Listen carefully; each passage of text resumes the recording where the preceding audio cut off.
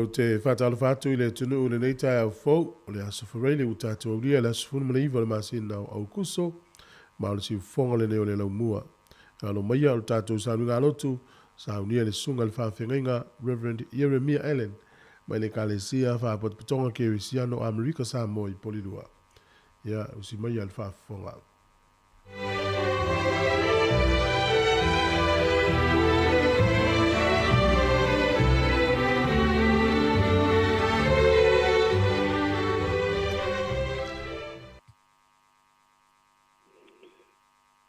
Ia o te toe whātalofa atu pa ia malo ki o tātou atu.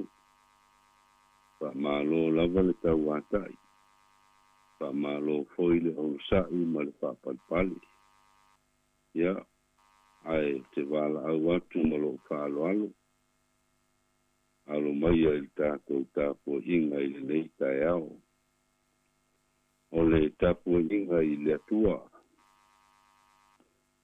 Amu ia sauaina, ona le ami o tonu. Awai o la kou le malo o lang. Amu ia o tou pe a la tou upuleanga. Ma whaasauwa ia te o tou. Ma la tou tuaina pelo o tou mea leanga uma ona o au. Ia o tou ori ma fia lava. Awa o le langi lo o tou tau I tele. Awana whapea na la tau whaasauwa I perfeta, na mua ia te o tau. Te o tātou te talo. Le atua lo mātou ta māpa I ai. O le atua sili lava la ufio. Mātou o mai whatasi le neitai au fau. Te o mātou whafo I atu I la ufio le vi inga o mulava. O le whamanu ma le whanitanga. A wai te tau lava lea mo lau fiolo mātou atua e to tasi. Lea mātou te wala au atuai I lau fio. E ia fio mai, ma whatasi mai lo ngang pa ia. A o mātou whaia le nei sauninga. Ia I ua atuai me umai lo vi inga. Nei se yo o lava I le whawavau lava. Amene. O le whaitawina o le tuspa ia. A o tātou iai lava I le neiva iaso atoa. Mai le tusi o whailaunga. Ia o lea lava e whauawai le tātou whaitaunga o le neiva iaso. Nei iaso o le nei tai au. Lea maua le tātou tus whaitau. Whailaunga ron tā upo e whaa. Al fai upo e mua se yo o fai upo e sfulmaleono. Ai o te fai tawina na al fai upo mua. Se yo o atu il fai upo e fa. Pa fonga mai ia fiong pa ia al tātou tua. O na auto e mana tunatu lea I sa wanga uma ua fai I lalo le la. Pauta fo I loi mata o ua sawaina. Wale ai fo I se na te wha mawhanawhanaina I lātou. Wa lima malosi fo I na sawai a te I lātou. A wale ai se na te wha mawhanawhanaina.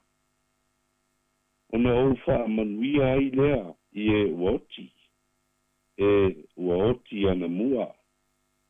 E sili I ola. O I lātou o ola mai nei. Ai sili ona manuia ia te I la ua. O le ua le whanau mai.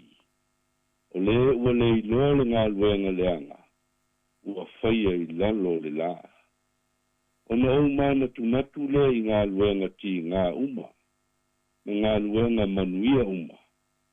A ua matau a ina le tangata.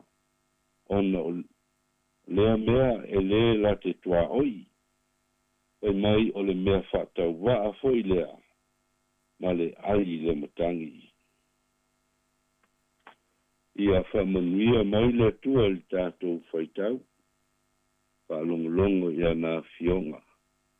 Tu maupea ia te ia lona vi inga. nei se io o le whaavau. O lea maua se upo e teitai nai I tātou. E nei tae au mai tusi lea na o whaitawina. A o lona whai upu mua e whapea. Ono au toe mana tunatu lea I sa wanga ua whaia I lalo le la. Whauta fo I loi mata o ua sauaina. O lei fo I se na te whaamawhana whanaina I lātou. O 5 malosi fo I na sauai a te I lātou. A o le aise na te whaamawhana whanaina. O le tātou matua, le nao le neitai au. A o le manatu au tū, o loi mata o ua sauaina. O loi mata o ua sauaina. Talitonu le tā ofi. E le toi tau whaamalamalamaina le nei mea o sauanga. A wawa o tau sila fia lava ma o uloa. E le o se mea fō, I le nei o langa lo tātou soifua ma o lai. A wā po fea lava tātou te iai. Tātou te wa ai ai lava. O tono tātou ainga. O tātou loto I whale. O tono nuu mawhioanga. O I tū mālo ma le mālo. O whale whainga luenga. O no fuanga whaitele. E o lawa I tono e kālesia. Le ngā luenga pa ia le tua. O lo tātou wa ai ai lava sauanga. O le upu moni le nā Samoa. So se mea lava tātou te iai.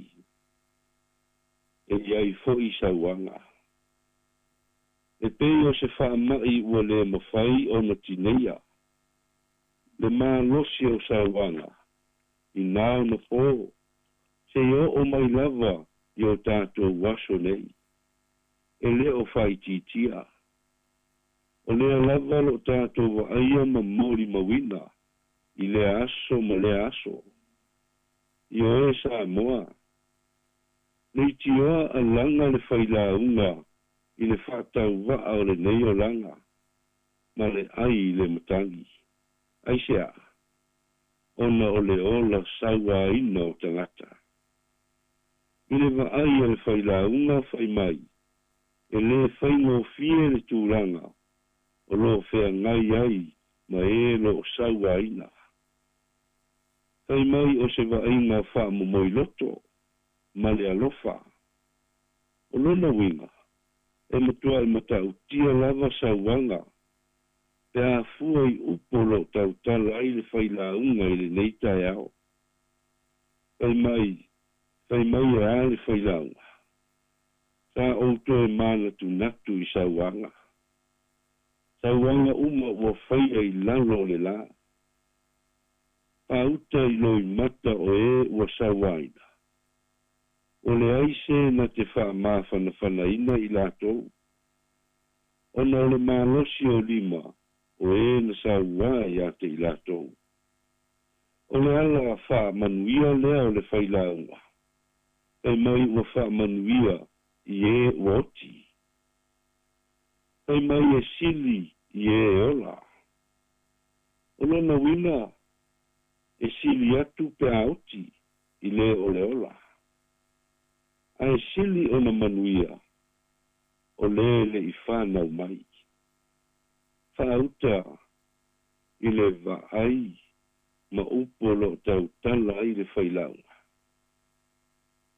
I le lo loto ma le mamawhatu o sauanga. E ona ia moli mawina. I o e Samoa ma lau whaafonga. O le matautia le nā le ola sauaina. E ona maoli mawina le whailaunga I le nei tai ao. A le mea e whanau noa ai le anganga. O lea lava lo tātou wa ai ai nei aso. E le o mawhai o na whaititia. Wa foi tau mo whainga le malo. O lo kalama lo tau mo whai ai. Le saua ina I tono tātou ainga. O so se no fuanga lau. E leo o filava I loto mālanga o tātou tangata. I manatu la le whailaunga. O lo tilo le whailaunga. I lo I ai le pule ma le malosi. Pai mai le manatu. E fōlinga o le mafuaanga lea o sauanga. O lo vava ai le whailaunga. Ia I lātou o lo avea ma taitai. Taitai o malo. O taitai tono ainga. Se o lava I taitai o le lotu. Ea whai lātou te leo whamaoni o lātou tiute ma whaiva whātaitai. Ma whaonga le tatau le pule ma le malosi. Wa lātou unia. Ma natu al whailaunga. O le ala lea. Wa te le aisa wanga. Ma le olo palaina o le ola o le tangata. Ona e mafua mai. I elo I ai lunga o whaatumutumunga. Taita inga. Ei ona I ai o tātou tangata.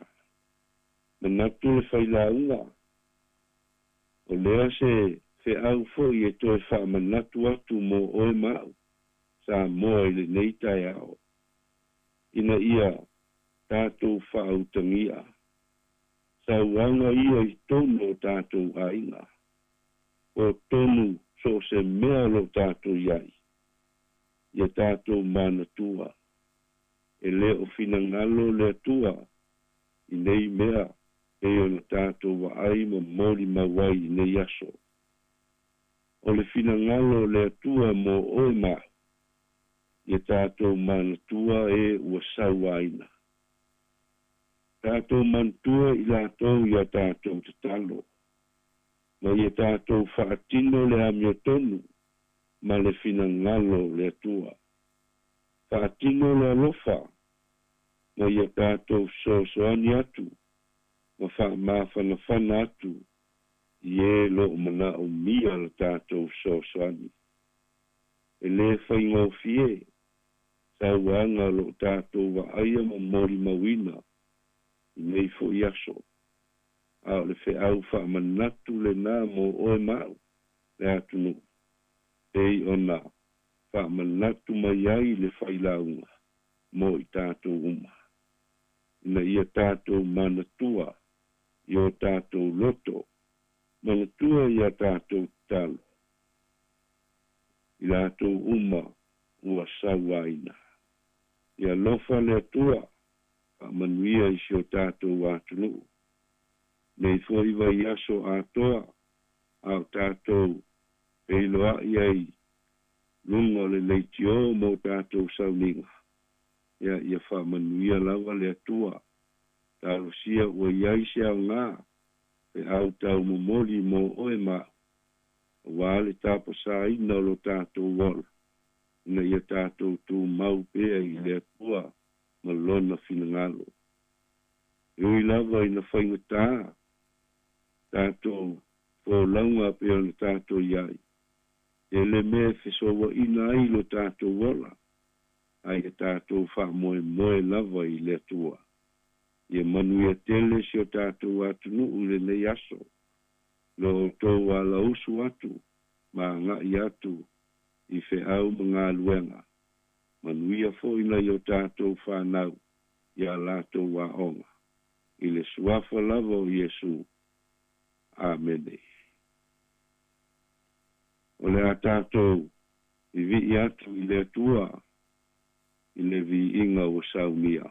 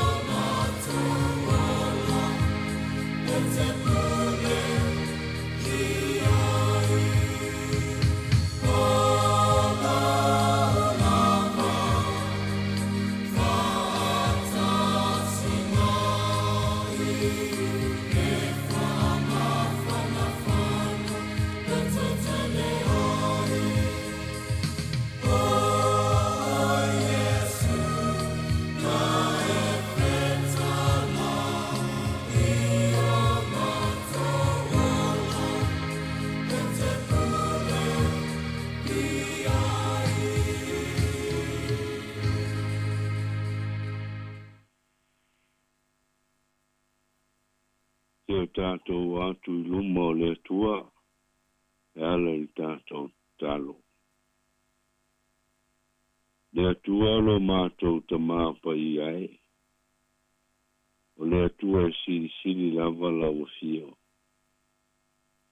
O le atua lava mātou te sulufai atu ai, te ao o mai puapua ngā mawhaingata I lo mātou ola. Ai meise, te a whaasaua ina lo mātou ola, a o mātou I ai le nei o ranga. Neli ie lo mātou o tua. Mātou te whaaftai lava I lau fio I mea uma. Whaaftai I lo mafuta mai ma lo whaatasi a te mātou. Mātou te whaaftai at foi I lau tausinga. Ma lo pui mautia o sio mātou wola. Mai mea uma whaingata o le nei o langa. Neli ie. Whaaftai I lau fio. Awa mātou wawa ai. Tele o aso ma tausanga ua tuanai o lo mātou wola. Keo mātou tau nuu mai fo I le nei tai au. Ona mātou langona lava lea. Lea nganga whaaftai tele I lau fio. Maulunga le whaaftai le nei tai au le li ie I lau whaaltanga. Taulanga na e saunia mo I mātou ma le nei lalolangi. Ai pangalea.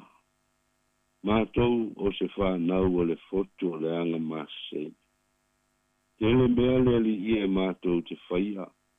E ne tusai ma lo sila mai. Lea mātou te o atu whatasi ai. I lalo ifo lo sātau. Mātou te wala au atu ma ai o yatu. Sei e whamā ngalo mai I mātou malawa. Tautonu I mātou. Le ala lea na e maliwa I lunga le sātau. Ina ia whama mā ina o mātou tangata. Ma whama ngalo I o mātou se māngasala malawa. Ina ia mātou maua le ola.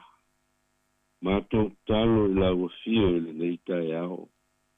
Ia I o whamanianga I lunga o si o mātou wātanu. Whamanuia foi.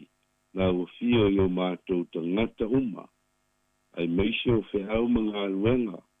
Kiu te mawhaiva wa e tofi mawala au ina ai lo lātou wola. Ia whaamanuia o e le li ie. Whaamanuia lawa fio I au nanga uma. E ona iai tono nei atunu. Whaamanuia ia I lātou. O lo sa ili tong fiti I so seitu. O le nei lalulangi. Ia o atu ai fo I lo manuia. Mātou talo foi. Mo I lātou o lo iai mana onga whapitoa o le tino. Ia lofa le li ie. So ani atu ia te I lātou. Le atua lo mātou te maa. Mātou talo foi. Mo le manuia o nai o mātou te maa matina mātua. Tono maota malawa. O so se no fuanga lava lo lātou iai. Ia o atu iai. Awa lofa o elo mātou tua. Whamanuia I sio mātou atunu o Samoa. Samoa ngalua. Whamanuia I whai ngā mālo. Wale lima taitaina o mātou tangata. Ia iai lava lea lofa o lau fio. I lunga o Samoa mo mātou tangata. Nei maaso o ile lumanai. Lea li ielo mātou tamaa. Tele ma tele lava mea e au ona mātou tuina atu I lau fio. Awa loa lava na e sila fia I o mātou loto. Ma o mātou wanganga. E iai au whamunianga foi. E nei reitio. I le li ipule. Ma le au whai ngā luenga. Whamanuia I a lātou ngā luenga malawa. Whamanuia I o lātou ainga. Manai o lātou whanau. Mea ia mātou tuatu I lau fio. Ai whai ulava le mātou talo le leitai ao le li ie. I le talo na e ao au inai I mātou. Lo mātou ta mai o le langi.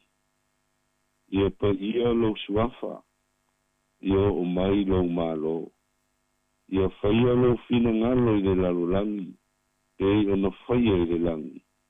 Ia fua i mai a te i mātou le aso nei. A mātou mea ai e tau ma le aso.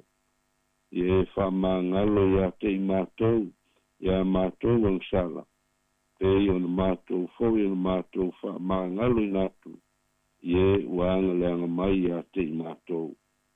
Aua foi teina i mātou i whaososonga. A ia e la vea ia i mātou ai le leanga. Wa e o le mālo ma le mana. A toa ma le vi inga e whaavavau lava. Ia i lunga i a te i mātou ma lava. Le lofa tu neo o e le tua i tamā. Le lofa sisi ese o Yesu ke viso. Ma le maftanga ma loa nganga pa ia. Nei, se ia o lava i le whaavavau lava. Amen.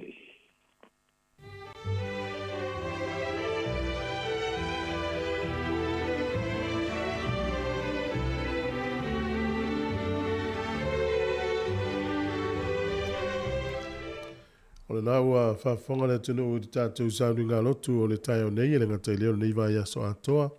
Ia le tāpina ina lea le sunga le whaawhinga Reverend Jeremiah Allen. Mai le kalesia whaapotonga Kerry Siano Amerika Samoa i Porirua. Ia o le kāngala mo le whaaftai ma le whaamalo, whaaftai tele tāpena i le nei vai aso. Mo le atu le whaaftai tele lava i la sunga, whaatua no whaalo le ngata i leo tāpo inga le kalesia. Talo fo ye famanuia le tua le yaso mo le fofuanga. Ves foi tāpenanga o lona spa i o muamua me se o fofuanga o le wha unga le vai yaso. Tai lava. Taimi le ulus furuono minute o te nei le fitu. E o le whafonga le veinga o le tua. Ia mai le kalesia e whaka a sa i bolirua. Ia le whanga solo foi le tātou por kalame. Ma lor so i fua maua le tai o fau le asfraile o tātou au lia.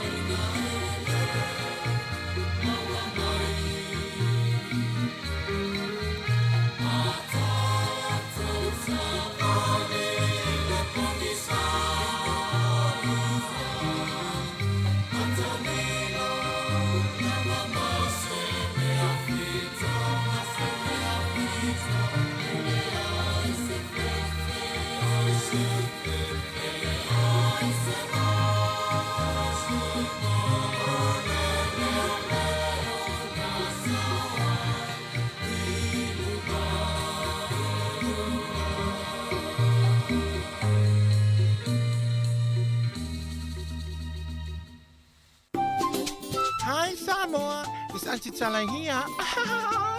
Instead of Fifi Falo, ile atau le tai au. Laugh of the morning. Amat semel apple feet to the vanveau. Su fongalo mua. Atau le tai au.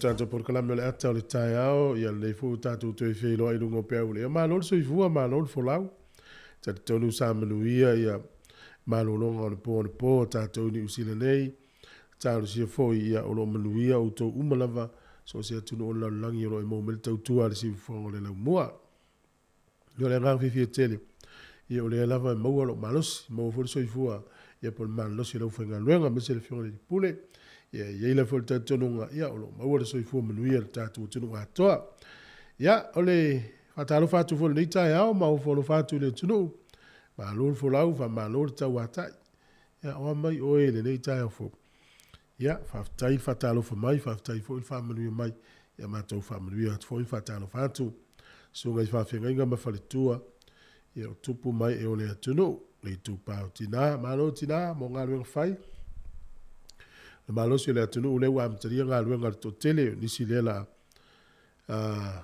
sa uni foi e usu atu nga luenga o disi ula ma nava foi ele nga tele ia e fa ma lo tu foi e na yo tatu fa nau lo to anga yo le onga ta tonu foi ia la auto i ta pena tamaiti o ni tamaiti la yo fa tasi ma tu le onga ma watu e nga luenga ma tu so yo ma tu nga luenga ave tamaiti ma watu ia ia le finga tayo le to nga so i fuanga whapea, ia pangale, ia ono le taimi ale nei atunu. A malo te foi tātou a ingo lo tono le whale mai, whale pui pui, ia ele ngalo foi la tō e malanga, ia o tō whiwa i tāwale. Ia pui pui o tō ele le iaso i tāwale i whiwa i ai. Ia whanga solo le tātou programe, ia e o whalofa tuai ma whamanui a tuai, le amatanga o le nei tāi a whau. Ia o le aso whareile le aso le nei, ia umi fo le tātou tautua, e tāu ana le whiawhile lima. Ia su ia foi tato por clame ia sui me foi le au va stemi ia le lau tom fai matu dai fa fianga mana i fa manatu le taia ia le tato por clame le ata le taia ia le tato sa vali luma pe o pese sunga o sana tavita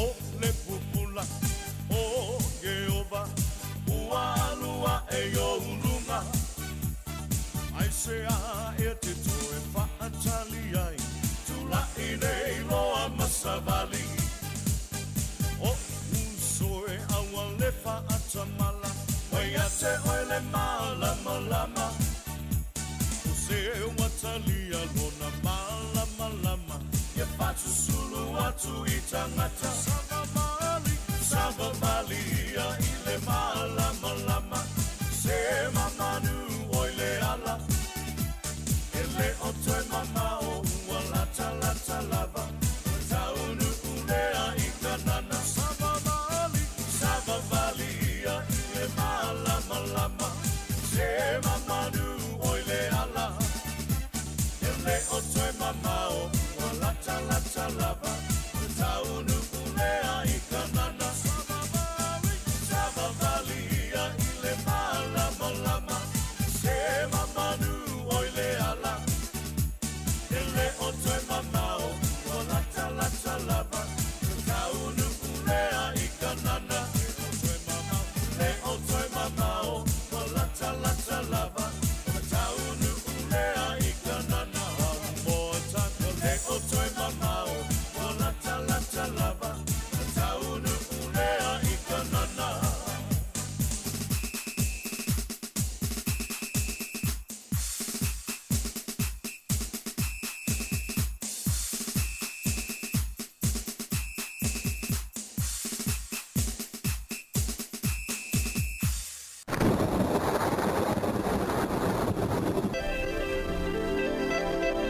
Ia se me whafonga i tātou tala o tau mō le nei tai ao pio whai lo me whai no fisi ona vai tau. O le aso le nei le wāno ia e timu le aso le nei wha pe fwoi tai ao ma le aso sā. Le wha malu malu ai ia timunga fwoi le aso sā. Le aso ngafua e ui eina i timu a matoni kilia mwha ia na matoni lai steimi. O le aso lua e langi le lei le tau le no winga a matafuen toi fwoi mai winga langi le lei o le tau le amtanga o le vai aso fwou. Kapiti, Manuatu, Taranaki, Marlborough, Taupo, ma Hawke's Bay, e ina i timu le aso le nei. Tau Paolo ia whanganui ma Hawke's Bay, Tau Paolo, o wairu rapa na to ulo ina i timu. Maulano le fuole maluluro i e disfuru tolu i Taupo, ea mawhanwhana ia le alawa la ngona le mawhanwhana o le tau lus furu tasi Hawke's Bay, whapena whanganui lufuru tasi. Lus furu no i e wairu rapa, furu valu Marlborough, ia makapiti. Au kilani le soi wha malu foi mtonu na i timu nei aso wha pena Hamilton. Tūlanga na mawhoi tasi. Ia le motu i saute le ti munga le pito ulunga le motu i saute. Ia o lo langi le leiri pito i le lo. Ia le iai ia Queenstown, Dunedin ma Invercargill e langi le leiri tau le aso le nei. O le maulalo le fuole malulu wha mawine tolu Queenstown. O le ea mawhanwhana ia le maulunga le iais furuvalu. I Kraistete wha pe foi Blenheim. O leo te renga lau le atunu ne yaso i fōringa mai na le pito i la lō le motu i saute le ia Invercargill, Dunedin ma Queenstown. E wa iere mate le lau le tele o vaenga le tunu o ta uru timunga. Wha malu malu le tele o vaenga le tunu. Le foi nai la vea i Napier ma Hastings pe fōringa mai i tau leini timunga. Ia e wha malu malu ma puoa. Ia e wha pena foi le tu malo Kispen. O pia le nei aso e langi le lei le tau luas fulu lima le fuole vela luas fulu fale ma whanwhana. O le angoto ifo le lai le so Wellington e le tois fulu fa minute i le ono na nei le fiafi. E oso a ele la tai au e le tonu minute te ele fitu i le tai au a tai au. Fua le maluru fa ma wine Wellington e manutua o ilo le vālu sfulu rua anga i sfulu fa. E a ma whanwhana ro ia i le sfulu ono sfulu fitu ma le sfulu valu. O le tala o le tai le nei aso Wellington e sua le tai lata i le se furu tasi i le tai au nei. Pe le tai i le lima na le fiafi. E o le toi sua le o le tai i le te o le sfuru tasi na le po. Wellington e ia le nā polirua pe le tai le afo le valu le tai au nei sua le tai. Toi wha minute i le toru le au auli. E o le toi pe le o le tai le iwa na le fiafi. Tala na o le tau ma le tala o le tai. Ia o i lava e lafo na tupe ma lo le anga lei. Tātou i loa le halu ole. Tupe i sā moa mai tangata i fafo. Tātou ia ma lo lava. Australia, tupe Australia, valu sene i le so, tasi tala New Zealand. Maula tupe Australia valus furu valus sene. Tupe fiti tala tolus furu fa sene. Tasi tala New Zealand maula tupe Samoa tala limas furu valus sene. E leupa ui fol tato tupe ilalo. E male tupe Amerika e ono tasi sene. Tasi tala New Zealand maua le tupe Amerika e ono tasi sene. Ole tupe Samoa. Tasi tala New Zealand maula tupe Samoa e tala limas furu valus sene ile asole lei. Ya, manuia le tae au mfuafuanga. Ya la tatou se mai la no family anga wa soifua ya o ila soifua ne yaso lo fatul por kalame family lo was fa now tu mau lava le tatou email la mo was fa now pe fia mai aso fa now at samocapitalradio.co.nz o lo yetus fa tau ne yaso le fa linga e mo fa po fitu fa uta lo fio mai o ia mao e lo atu fo o ia mata o tangata umba a toa mai na tuia o ia e tau whaitangi tui tua inga umone na langi ona o ia e moni amene ia olo whaitau alam tau pu a toa na mua whalinga ia te mawelenga ngal whaupu fitu ia manuia lo waso i fua ne yaso pese nei wha manuia yas whanau.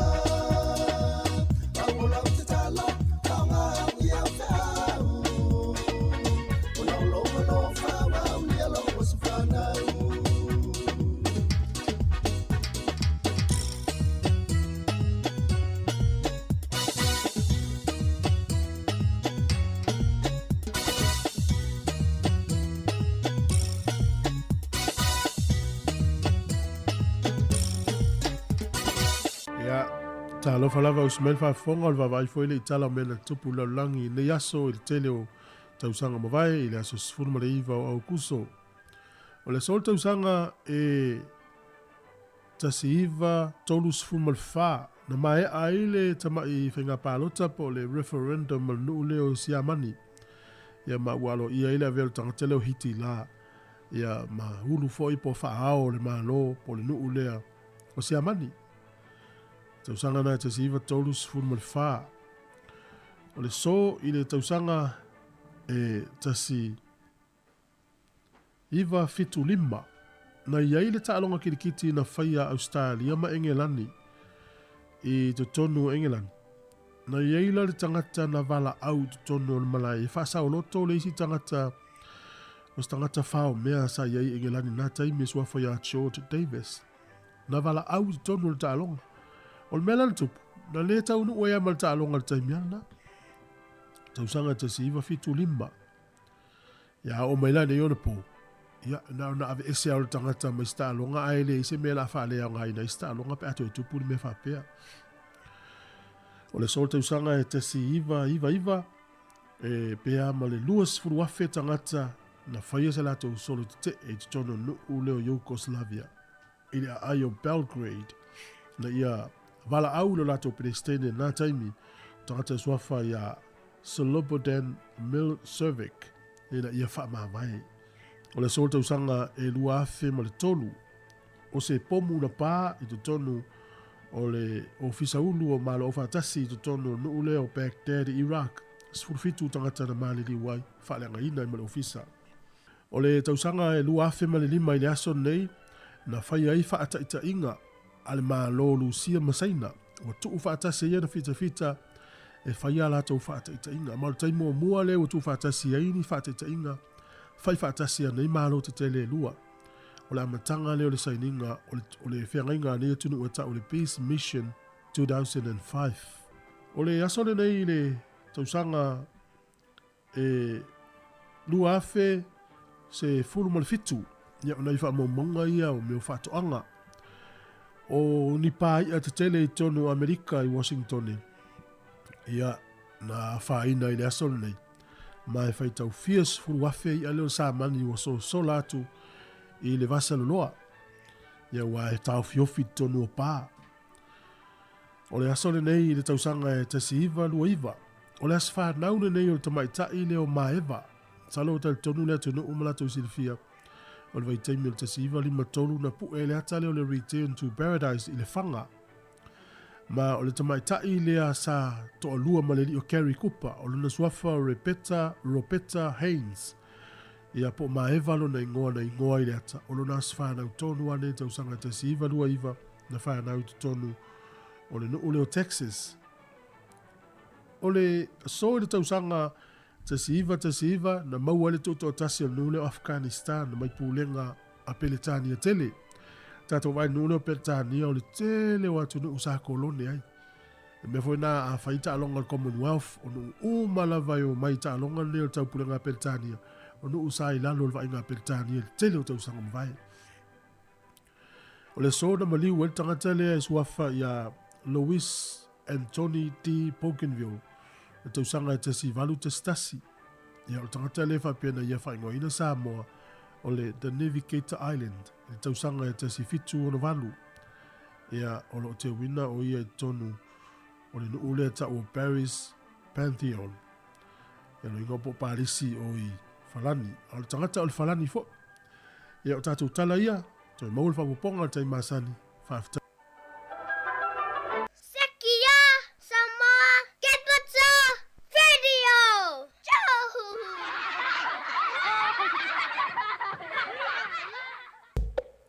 Be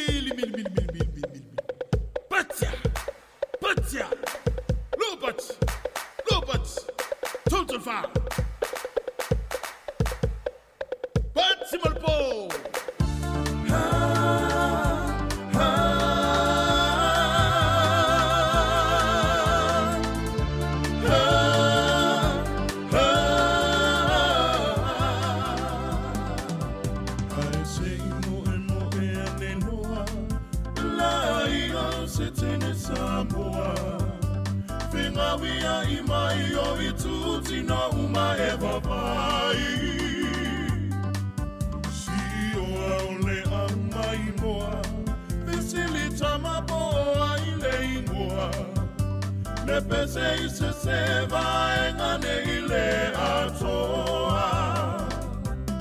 Pati mapole au mai moa, me mua le pese tu sapele iloa.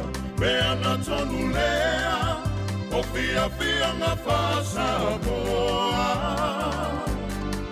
E sili lava lo whamasani, fia fia nga ua masani ai. Te ono me ai se whaiti o mai.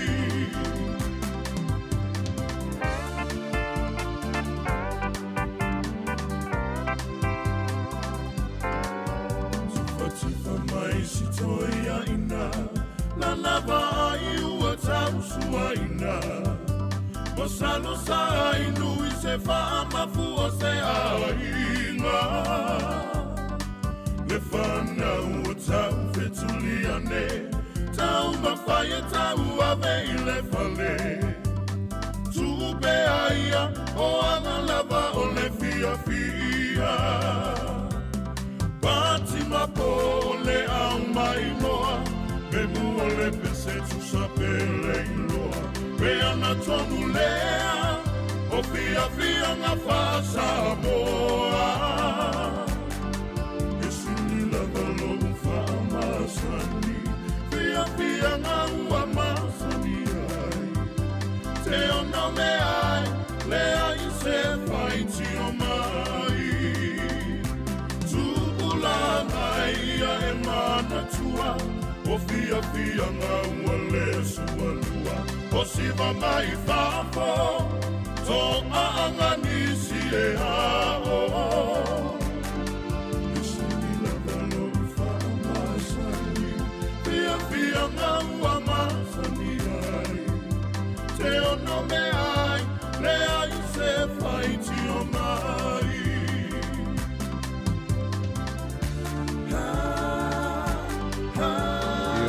Le pese le All Stars, ia, o le pese na, le pese le matangi mai sai. Le ute tolu minute o le tale o le valu, ia ni whaafonga fwoi o le tātou tino I tātou telefou, ia matala mai Samoa. O le tala lava I o le tau I New Zealand nei, le newa I teimi o lo ti munga o te no fwoi. O le motu I saute na inu ui ne le soni manu la tane iai. Ia ina ia inga ia ua ve sea ma o la tau fale ia ona o le tūlanga o le lolo wā o le tau ia malolonga. O lo fautua ina fo di tele o tau pito nuu na ia whapuna le sua vai. Ia e a whapera e pere paua ia whapera le whapuna le sua vai. Ia toi fo ia leo tātou leo langa maasani ia o le tafu I whafo ia. Ia tau mafa ma le vai inu.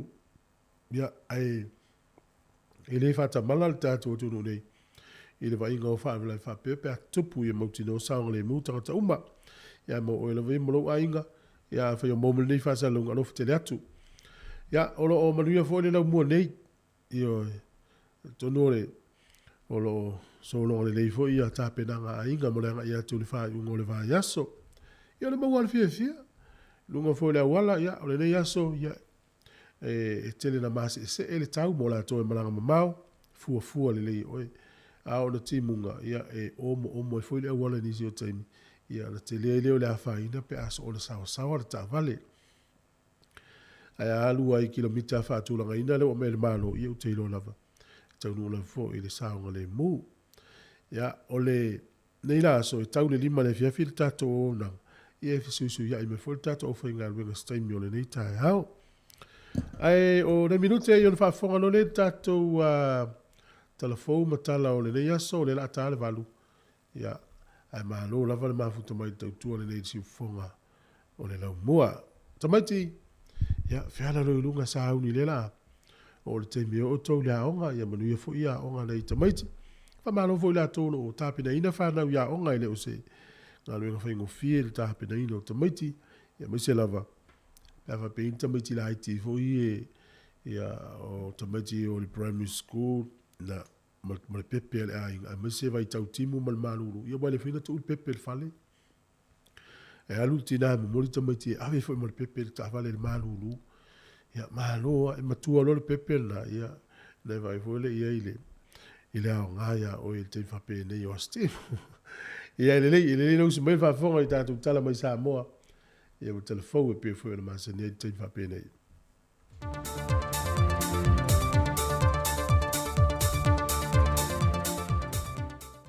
Talo falava le whaai unga le neiva yaso le tātua tunuu, ala mai o se whao poponga o tala mai Samoa. Wa whapaanga nei se tasi o vaenga o a o onga le investea o Samoa le papangalangala, wa ta uololo a Manu Center, UNESCO o le nola po le nuanua le lofa, e a o ina mata au pupu po le kalame mo ilanto e yeimina onga whaapitoa mbo sa vai ma upolu. O ia onga uso swani mai le UNESCO o lo whaatu te le investea o Samoa. Na amata le mototele i sa vai le vai ason te nei, ma le whaamoe moe e whaamae e le maasi na fau se tema, ma whai ua le tuftufangatu si pase mo ilanto o le aoa o inai. Sa uno le whaao le investea o Samoa Professor Ono Alec e Kiroma. O lo tau lai ia o onga nei mo ilanto e yeimina onga whaapitoa, e ne isi tia le anga wa amato mai, e mauai a lātou ngā luenga mo le manai. I reporti ma whaambo maunga ia o onga o lo mata i tuwina le rarangi, o tangata o lo iai mana onga whaapitoa, wa silia le whaalima teimi e le mawhai uno lātou mōni a vanoia o ongai, na i lo whanau e ato tolo lātou malosi. Na o te pasene la i titi o lea whaita wau whai, na mawhai uno whaama e ina o onga ia onga tūlanga lua. Ai na o le 5% o i lātou i whaamaumaunga, o lo mawhai o na maua awa noe whai ngā luenga ai, e fua i le mawhai o lātou maua. O vaenga umai wa sila i eile whaurulunga o le Oloa Manu Center, le tō whātui Lolo Maria Schuster, e na ia mamanu le leile whaata atianga o Polo Kalame ma o onga tāle whengai mo i lātou ia, e na ia amana ia mawhaatu la whono i nele vaenga o tūsi pasi alo ia Samoa le SQA, e na ia mawhai ai, e na ia mawhai o na whaamatu watu tūsi pasi alo ia mo i lātou yeimana onga whaapitoa, e le mai a umawa o onga, mo le tangata e tō tasi. O le vaenga pito i sili o na tā ua e tui lolo, o le whaata ua i no le ia te tawa i lātou ne yeimana onga whaapitoa, e mawhai ai o no lātou no fuia no fōa ma ngā luenga o lo ngā lulue ai i lātou, o lo ato atoa le malosi, e na ua iai le anga waa ma le malamalama, na o ui nai, whaapei foi o i lātou e ato atoa lo lātou malosi. E reporti mai whaamaumaunga o sori ngā tūla whono o tanga luenga o leo. Whaalil te mai taisui komsena o tanga luenga, i a papali i Mona Lisa tia i kete, le sau pe i lunga o le whainu mera sori ngā tūla whono o tangata whai ngā luenga te tono o fisa ma matanga luenga, o lo lantou tanga fia le ma le tō e seo ni vai ngā tūpe te tele ni awala whaasod tūla whono. O se tau le e tots fulfitu tau sanga le matua na whaai loa le sui komsena, wa tau fia nei lalo whaava inga leo ma tāti ai le aso mō lona whaama sinonga, e na wei e tō e sea se tupe lanta i le limas furuafe tā la.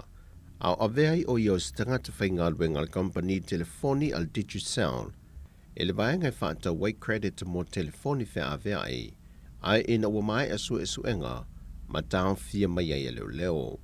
Whai loe papali o se tasi le neo sol tula whonu mai ta wina le a ngai i lunga o lona whaitau a whai, e wha maumonga o le neitau sanga lua a whe lua se furma le lua. O ni whesosoani ma le malo Peritania mani usila, o lo whaatupe ina Porkalame o lo taimuai le kompania le SAP, e le fausia lo Porkalame mo le to ese tan malala, mo awa onga mo ilanto o li imatama ita e silia ma le lima se lau o lo nofa salai. E ala le i Porkalame o awa onga matata ese, e whaonga i nai le to mai maanga waa roia ilanto o lo tau fiai. O le whanau naunga le pulenga o le to ese tan malala, mo i lātou uma o le atu ua le nufuanga ina ua mai atuli o lātou whaasalanga. Ia foi mai manianga vaasa o au ina te tono le to ese, ma fausi aini a lātou lava pisi nisi, e pei foi o le to mai whaatusiata, le na whaatupe ia le malo Australia se tangata to mai le tusiata, na ia whaia nia o onga i te tono le to ese. O isi Porkalame o lo oa o inai e au fia e le kuka, sui, whae le tise, palama maisi, ai ua mautu foinia o onga whaatus pa ia, o loa ua i atu whaife au mai e ka lesia, Lātou te whaia o onga whātus pa ia vai aso te tasi. O le company fo ia le sapono lātou fausia ina se whaletusim whaatotonga po o se library mō le to ese o lo awa noa ai I lātou umaulo I lea no whanga e whaalau tele ai lo lātou mālamalama ma whao ngā tatau wailo lātou teimi ma ave ese mai I o lātou mawhau mai sori ngā tūla whono e fia iai. Wa tui nātu se tu walalo al te itai o le tuangai tui la e palupe soli ai sa ilele malia le ngaoi. E ta walatu lana pol kalame maasani ma la utu stala i asu tofio vai asu ta itasi. Le fionga ta mai tai pāle mia ma le kāpeneta, whapea foi le minister mtanga luenga le soi fua malolo ina. Ina ia ave le whaata ua le pui ngau le atu nuu, I le tele o wha mai u pepesi mai au fiai, ma le wha mai o le chicken pox le wā fiai whanau iti. Talo sang foi tu le epa I le minister soi fua malolo ina. Ina ia una ia le tuilo na lua o le posta mo le antanu. Ona o le tele o le mauwha mai iu pepesi mai. Ina ia tā pena le pui ngā mo le soi fua o malu le antanu. Mai yoso wha inga ia wha mai. O le whai unga le masino uni na ngata mai eise reporti mai le mtanga ringo le soi fua malolo ina. E le tūlanga wo o ia le wha mai o le COVID-19 furuiva. O ni wha maumaunga, po o ni pol kalame mo pui ngō le wha mai o le fulu o lo pepesi. Wha o popo iai ma le wha mai fau wa a fia i alo ma whanau.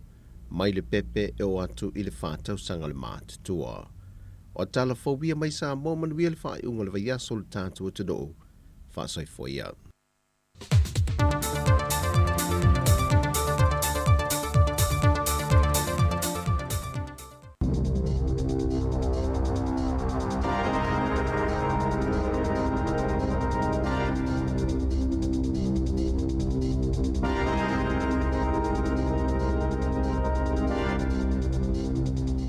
Talo flaval fa poponga mo mo telefon mai le si ufonga le lau mo le nei tai au o le asus fol maleivo au ku solo a felua lua.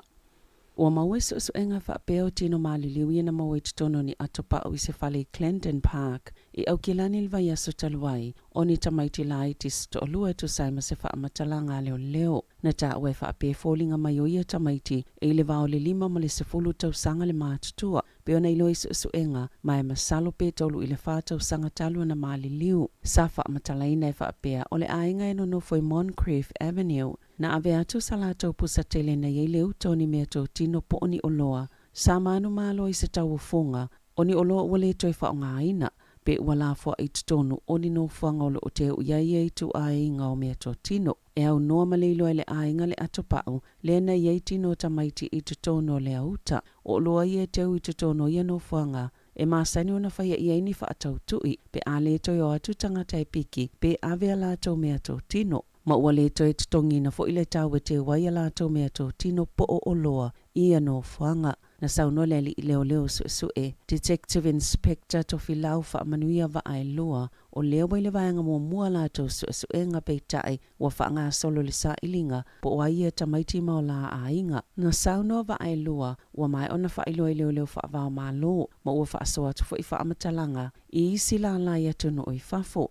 Mana ia ta ua foi, sa iei ainga o tamaiti tutono New Zealand. Na wha mauni e wa ai lua le isi pi tanga o le ainga na mawaina le atopao. Ma tamaiti ua maali liu, mai le o whaingofie fo I le ainga le langona na o iai. Ina ua lātou mawaina le atopao, na iei tino maali liu o tamaiti. Waititi fulfai numero pase fewa ilunga mga alai Wellingtone, na ilo se isi lava taimi le tolu tau sanga ua tua nai. Ina ua au sia se isi foi numero 4 pito mawalunga, o fai ngā malanga e toi tolo po ina. E whaafe whaase lau luas fluiva malanga pasi le nei masina. Ele I whaatauna uina, mai leo whainga 5 afe whaase lau whaase fulvalo. Sasi itia mai le whaate si mai le 5% I le masino iuni. Le numero pasi na tolo ma le whaatauna uina la tau malanga, I le 5.2% I le masino iulai. Aena si itia le 7.7% malanga na tolo ma le whaatauna uina, mo le afa mua o le nei masina. Na ta ua le polisilo le me Link Samantha Gain. Wa mafua lea, ona le whaawau peo le lava o ave pasi, ma le mawalunga le whainumera o ave pasi e COVID, ma maua ia afianga o whaamai o le tau malulu, o ia whaafi tauli o lo o afia I fo I au nanga I le atunu o atoa. E tu samal to fitu sfulvalu afe lau whaingo tangata yelo lātou talitonunga o lātou whaatau watu lātou whale ile tau sanga a sau. E tu saima whaamaumaunga se saili linga fōu, ua fufola mai eile lo lotol popolenga o tangata, ile si itia peo pasene tu loyo tupe, e nā ole 2% o lātou wia o tangata mātutua. E tu sai, ma le saili linga ale Horizon Research, e 5% o le whaitau wa whai, e popole ile ono fōlinga mai lama o lātou whaatau watu o lātou whale. Ona ole maululunga o pasene tu lui.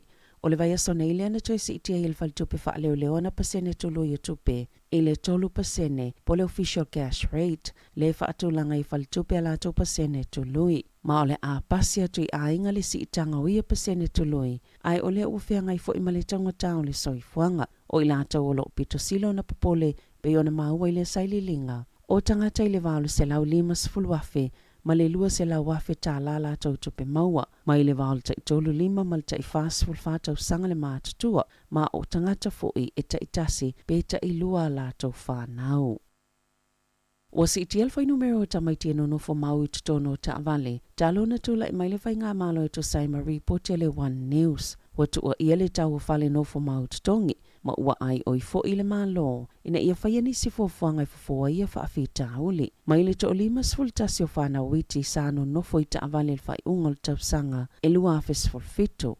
Na si iti atu i lau whainga e lua se lau 2 i le masino iuni le tau sanga nei. E wha maumawina ia whai numero i taimi e tālo sanga i tangata, moni fsosani mai le matanga luenga o anga fsotai. E fisilingi ai tangata po o whēno no whai. Ai pe iei fo ini a lātou whānau. Na si itia fo ili whai numero tangata eno no whai whale ie. Mai le to olua sfultasi, sa wha mawina le whai ungal tau sanga i lua fisfulfitu, i leo wha inga e to o valu sfulfā, i le masino iuni.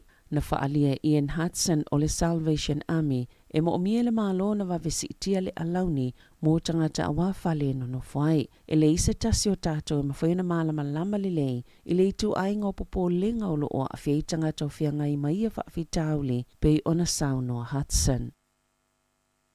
O lea whatoa whaeloa se whinangalo le ali i whaipule Kaurav Sharma, talo na whaamalolo le tō mau le leipa, ma ua sili atu na malolo sini tua inga ua saunua iai, mai whaatatauli le ofisa o le pāle mia. O le asolua na whaamalolo i mo se teimi le tō mau mai le vasenga o whaipule le leipa, peitai, wa ieni si whaafisili fō ua langalanga, pe ena talanoa ina lea whaiunga, i se fono whaalilo lilo i le pō le asonga fua, a le vasenga o whaipule. Ele o tu mamaina le li whaipule le mta upo, ma waia tu a ina ili tamaita i pāle mia malona ofisa e whaapea o wha au fiufi le mta upo, ma saa ia saunoa, na whaiele vaianga whaiele leipa, se i tu ainga o whaamsnonga, Kangaroo Court, e whaiele whaiunga ia te ia, na ia tai na fo ile neo sap, se vaianga na pu e mai se saunoanga se whaipule na tauatu ia te ia e whaapea, o le i ungal fontanga le vasenga o whaipule le na whaamalolo ai o ia, sa whaia lava i le pō mua atu. O le aso sfutasi o kuso na tusi e Dr. Sharma ni whaamatalanga le New Zealand Herald. E winga ni whainga tau whaamata o lo tutopu i le pālemene. O le mana ongole li i whaipule, ina ia whaia se su enga i tua inga o whainga tau whaamata o po le pooling, peita ina ta o le pālemia, se whaatala noanga po se mediation, mai le o se fuafuanga e mana o iai, lea li i whaipule. Ua whaamawina le Kiwi Bank sana polo fiti na ua mai o nawe ese le la fonga le tu sama le selau tolu sfultasi miliona ta la. Mai whaapasene ua siiti ai male tau sanga utoa nae o se siitanga pito sili leona mawalunga molfal tupe. Ilona tala whaasolo pito na siitia mai le 5 selau 2 miliona ta la. Ileono selau tolu 10 miliona ta la le tupe mama mai tului peitai o tupe galulue. Sa siitia fu ima le fase lau 2 miliona i le fase lau 10 miliona ta la. Na sauno le pulisili Steve Chergovich o le unga peona maua i polo fital faltupe o se tūlanga le tele. Ono le anofo i lava i te tono New Zealand le se lau tolu 10 miliona ta la. Sao o atu le tasi te sima le 8 miliona ta la tupino no atu mo fale. O le vai aso taluai na whaamawina i le ASB i te tono New Zealand a la tau polo fiti na siitia i le iwa pasene i sao whainga e tasi te sima le 2 biliona ta la. O le ASB o se tasi o fale tupe a au se talia. Sa whaamaunia le oranga tamariki po le matanga luenga mo tamaiti, le umai o le olo sa tamaiti te fitu tau sanga le matua, a o ilalo la lātou wa inga po la lātou tau singa, i wairoa i lea susana te anei, na maua atul tamaiti te wale mānawa, ilona ai ngai Fraser Town, mai ui tamu whainga toi whaasau i na ilona ola, peita ina whailoa i lava le umolo na ola le whale mai, i wairoa. O le asoluana mai ai se so enga lona tino maliu, ma le afsosani le ungoia so enga ilo ile mafuanga, na umailo na ola. I whawhata New Zealand, o whaatanuina ni whaamasino sa to'olua i Pennsylvania, ina ia tatongi se vai ngāto pe 2 miliona tala Amerika. Po le tolu se lau 2 miliona tala pe atu i tupe New Zealand, ili whaitau se lau o tangata nā whaina, mai ni ala whai unga i whaamasinonga, o whaamasino ia peona tā ua, sa o la whai se polkalame, e ave i tamaitin whale pui pui whaatoma oti, ai whaakone karate ni la le malo, ai whaafiso ia ini whaamanianga mo i la ua, na tāpunia e Mark Chiavarella, ma se isi whaamasino i ngoia Michael Conan, se nofoanga po se whale pui pui mo tupulanga talavou, ai o la talia ina se vai ngātu pe 2 miliona tala Amerika, ini whiwhaawia inga whaasolto la fono, mai le tangata whau whale, ma o ia fo i ana ni whale pui pui whaatuma o ti se lua, i e whaakone karate ni la le malo. O Chiavarella, o se whaamasino mo whaamasinonga tupulanga talavou, na iauna ina se polisi ia whaamausalina ai, le aveo ni tamaiti sto tele le whale pui pui, o le Pennsylvania Child Care, ma le Western Pennsylvania Child Care, e ta i walu tau sanga le mātutu o tamaiti malunga ato, na whaatonuina e lea whaamasino, ia ave ia no fuanga, ma o to tele o ia tamaiti, whaato a whaia leo ni solito la fono, e pei o le ngaoi, o le tia ia onga, o le ula tapua'i tonu o malayo a onga, ma isi solito la fono mama, e masani fo ina whaatonuina e lea whaamasino, le vave talo kai filifili o tupulanga talavou, ma ave ese, a le itu uina iaini a vanoa e tali ai, e pui pui i la tau pe whaato whaafoi, i o la tau a inga. E o atu le whaafe leo whaingo ni whaasalanga na mōli ai le silia malilua fe tolu se lau o tamaiti, na whaalea o ngaina le whaamsinonga silia Pennsylvania i Amerika, ina ualia e, mai loa le Apollo Kalame. Na whaalia i saililinga ma reporte le CNN, le suinga tele o le whaonganga e tupulanga, o au nanga whaatekon losi mo fsota inga ilunga le interneti, ai maisal pa ual whai numera o e whaongaina le Facebook. Sa whaatustusa whaamaunga o le tausanga luafis fulfama le luafis fululima, whaape ma whaamaunga le tausanga nei, mo tupulanga ma le taisful toluanga il taisful fitu tausanga le mātutua. E iwa 5% i lātou e whaongaina le YouTube il tausanga nei, luafi lua, ono fitu pasene, e whaongaina le TikTok, pito i ele Instagram, e ono 2% le tausanga nei, si itia mai le 5% na whaongaina le au nanga i le luafis fulfama le luafis fulima, pito i ele Snapchat, whaatasi pasene sa whaongaina i a lava tausanga, e wasi itia le 5% le tausanga nei, i le luafis fulfama le luafis fulima, e fitu tasi pasene tupulanga, ta isfultoluanga il sfulfitu tausanga le mātutua, na whaongaina le Facebook, peita i le tausanga nei, ua paui fo i le 3%, o le Twitter sa 3%, e ua paui fo i le 2%, ua moli mawina i le pau maa walalo o ia taupulanga o lo whaongaina le Facebook i le lanolangi. I taalonga, safa ia ina lau kilikiti ali i le Black Caps i le taalonga momo le au le West Indies i le ODI, ena o le selau iwa tasi aina tuli, ena maanu malo West Indies, tois fultasi alato ovana tutoi, na faisi faale tonu o le au tata ani usila, o le taalonga luna lua e fai Barbados i le astona i nei, mai tolu taalonga o le taamilo sanga. Tala fawia ma le si ufonga le lau mua mo le nei vaenga o le tai au.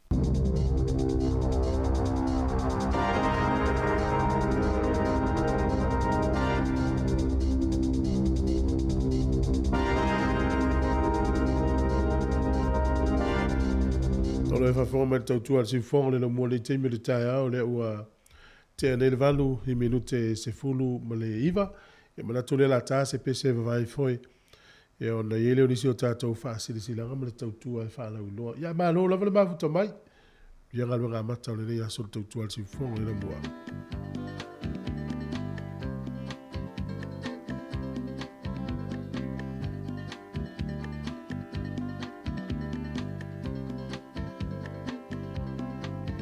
Samoa, fa fufunga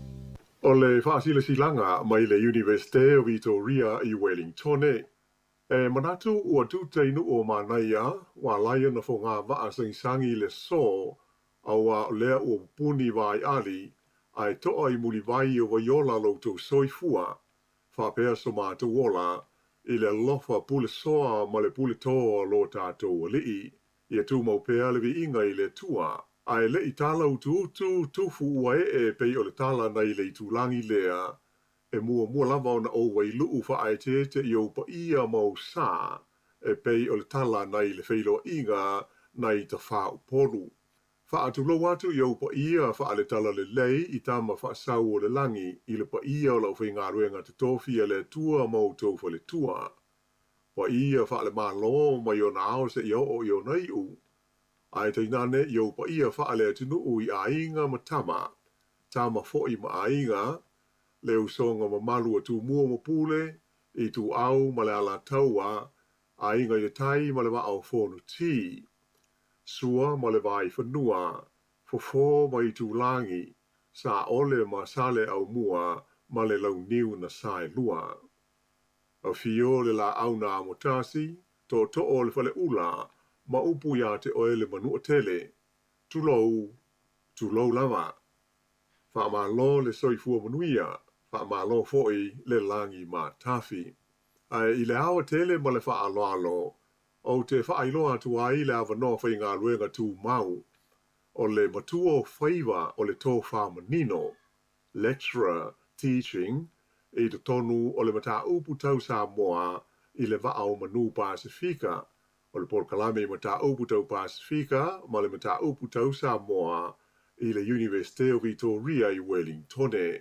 Ua o tui na atu le nei whaasilanga ma le mi ngao tele mo le whailo atu i se tasi, po o nisi e sila fia e anga waa mo le to finga a wale a o ina o le ngana ma le anga nuu i alo ma whanau au tō waa mai i le universite. Mole e sila ane i whaamtalanga tā mau mai e inga tusia o le ngā ruenga e pei ona whaapipi atu i le nei whaasilasilanga. O le aso ua whaatulanga ina e whaangata ai i a tusi tāu sanga mō le ngā ruenga o le aso fitu o ke topa lua afe luas hulu mane lua. We are excited to announce and invite applications for a position in Samoan Studies at the level of lecturer teaching in Va'o Manu Pasifika School of Languages and Cultures at Te Herenga Waka Victoria University of Wellington. Please pass on to your contacts and note that the closing date for applications is October 7th, 2022. O le te talo whaiwhi pea, ia iaileanga le lei ma le alofa o le alii I whaiva ma tiu te uma o lo la vasi ma whitai tunga mo lo tau pa ia. Maua sa mātou mālosi e wha o waipea ia ngā ruenga I te tonu o le lo mua. Whaftai, sa inia le nei whaasilanga e lupe ma te sila whata au afa le au sāli lo Dr. Sadat Moyava o le whaiaonga o mata upu tau Samoa I le Universite o Victoria I Wellington. O mai le taimi asia I a inga I Samoa mai si antunu o le Pasifika. E mawalo a veroa te malanga I me seisi pele I ante oe. Pea e manumalo I whailonga ale DJ Sal. E lua whailonga I se ina I le whai ungo le masina. E te anga wa ai pea wha tausau top up tolu sultala pe si antu e lafo I Samoa. E mau fo I lua veroa pea e whaonga ina le click X Pacific. E lafo ai sau tupe telefoni DJ Sal I Samoa tonga mawhiti. Wa ai lua veroa I misi te malanga I Samoa ai to tongi le digisel lo pasase e ia inga ole nei fa bitoa. Malo whaftai, nisi o tautua e whalau loa, ngā whapea o iau e to maina e peo le. Leo no whai aonga le Universite Victoria e nau watu mawhamtalanga whiona e sota iai e meisi o whasalunga na. E ina tātou whasalunga le o loa mai Samoa le whatawina Wellington e. Ia e whailo atu o loa maua tātou o loa nei o le puou, ma opo, ma whala, o le whai pata, whai misiluki, whai Samoa, o le maukeni, koko Samoa, masi saina le maspopo. Ia, tātou o loa umana, ia e maua umana tātou tuatusi le asfuruvalu Glen Brook Grove I nai. Ia e maua fo le maketi I Porirua tae au. E la o maila o nanga nei ia e whatau atu I le maketi I Porirua. O le foi maua le uru vela, ta amu vela, esi, ma le ufi. Ia, o me umana maua tae au i pori rua le maketi. Au le tuatusi nas, hunu valu Glen Brook Grove nai, telefoni o rua fitu, lua wha lua o no iwa fitu tasi. O rua fitu, lua wha lua o no iwa fitu tasi. Ia pole o rua tasi, o no rua tolu, o no valu. O rua tasi, o no rua tolu, o no valu whaftai lava. Ele si nao tātou o nanga e whanau loa walau tau si il fia. E mawa e fo ili tala le na mai nei i whamasino ia i oka so. O me pi o e whai a e toi maua le leia ia. Ia whapena misi au e tātou telefone le valu le na vatu e savelina. Te nofo mo to maa fau. Ia ila tau o tau fia whapitoa o ia ile to maia o ina i le whainga o ngāluenga whamasino. O na vele o le ngāluenga o se me su e ai tupe ia wala palapala. Ia leala ua toi polo ina i whamasino nei e toi tutongi uma tupe i a inga o ta maitia na se le whainga o whaiunga. Se le matautia o le mea ia e fia se la 1 milion. O le mtua matautia. Ia tarusia une i tupu i nei whai tūlangi mea whapea. O le whai o le whaiunga se ina ia maua ile tupe. Ia a whai na iso i fu o le tō tele o tangata i whaiunga se whai. O le maua iso enga pena mai fu i tātu telefone i le tae au. O tele la tau ni whatatana noa le mai atu o atu lava ile. So mai atu le pepa i le tae au nei le saua. Fitus furu a whei la tau. Ia i se sa ili linga na whaiana la neilo ai. Ia e tō tele la tau a manatu e ono whatau atua la tau whale nei tau sanga o iluma. O lo aru pe ilunga ia si tanga o pasene tului i whale tupe. Ia pe i o le isi na mafuanga. Alu lunga ma le tau o le olanga. Ia e tu maututongi le metas. Ia pe i o le uopoa ngana le whianga i nei malalangi atoa. E alu lunga le tau le soifuanga ma mea umalawa. E tu maututongi le metas. Ia ele te taia pāle ni le tu inga me whapea. Ia e toi whamana tu ele vasu fau le la whaia ile whailo inga. A le University of Victoria ma tātou Wellingtone. Ia le la whamautua tu le asong fua le taimi mal no fuanga whaia. Ia walsi le fia e mana ia le tāpena i tātou mātou Wellingtone. Le sa ia i le pōna pō. Po lena ia i le whamau mo le pōna pō le sa whaia i le o lu hati ia. Ta tonu ai sa to tele nisi o tau sa au ai. E pe ia lana so ta il tala lea o le tau o le soifuanga ma te tongi. Ia e pe e le eise fofo la ta mai in whain tātou whaia i me whapea. E paule fofo e whaina fsosani a tātou. Ia o le manuia o a onga tātou whanau. Le au tātou ilo i e whamua mua le tua me o ma tātou tu whaia. A wala i a manuia o ngal whanau ia o fsosani fo ile i a tātou i a malatou mo le hanga ilu. Pe ona matal not foi na fi amanu foi a ngal fana o la to foi tonu tu se foi la to tonu e fu ata ala to tonu mo fa la to tu la fono foi ta trat pacifica am trat samo a fa we si to nga trat tu la fono ia fa ina ta to ia ila lo i wa pule la uri ila fa tu la fono ia ta to pe ta ona mo te fa ta i matua o lo fa ta wa ina pe ia le tu la o ngal fana pe o lo mo la vai sai li nga ia o te lele a whaina o le ota mai ti lea onga na mata mai lava. I le taimi o le COVID, taimi le whamai, lua whilua sifuru ia le lava sau le taimi ia tālu sia e isi swinga. Ai o le atal tato pese, whawhiwhianga o le tai au, toi whatalo whatu le tunu u le mafuta mai son. Ma lua tau atai. Ia o le whawela o le kok Samoa ia swapene, ia na pese ale mai pō me whano. Ano mono mai tātou porokala me whanga solo. Nana i whawhiwhianga o le tai au. Tunga tofa ilua, ya ma tamo la inu sami.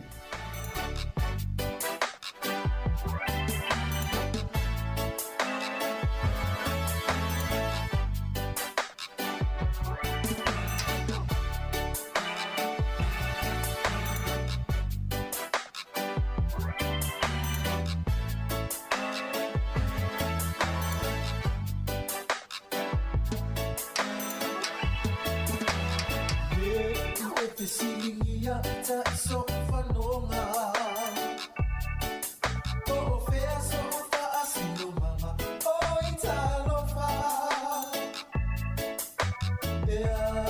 tonu o manu a pe a e whafofonga. Ai se i o wha amatala ina o si o a fio anga. Ma te mai e oe po o whea le no foanga. Lena pu e mua mua i lava e te tifanga. Lea rio ke le tupa male to e fo i le paradise o. Lea wafa ai moa i lava o si o mataanga. Siva o so waka tabati. Tama ole ai i shani. Se e mai na lalo. Tene ole lau salato. Awale si o oto ota malolo. Awa ete me i oto ota my tenants. Fili fili sopa amatama ole ni laki o ulama.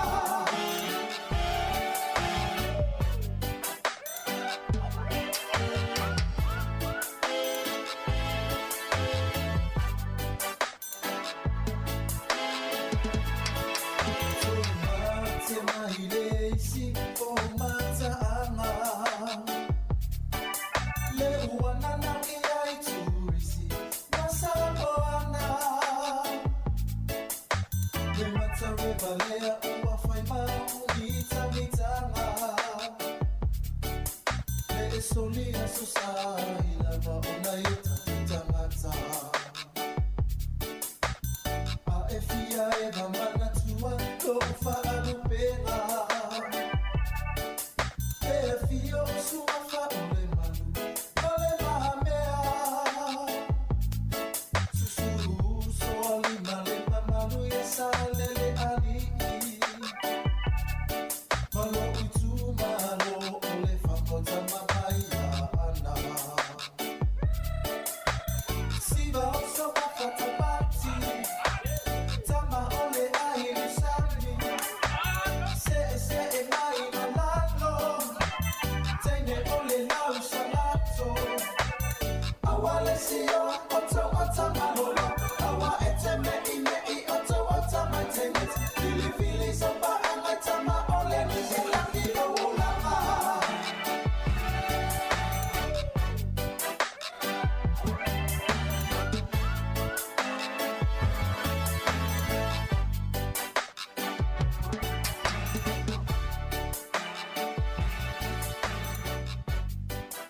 Tama ole niu, ia marisunga te o whailua.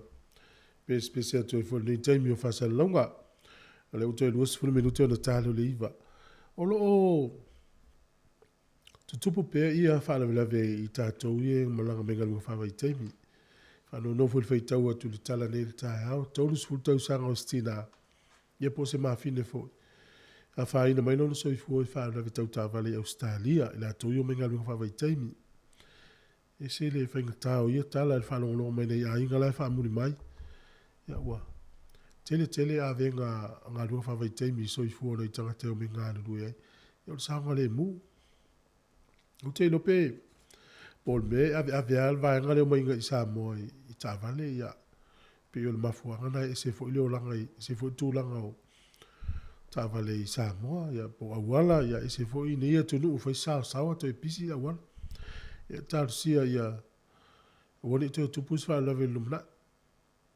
Olo o tele peale ia el va al fai pule le al leipa mal la to ang fa fai. Ale tate fiu tau sa ili atu po asa wanga ia fai ele.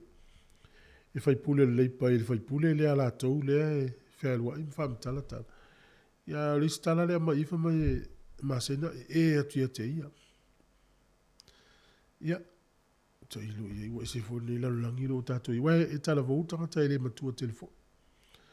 E ringa tu ngā mawhole le pe o tātou ngā luenga e matanga te ia e atu tanga te iau e ia pe e mawhoi a te iau.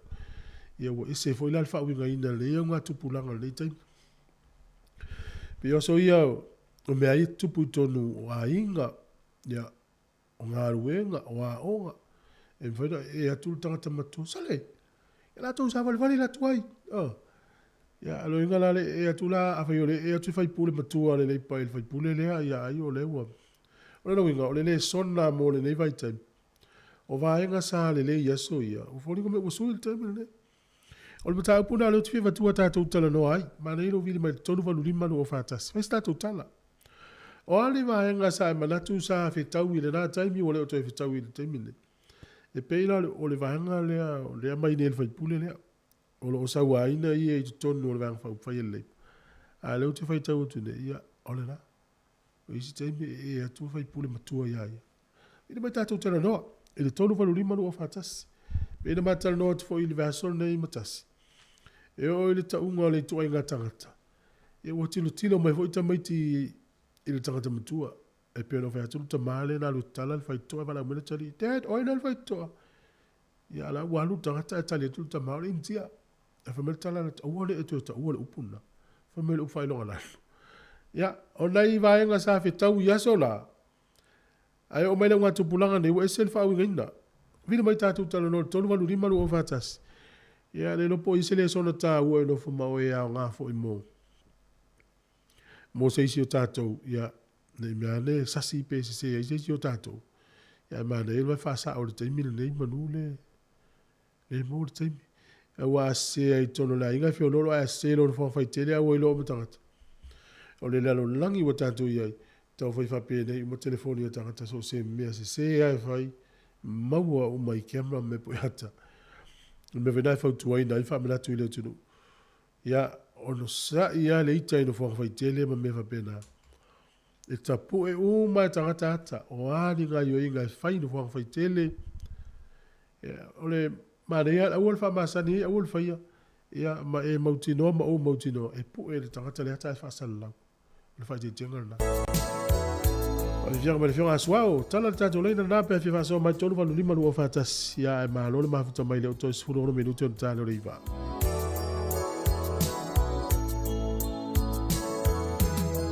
Samoa ua tatau nei lo upena.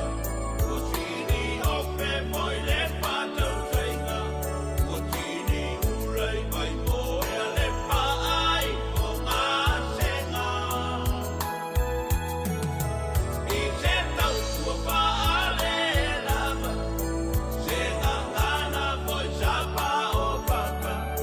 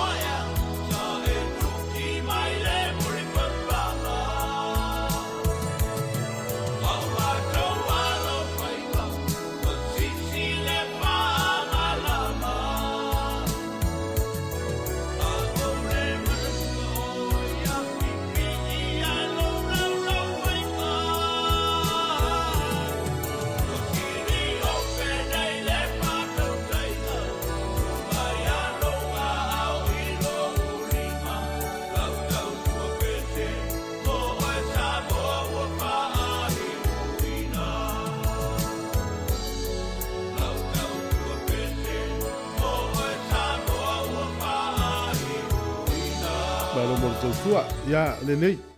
No lea ua, to 10 minuti ana talo le iwa. To au manei an whea tula utala i winga whaalia fo ino whanga whai tele langa ua, tele mai pui ata tapua'i tangatata. O le tai au nei, ia o loo laualunga i whasalaunga le nuu o Finland.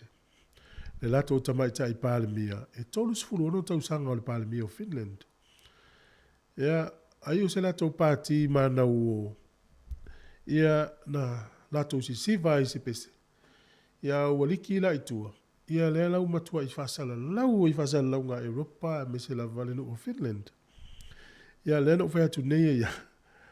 Ia e iei fo i le isi tangata le tau vai le tau vanga le pule nuu a Wellington ne mantua nei au katopa le whai ia sa ili ngā pule nuu ma whai pule o whaile o tūmalo ta itase o New Zealand. O lai mau le leia na tu singa i lana account o me o whasalonga whane ona po. Ia lona te te atu i le tele o vaenga le malo. Ia a meise lona langongo ino le solo te ele no whai Wellington ele na nofo ieilu mo le palemene. Pe o vaenga uma whapea e tate lapta ia e ala utala vau ma la tau la iti e mo i o leo se mai le to tele o la tau ma le whanga ino le Facebook. Wanga ia tu isi upenga te whai langi la tau te whanga ina. Ai o la tau wha matalanga la tau te whanga ina e toi fo i uma mai ia la tau. A o fo isa i ngā luenga o le wala na le o tele le whanga e pule o ngā luenga sa i lea i to i ngā tangata ma le i to i ngā tangata. E fua ia na whaasala launga e whai lunga social media po whaasala launga whana i tele.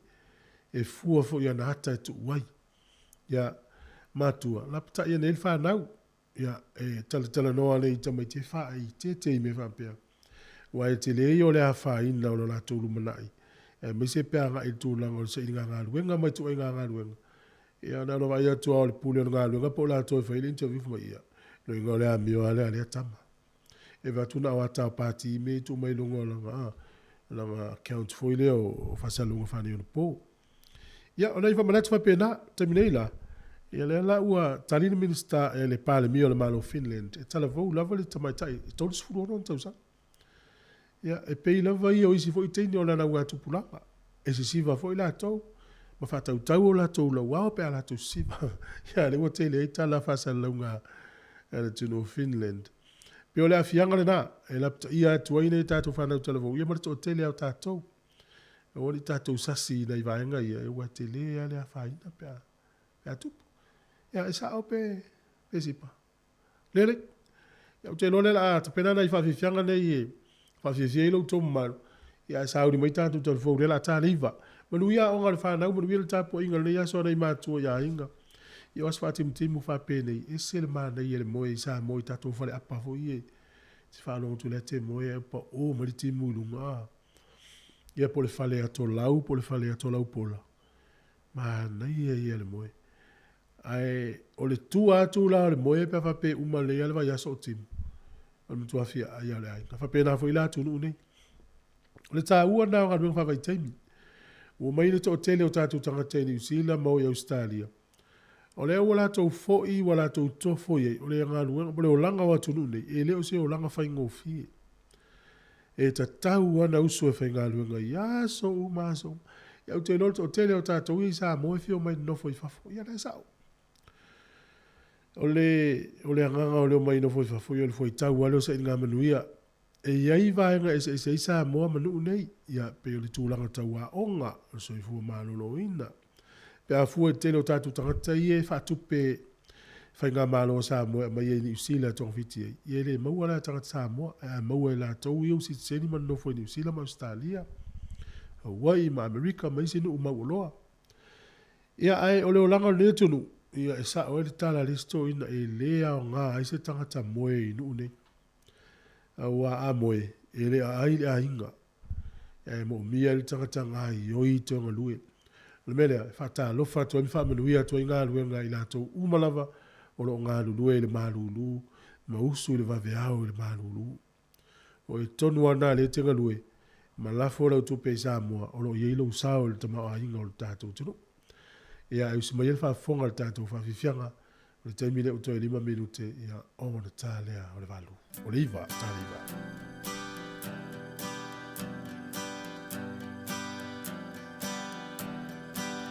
Vai mamao, vai solo, vai nga o mata nang nawi ay liluto. Vai mamao, o ofea, usau le malu. Falongo ina oi lo fatu o te alofa oe o misia oe o oe o lo ufa moe moe o mana o mia oe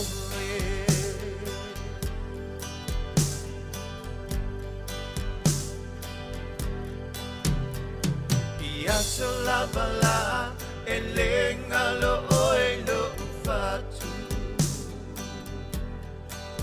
na efesa so animai inisi a umanatu a olea ua e alu atu a le pesele nei taina mo oe le pesele nei e moli mo oe la upele ta tafi te patasi ya te oe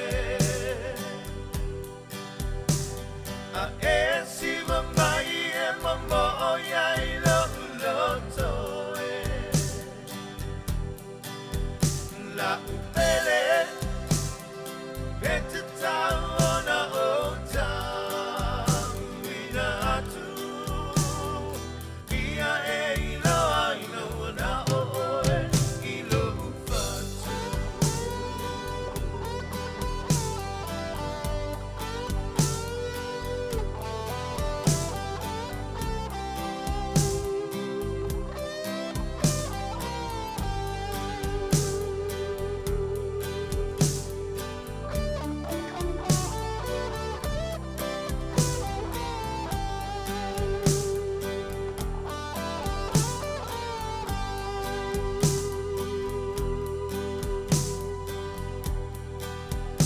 ai mamao pelea le aisa utanwa e lolo manao ai mamao o fea usau le malu Falongo ina oi lo fatu o te alofa oe o misia oe o oe o lo ufa moe moe o mana o mia oe la upele Tafi te patasi ya te oe a e siva mai e mambo oia I lo toe la upele pete tau ona ota uina atu ia e ilo aina ona oe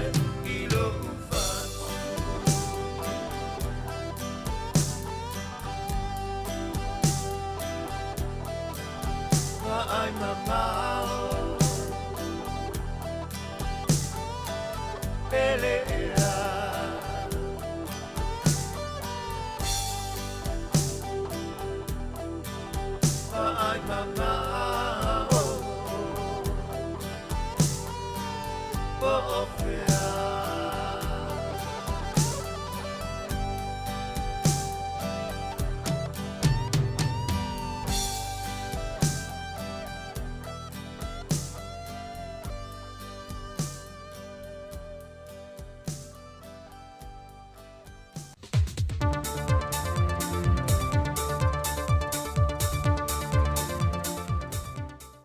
Talofa lava le whaaiunga le nei vai aso le tātua tunuu, ala mai o se whaopoponga o tala mai Samoa.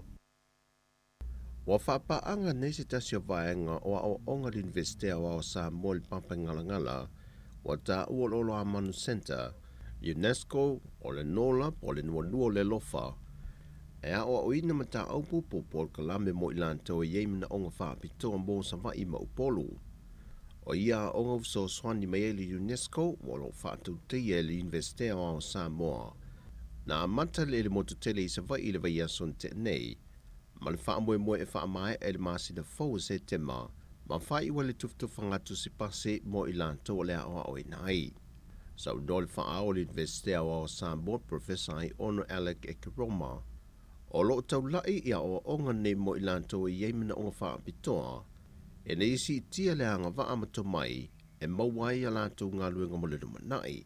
I reporti ma wha maunga ia o onga o lo mata i tuine le rarangi, o tangata o lo iei mana onga wha apitoa, wa silia le wha alima teimi e le mawhai uno lato mōni awa noia o ongai, nai lo wha naui e ato tolo lato ma losi. Na o te pasene la ititi o lea whai tawa whai, na mawhai uno wha ma e ina o onga ia onga tūlanga lua. Ai na o le 5% o ilan toi wha maunga, o lo mawhai o na maua awa noe whai ngā luenga ai, e fua i le mawhai o lato maua. O vaenga umai wa sila i eile wha aurulunga o le olo a Manu Center, le tō whātui Lolo Maria Schuster, ina ia mamanu le leile wha ataatianga o Polokalame ma o onga tala whengai mo i lato wia, ina ia amana ia mawhaatula whono i nele vaenga o tu se pasi alo ia Samoa le SQA, ina ia mawhai ai, ina ia mawhai o na whaamatu watu tu si pasi alo ia mo i lato yeimana onga whaapitoa, ele mai a umawa o onga, mo le tangata e to tasi. O le vaenga pito i sili o na tā ua e tui lolo, o le whata ua i no le ia te tawa i lato ne yeimana onga whaapitoa, e mawhai ai o no lato no fuia no fōa ma ngā luenga o lo ngā lulue ai i lato, o lo ato atoa le malosi, e na ua iai le anga waa ma le malama na o ui nai whapei foi o ilanto e ato atoa lo lato malosi. E reporti mai whaamaumonga o sori ngā tūla whono o tanga luenga o leo. Whaalil te mai taisui komisena o tanga luenga i a papali i Mona Lisa tia ikete. Le sau pe i lungo le whai numero sori ngā tūla whono o tangata whai ngā luenga te tono ofisa ma matanga luenga. O lo lantou tanga fia le ma le tō e seo ni vaenga tupe te tele ni awala whaasod tula whono. O se taule le e tots fulfitu tau sanga le matua na whaai loa le sui komisena, wa tau fia nei lalo vava inga leo ma tāti ai le aso mō lona whaamasinonga, e na wei e tō e sea se tupe lata i le 5 furuafe tā la. Au aveai o iau se tangata whainga luenga le company telefoni al DigiSound, e le vaenga e whaatau wai credit mo telefoni whea aveai, ai ina ua mai a suenga, ma tau fia mai ai leo. Whai loi papali o se tasi le neo sol tula whonu mai ta wina le a ngai i lunga o lona whaitau a whai, e wha maumonga o le neitau sanga lua a whe lua se furma le lua. O ni whesosoani ma le malo Peritania mani usila, o lo whaatupe ina Polokalame o lo tai muai le kompania le SAP, e le fausia lo Polokalame mo le to ese tan malala, mo awa onga mo ilanto o li imatama ita e se lia male 5 se lau lo nofa salai. E ala le i Polokalame o awa onga matata ese, e whaonga i nai le to mai maanga waa roia ilanto o lo tau fiai. O le whanau naunga le pulenga o le to ese tan malala, mo ilanto uma o le atu ua le nofuanga ina ua mai atuli o lato whaasalanga. Ia foi mai manianga waa sa o au ina te tono le to ese, ma fausi aini ala tau lava pisi nisi, e pe foi o le to mai whaatu siata, le na whaatupe i le malo Australia se tangata to mai le tu siata, na ia whaia nia awa onga i te tono le to ese.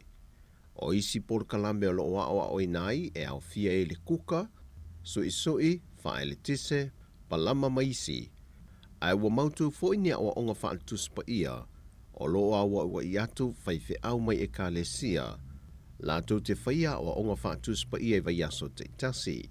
O le company fo ia le sapo no lato fausia ina se whaletusi mwhaato tonga po o se library mo le to ese O lo awa noa ai I lātou umolo I lea no whanga, e whaalau tele ai lo lātou mālama lama, ma whao ngā tatawai lo lātou teimi, ma ave ese mai I o lātou mawhau mai sori ngā tūla whono e fia iai. O tui nātu se tu walalo al te itai o le tua ngai, tui la e palu pe sori ai sa ilele malia le ngaoi. E ta walatu lana por kalame maasani mala utu stala yasu tofi o vai yasu taitasi. Le fionga ta mai tai pāle mia marika peneta, wha pia foi le minister mtanga luenga le soi fua malolo ina. Ina ia avel wha ta ua le pui ngau le atu nuu, I le tele o wha mai u pepesi mai au fiai, ma le wha mai o le chicken pox le wā fiai whanau iti. Talo sang foi tu le epa I le minister soi fua malolo ina. Ina ia una ia le tuilo na lua o le posta mo le atu nuu, ona o le tele o le mau wha mai u pepesi mai, Ina ia tā pena le pui ngā mole soi fua o malo le atu nuu, mai yoso wha inga ia wha mai. O le whai unga le masina o Iuni, na ngata mai eise reporti mai mtanga ringo le soi fua malo loina, e le tūlanga wo o ia le wha mai o le COVID-19 furuiva, o ni wha maumaunga, pa o ni polka lame mo pui ngā le wha mai o le fulu o lo pepesi, wha o popo iai ma le wha mai fau wa a fia ialo ma whanau, mai le pepe e o atu I le whātau sanga le mātutua. O tala phobia mai Samoa manuia le whai unga le vaiaso le tātua tuno, whāsai foia.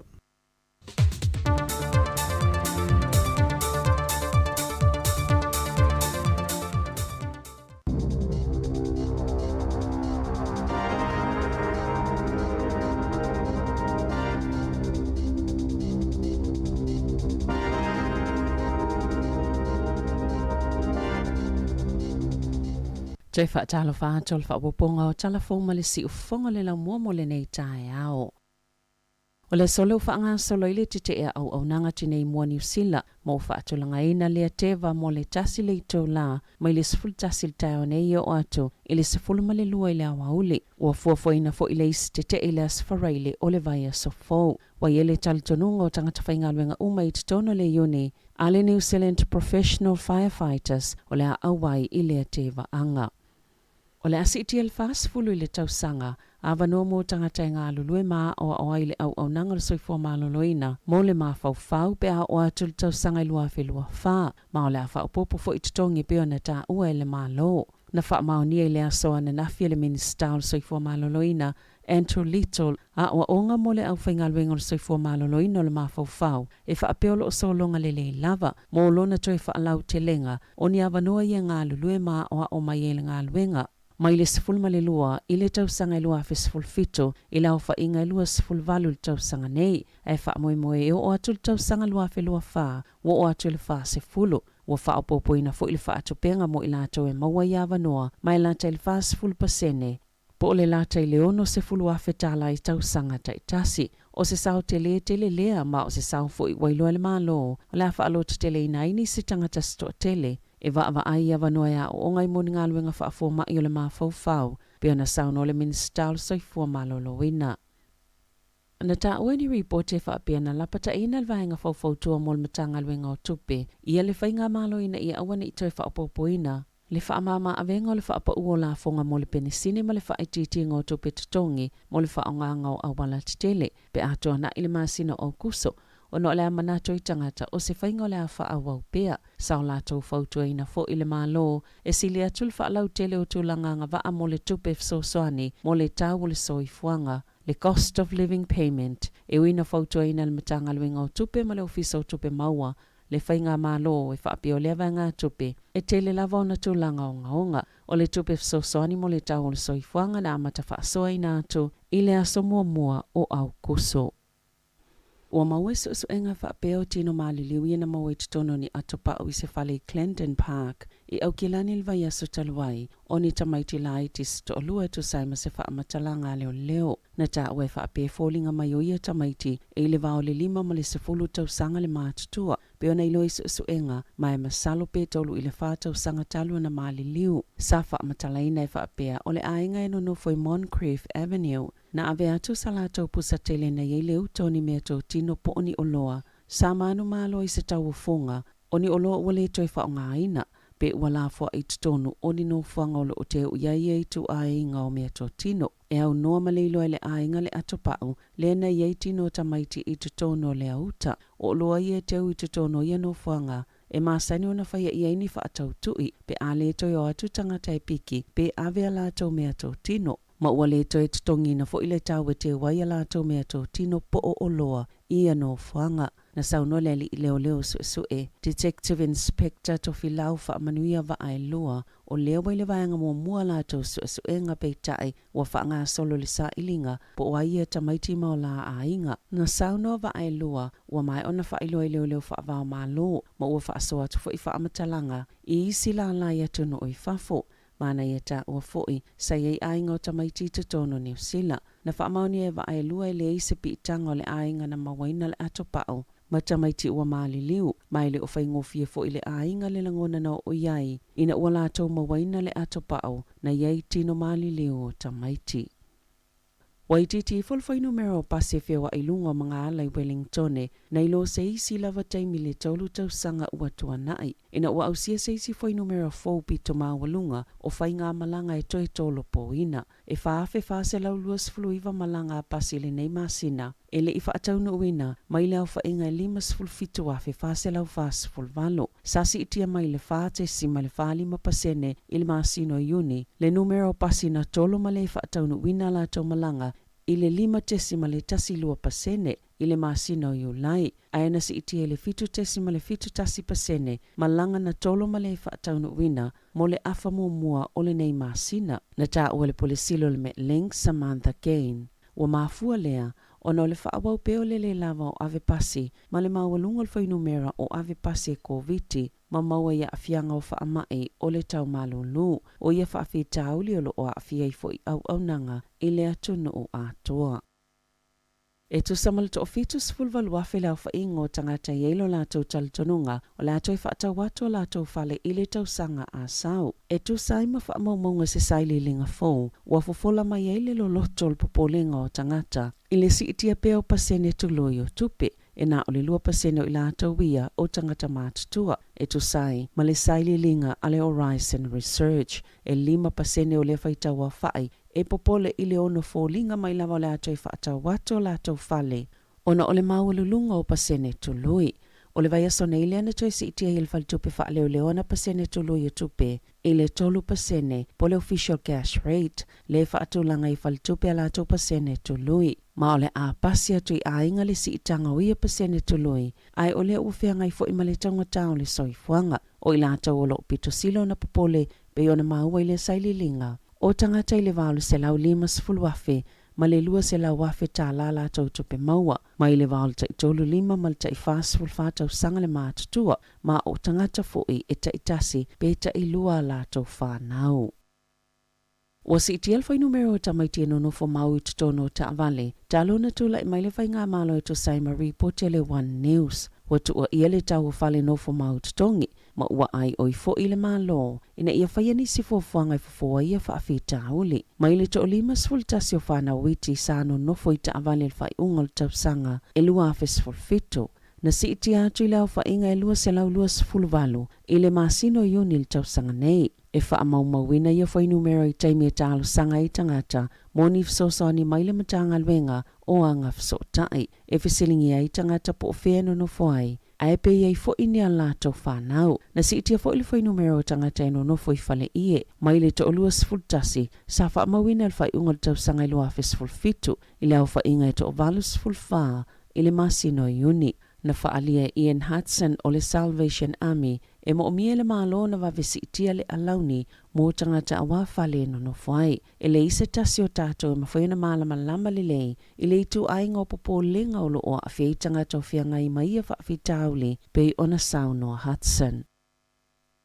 Ua whaamawina le Kiwi Bank sana polo fiti na ua mai o nawe ese le la fonga. Le tu sama le selau tolu 10 miliona tā la. Mai whapasene o si iti ai mai le tau sanga utoa nai o se si itanga pito sili leona mawalunga molfal tupe. Ilona tala whaasolo pito na si iti mai le 5 selau 2 miliona tā la. I le ono se lau tolu se fulu miliona tala le tupe mama mai tului, peitai o tupe galulue. Sa si itia fu ima le fa se lau lua se fulu lua miliona, I le fa se lau valu se fulu miliona tala. Na sauno le pulisili Steve Chergovich, o le unga peo na maua I polo fita al tupe o se tūlanga le tele.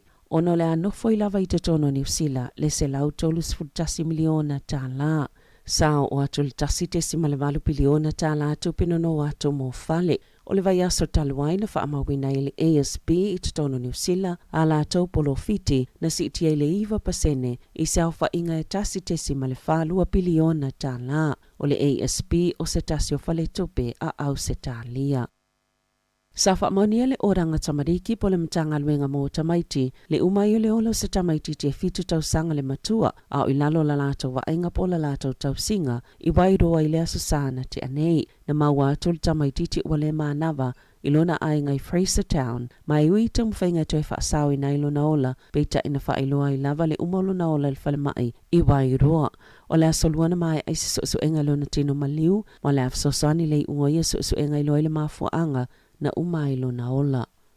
I whawhata New Zealand, wa whaatanuina ni whaamasino sa toolua I Pennsylvania, ina ia tatongi se vai ngātu pe lua se lau miliona tala Amerika. Po le tolu se lau lua se fulu miliona tala pe atu I tupe New Zealand, ili whaitau se lau o tangata nā whaina, mai ni ala whai unga I whaamasinonga, o whaamasino ia peona tā ua, sa o la whai se polkalame, I ave I tamaitin whale pui pui whaatoma oti, ai whaakone karate ni la le malo, ai whaafisoia ini whaamanianga mo I la ua, na tāpunia e Mark Chiavarella, ma se isi whaamasino ingo ia Michael Conan, se nofoanga po se whale pui pui mo tupulanga talavou, ai o la talia ina se vai ngātu pe lua te simalevalu miliona tala Amerika, ini whawia inga whaasoltu la fono, mai le tangata whau whale, ma o ia fo I ana ni whale pui pui whaatuma o ti se lua, I e whaakone karate ni la le malo, o Chiavarella, o se whaamasino mo whaamasinonga tupulanga talavou, na iauna ina se polisi ia whaamausalina ai, le aveo ni tamaiti sto tele le whale pui pui, o le Pennsylvania Child Care,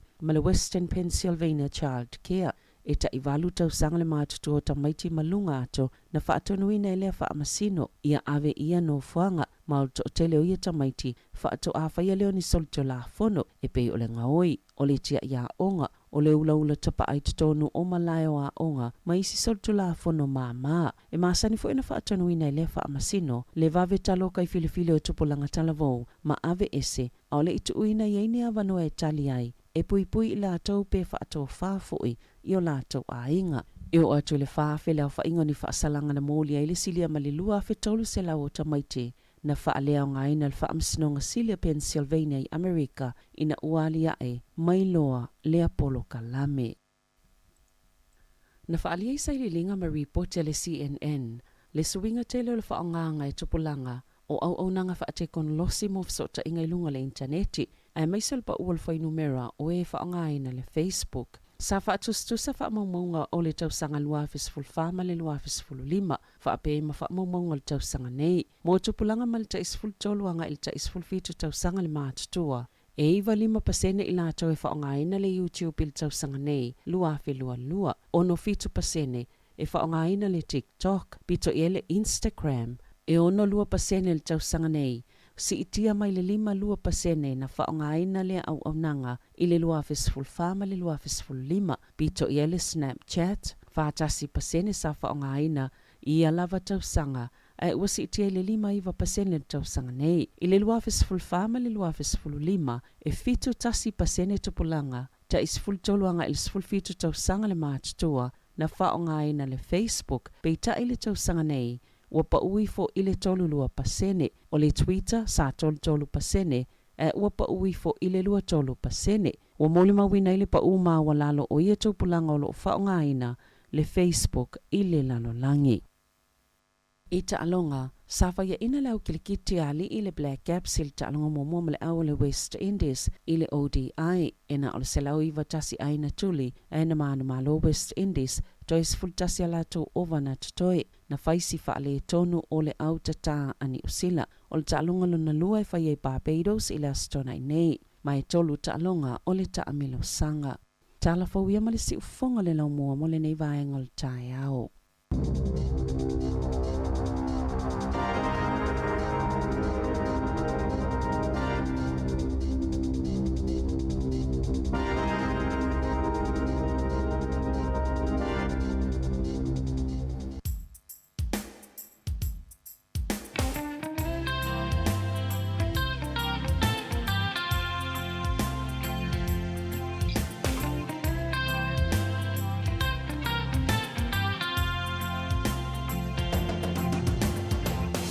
no se sila sila ile whawhanua Olo nei tau ki o te mua mua Sili sili e se o umai whanua O loko ia i lea mai ana mua E wha maoni e le wha apea o se tala whatupua O la usi ua moa O lea ua atua O loo ia i tama o lea mi Samoa Ma lei a ewa o le si ua moa O la tau ia ua ewa ua peini a li i mau oa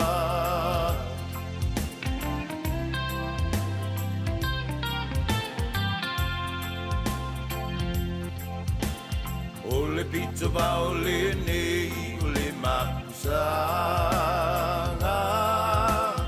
O malanga umai lucia mai pe au ala O lo o iai fo i male atu vai o le tama o alo sata elea Pei o le tio ata le manino i le sua sua mai o le tai O la usi ua moa O lea ua atoa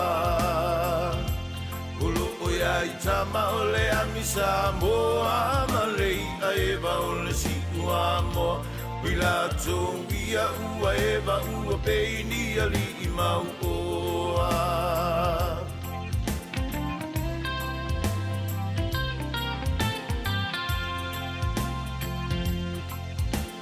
Sa whai isi o unu o le poula I le mautsa lena i whonga seunga O wha umatia langi o pu a aele siva lena ta maula O le au i tau le ua malama lama i Samoa uma O la usi ua moa O lea ua atoa O loo ia i tama o lea mi Samoa Ma lei a ewa o le si ua moa Ui la tau ia ua ewa ua peini a li i mau oa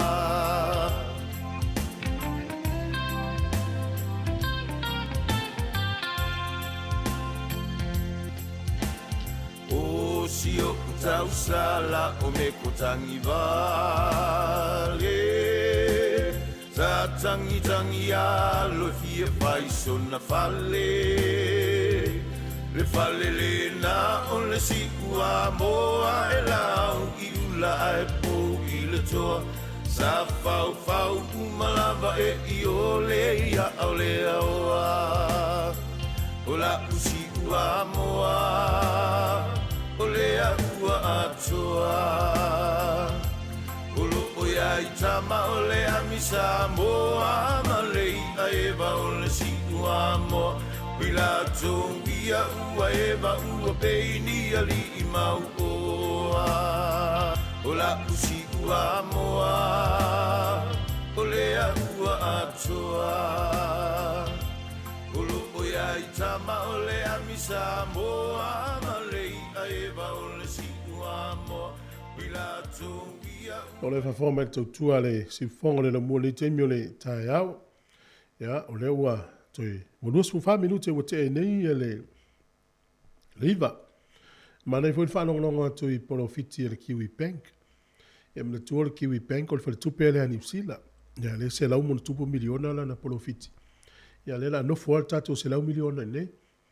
Ia tato ua te utupe i whale tupe Australia.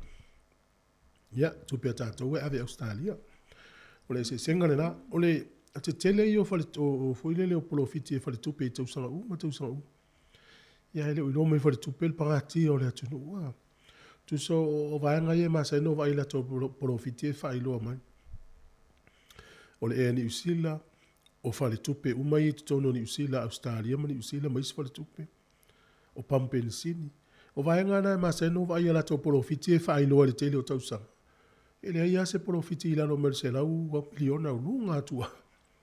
O le ua whaina nei le ni usila ia o no le wha mai. Ia e masani ia tausanga uma. Fia se lau miliona. Fia se lau miliona. Apea. Tātu sia o le leina tutongi nei tangata whai ngā luenga. Ia tele profiti ia le o. Le lei tongi tangata whai ngā luenga. Ia le stūlanga le lei. O le la toi whasa lau le talonga ma le fionga le minsta whaatoanga.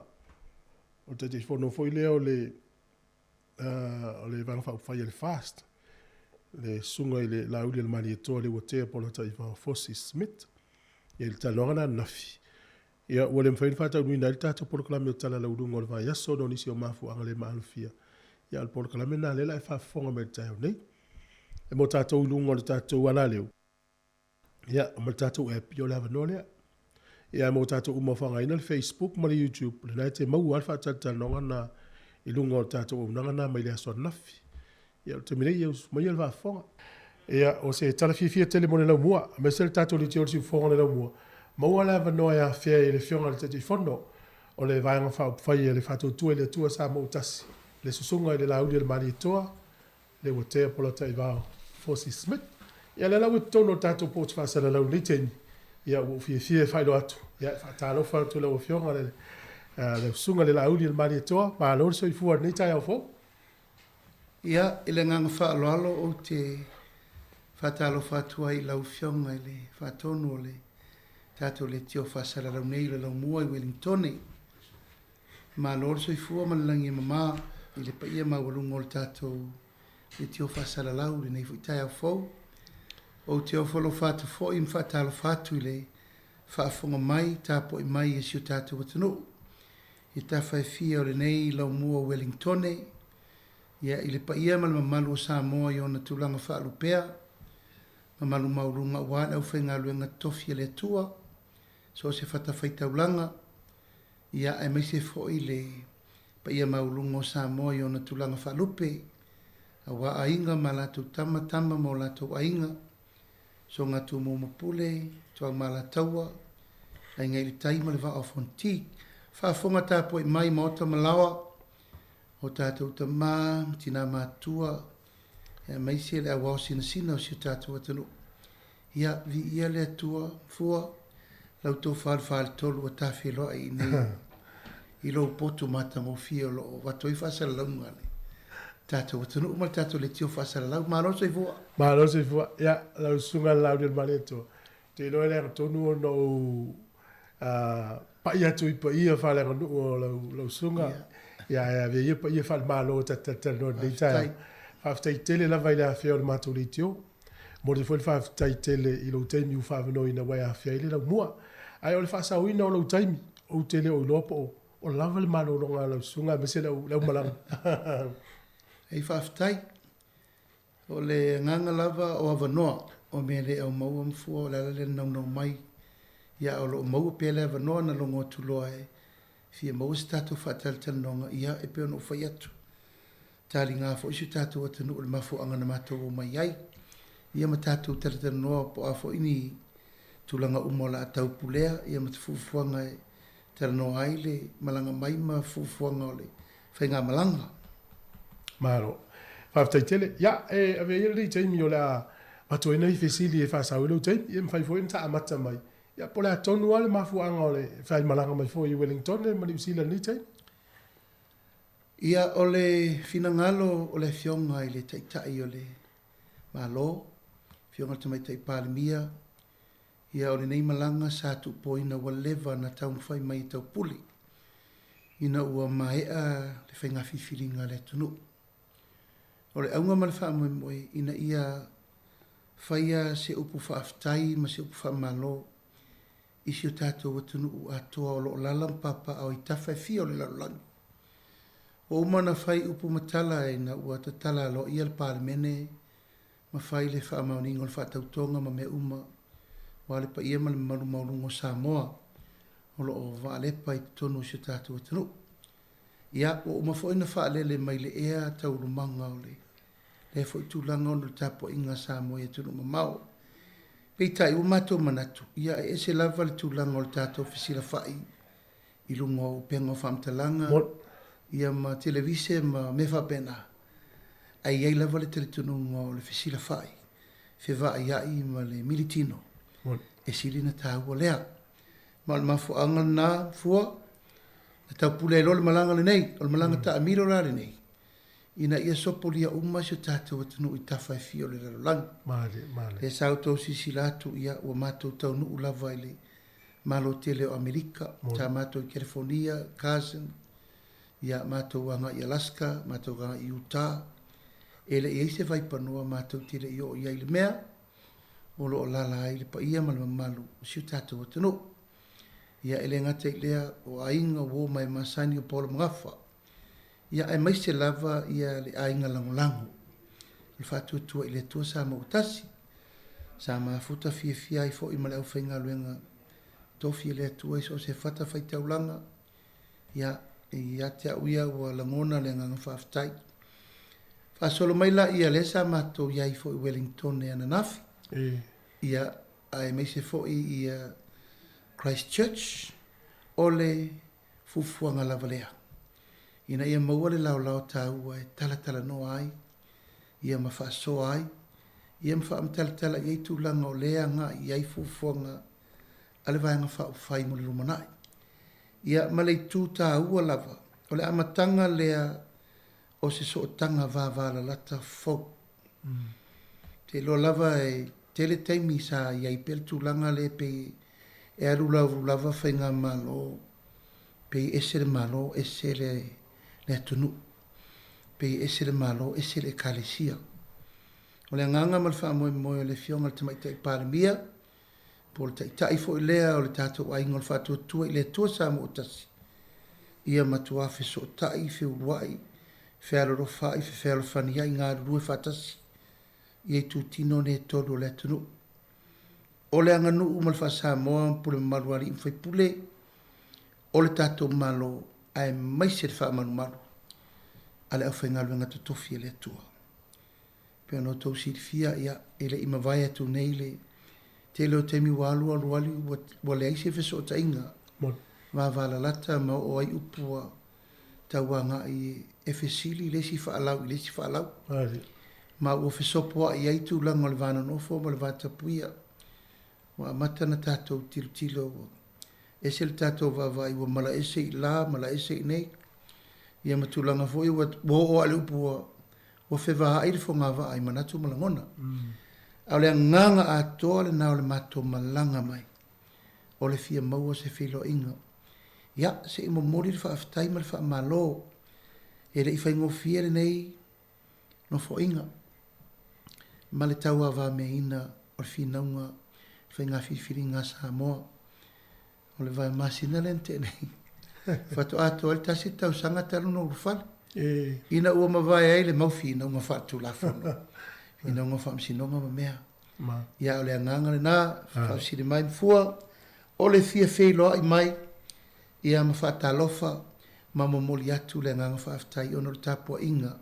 Sa mo lo lalampapa au i pori rua nei. Ia meise Wellington. Malo, faaftai, malo usau no.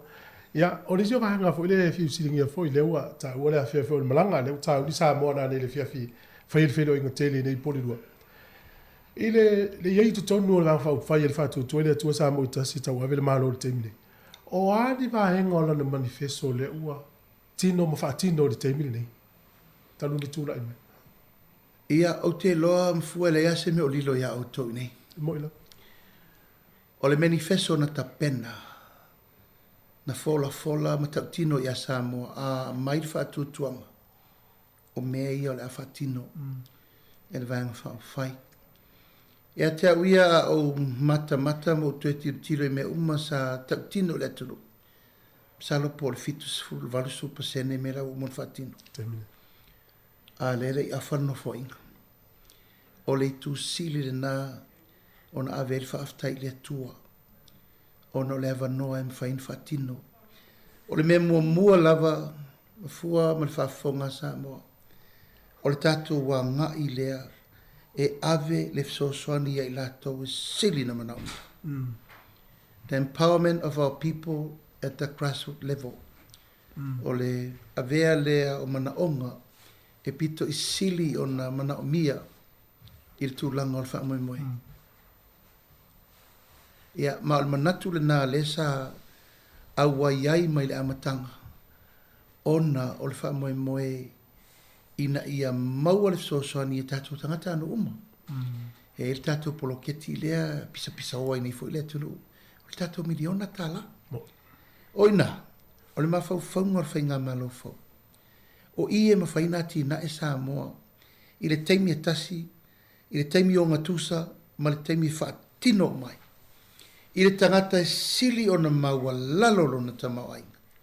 I le tangata e sili o na maua lunga lo na tomai malo na tamau ainga. E le tupu mo mua. Wafo o aso aia e tala no ala au whaipine ma le au mautofi. Ai vali ano ale tangata le taudia. Tu lou lava. Tangata fo i lea tu lou lava e palpala mai ali martae o po palpala. Ma le tangata fo i lea susu mai lava le tae a whapena. Ia, ma o le tatou poloketi sili nā le ua anga i whatulanga. Ono le tulanga ina ia maua le sosoani. I le pa ia mana malu o le tatou atunu atoa. Ia, e anga i fo le tamau ainga i tulanga o le sosoani. Tatou tonu mai lo tonu. Ia, va ai tulanga o i talafu. Ia, awane i toe me i tatou ai talafu i lunga. Matan tatou tongi. E taunu i te tonu, ia, e leila loi for piriona ai talafu. E leila i titi. Ma fua o ia mo mea. A fai tātou te alo lofa, i alom whanau muri mai. O na whaidor ngā ruenga te minei. E taun tātou fofua e tu i lalo po, tu ase i umana pay off. A ia whai se whaavai fau, ia tātou whaasoa ma le tatau. Whaasoa ma le fofua. Ma le whaasoa ma le tūlanga fo ilea ina ia aua. Ne i tātou toe o ina i mea tātou te le mana o mia. I tūlanga masani. Ia tūlanga le sosoani na ave ua. Ave le sosoani ia i lātou mana o mia. Siri fia ele i la i titi le tūlanga fia ngai o tātou ma wha mai. Mai ia le taimera misela. Ia nātou siri fia le tele o wha fitauli. I le whano so i fua alom whanau. Ai sea, wa iere lape. Leo au nanga ma mea. E tātou te leto e fia manatua ia taimiti ngā o le tunu. La utu u le malo ia whaia o onga, whai mea uma ina ia aua na i tue tupu. Le mea len tupu momoa, tātou mai le COVID, e tātou mai le teimile nei le lockdown, pa u tupe maua, le aini tātou wheo inga, le o tue maua tātou tupe masat. Ia, aivi ia le atua. Olo o sau pele polo whaasoa. Ma foa i mai le mea ai e te tau mo le aso. Yo au nei mea umati ngā le leto e maua tātou tupe maua. Ai mātou tau atu te tonu. Ola vare whaasoa. Lo pusa o namfua. E lava tātou tupe. Pe a whaasoa soa ta tau. O le mea tonu le nā. Olo iai pe ale tūlanga i le avel whaamomua. I le mea te tau na whaamomua. Oa soifo maloloina. O tātou a onga. Tūlanga le whawhenga iai o. O le tūlanga le tupo whaare lawe fo i le saua ino tinam te mai tai. O le tu mai lalo le tūlanga o le letango lima o a inga i mana o mia. Tūlanga fo i le saua ina. Wai ala na saua ina tinam te mai tai. Whanau. O le lawa le whasoa. Ai ala lawa le whasoa ma fo. O lare me la pisai fo. Moila, mali. Alua tulu ta male fiafi o lare leime uma. O lare me la pisai fo. Ai ala o na tupu whaafita auli. Ai ai lor tūlanga le o le tero le ngoi, wha mea, mi matango ese, o le lava, o le whasoa. Ai pe o le mena lewa nga, i el tātou whai ngā malo, o le taimire nei, o le whaatino, o le sosoani, i a ao, o i lātou sirina mana o mia. Pa u le tau e le tise le vai, i o lusu pasene o parasi ai, pa u pasese o vai sa vai, wha o popol pensione tangata matua, ma le se lau lima sefuru, i le lua se lau tāla, avel se lau tāla e whaile pensione amata a tangata e mana o whapitoa. Ia o mea umane na fola le teimi a savalinga. Ma tau tino le tunu. Malo matou teritonunga e ui ele i o i tutonu le teimi na a lasa matou loa. O lo o ngafa tau limaina lava a tātou tupe maua. A le mea sili na mātou whaaftai ai, mafua le nei tai au. A sau tau si sili atu lo pengo whamtalanga. Si tia tupe ia tau te la foa atua i Samoa. Ova ma le fase 4%. O fōlinga na lau fionga le fonga o porkalame. Le mafua le malanga nei. Ia matua va la lata. Le langona le whainga malo whiriwhiria fōu. Ma le pa ia ma le mamalu o Samoa o lalo i atunu mamau. Langa fo le sa ufa i atu na po Wellington. E le vao le fase lau le 5 se lau le 1 se lau miliona. Le tupe o le remittance. Tupe lafo atu i Samoa. O lo o ati na e le tatu atunu. O se pautu ma losi le. Ma e uina le ini tatu o loa fo ia uina atu i fafo. A o tangata ia a fifio mai fafo, mga lulua i fafo, masa ili malo i fafo. O le tatu tupe maua le na, we are tu level fesao, we are exporting people ourselves. Ia a o tatou la, o le whawhainga lo ngaino o tatou tangata. E le whape umalo uma. E au tupulanga, mau tausanga, o le mea lava lea sa o mai o tatou matua ta siva 5 sefulu, ta siva 6 sefulu, 7 sefulu, 8 sefulu, o ne wo mai le lua fetausanga, e tutupu mai foi whanau o le feola ini, e la fortu pe i Samoa. Ai pe o le nganga le ua mawhauwhau tatou whainga malo, o ta tauna sui whainga whaavai mato no foi Samoa. E le tauna mato no foi. E ta tau, o na mato ngā lurua foi mato ia tango 5 pele ato lea. Ia wai le tupu pea, o le lau tatou o ne le taimine o le global crisis o le whaama. O le misela le tupu i nei le fon tupu i Samoa. O le COVID i le tupu i nei tupu i Samoa. O na alo lea, wa afia tatou uma. O lona winga, e te tauna i le taimine tutu ai lava Samoa o no nofo i Samoa. I o latou vai, ma leto e ola whaalangulangu. Ia, mafua tau tala lava ma le whaalolo. O al pensini o ta vale ma le credit o telefoni o la foto ni. Al fa mo o tato whainga malo whirwhiria. Ia ngafa tau li maina le tunu ia lava me tau mafa. Ia matua mau le tunu. I mea ano, oi or sami, o mea fafanga. Ia matua awane tato toi whaalangolango i mea mai fafo. Awa sisila nei tala whaamau mau. E fitu se furu, i le valu se furu container fasu futu le moa. Lai e watu i Samoa mate ai. I le masina. Ko le tausanga. Ia, na e nofola, ia fika nga le tausanga. Ua matua ai, ova nei mea ai mātou te whalangolango iei. Ala lava mwhaina whawhanga tātou mo Samoa. Molina. Whaila fu moa, whaila fu pofi. O mea lana, o la ale mea tupu mai le temine nei le tangotāra so au. A Ukraine mar fina unga le fai. Po la vole me tu por si tio tau freight over. E tu mau lava tato me ai langa le mau. Ia la mo lava. Io e male mela le o le fatu pula io me to. Talo fa iu po koko me uma e matuata tau ona lava manga fatau di maina. Ona te tonu rolea o inala e la ititi ele tato tu pealu. Ma temine i le vale se lau i le 2 miliona i le tausanga o lo o kai o lo nei. Ma o tupe lale, e tau ana whainto e absorb, e tu lau lava e to e whiurua i pe folo lava i tu tono o tato tupe maua. Al wha moi moenga lai tupe maua fau. Ia, o le whaatula ngai, lo tofinga wha minsta whaatoanga, ia male lau mainga o loi whafu. Ia le lau o mai fo i nei. Whaasisi lalo ia o le atau mwhai maisio tātou atu. E tu usa o mai a le fonga tau mafa. I mea tau mea ano, mea tau wia, mea umai nei am whai. O na mai o loa ia lau whai whātonga. Ia e watu tupe mo lato. Sao. Io e peo le anganga le nā o le tūlanga o te tele le nā le whanau nau ta inga. O lo na nau i eile atina ina ma le tele o atina ele o tāwhia lava le whasolonga le teimi nei. Ai o le manifesto me umana tala no i ai le vaenga whau whai o lau le mau. e le la loifo le fitus full pasene. Le ufata. O fatino. Vale. Si tata no ale miliona tala al proketilia.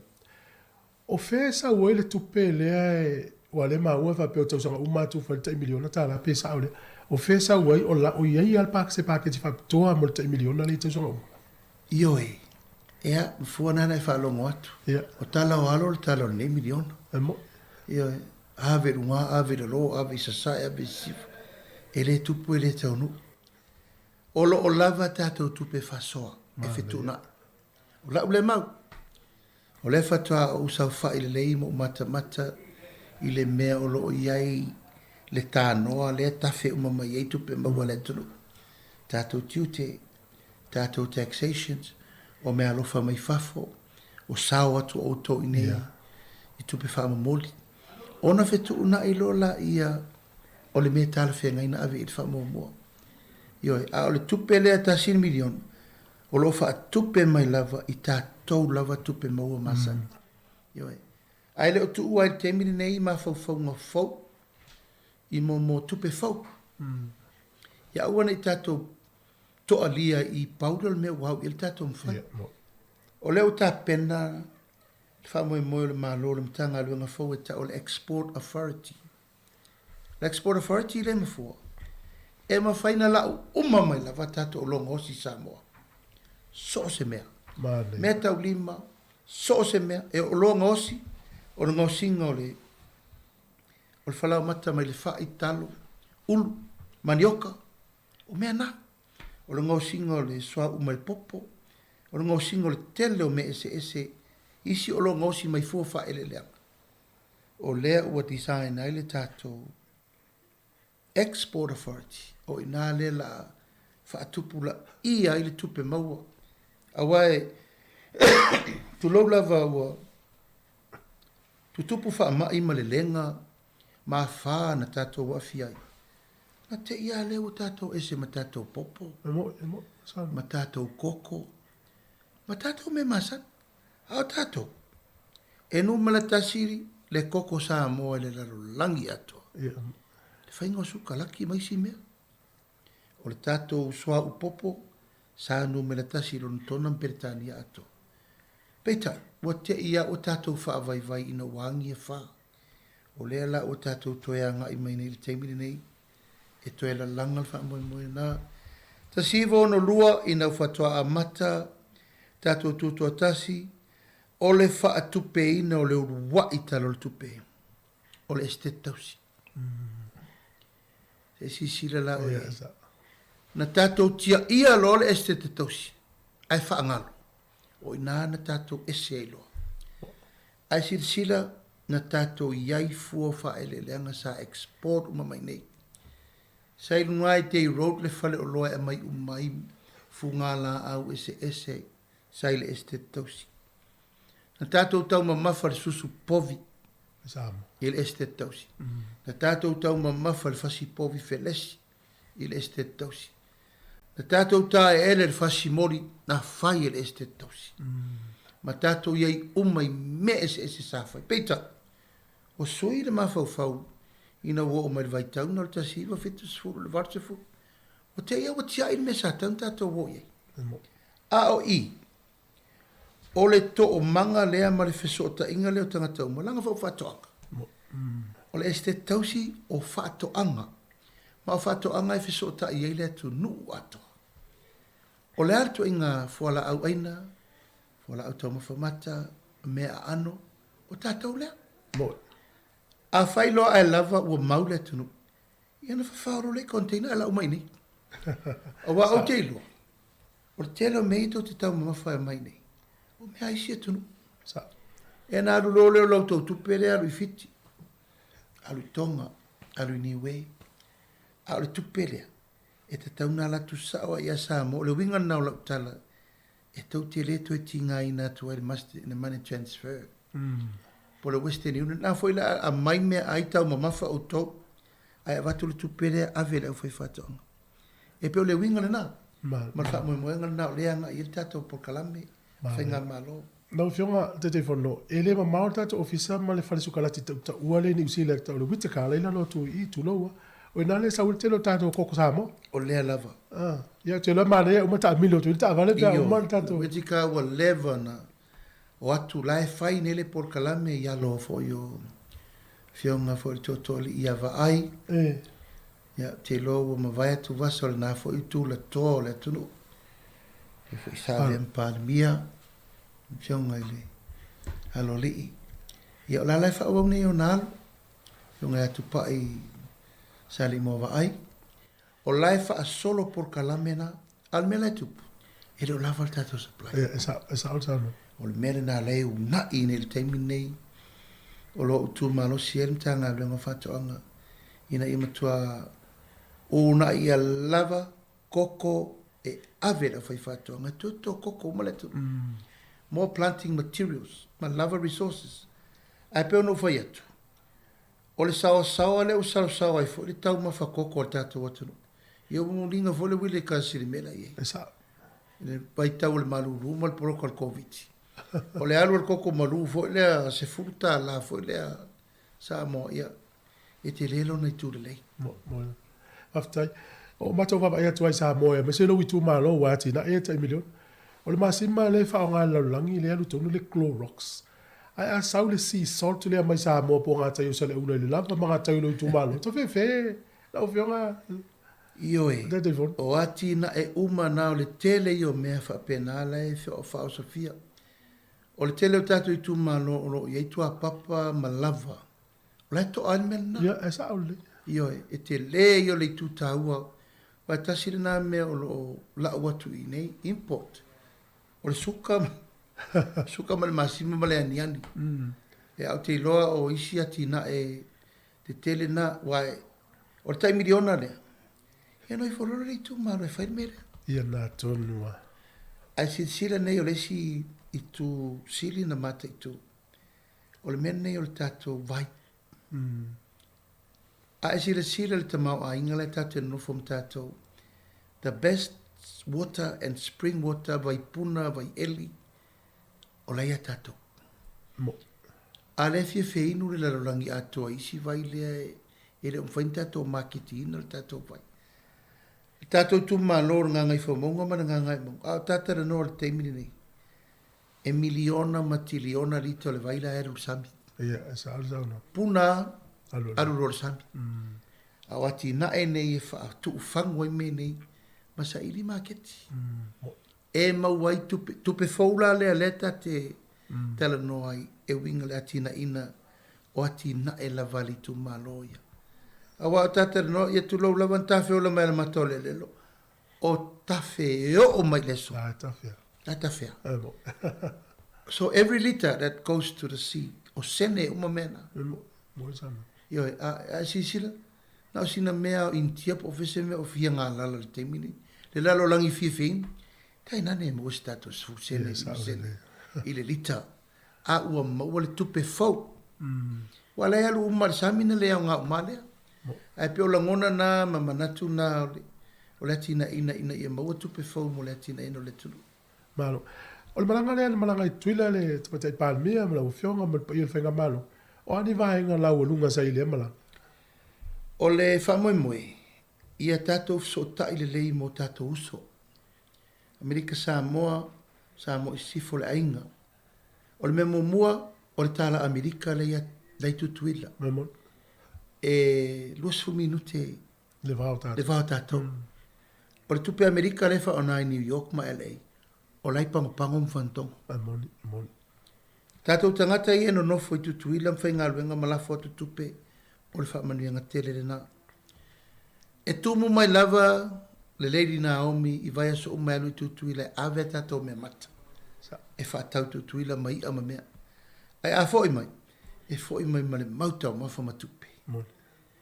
O le whaafitau inga lina, ua manatu le fionga te mai te pāremia, ma le whainga malo fa ua te tauna matuato e wha mapue. Ma ia matua mautu ma malosi. O le ngā lue whatasi. O loa ia tau mwhai ave Amerika. Matua whai Amerika ere whaingo fiela to USDA. Regulations, biosecurity, quarantine, ave o loi whafo. A tato ui mai lai tutuita. Ian tu whatasi role o lo mai Samoa, ma le fausi e tutuita. O le whengo whiera na enta I tono maketi. Ia. O le maro tele. Mon. Tu se whaonga I tutu I la Samoa Gateway. E whaina la utato o loi fafu. Ia maltu langa lava le nei o le vāvala lata. Wa sirfia fo ia. O mea Amerika. E leu la vale se si lato quality. Moni la. Me ai, ta vale, brand. Ia male umina ngā. Ia, sa. Tu lau lava fo I ta Malaysia tu nuu lau wa mata no tau ta tatoi. An tato whiola mai lava. O ieri so tanga lem tu tuilai. Ta vale tau ngofia ta vale fo isa I tu le tu tau ngavale ia. Ia fo hauti. Ia le temila nei ona wa sui tato mta upu. Wa sui e mali tu awala. Ia matulanga na. Ai ua manatu le whainga malo. E le mwhaina tu uai le tūlanga e siri na mana umia. O le stakis ina o matua siasi. O le iwa supa sene uporu uma sawa. O le workforce lalina. E leila loifo le fia se lau wafe I vai so uma e lafo I Samoa. Ioi, ma le mena le mana umia. O le tu le leila I le tu saunga le mu. E le whape o sisi me o atua o sata Samoa fo ila ia. Moila. Au I neila, le ato te vai I nei whaafitauri. E o maina I tātou tangata, I ese fo I tangata I nei. E se le tūma le anganu o mauli mpalangi. Tupu rola whaafitauri e tupu tua I nei whaarabelape. Ma me whape nā. Ai peo le nganga le nā, ma le whaamoe moe le nā. Ina ia mawhai o na whaatula I tūlanga le ina awana I tātou tangata. Malea, malea. O le malanga tō le matou palmia I nei, sa matou whaapea la atu sa moe tono le lisi. O atu ui e visa free. I le alu se tupe I le tau apalai le visa. Ai o me tā whao tō atu. E te ufo I mal matou palmia I le isi me whape nāna whaia se. E a ele ita i tono fofuanga le me vaenga le. Ia, o te loa lava o lai le fionga le tamaitai palmia le tau wha. O te loa e iei tūlanga ono tūlanga lava whaavao malo. E foi le tūlanga I whae te ai ia le tātou langa ua mana whatatia le tātou Universal Suffrage. Mantua fo tātou na pule New Zealand. Moila. E ilo na tūlanga le lei, e ilo fo ilo na tūlanga le whae te tenga. Sa ini sio manatu whapetu e tatala le mele nā. A le vai ma mau le tātou whainga malo. A whaini e tu e tatala uman mena ai avea uma Samoa, lai Samoa matangata sitsen. O le ilo manisi tu nofo le tanu. Pele pele wingola utala. E ia tunu o se lau vanu lima ia visa free o mai New Zealand. Na e pele mai tā whao to e le tau apalai se visa. A whapeana la isa mo tunu. E o mai tā whao to e o noma le tau tāru sanga le visa. E ei tūlanga o no tātou. E ei e la whaafitaurin tūle mai. E ei tūlanga fo i o mai anisi e o mai visa. Masori e lo martula fono. Piol mafuanga. I oe.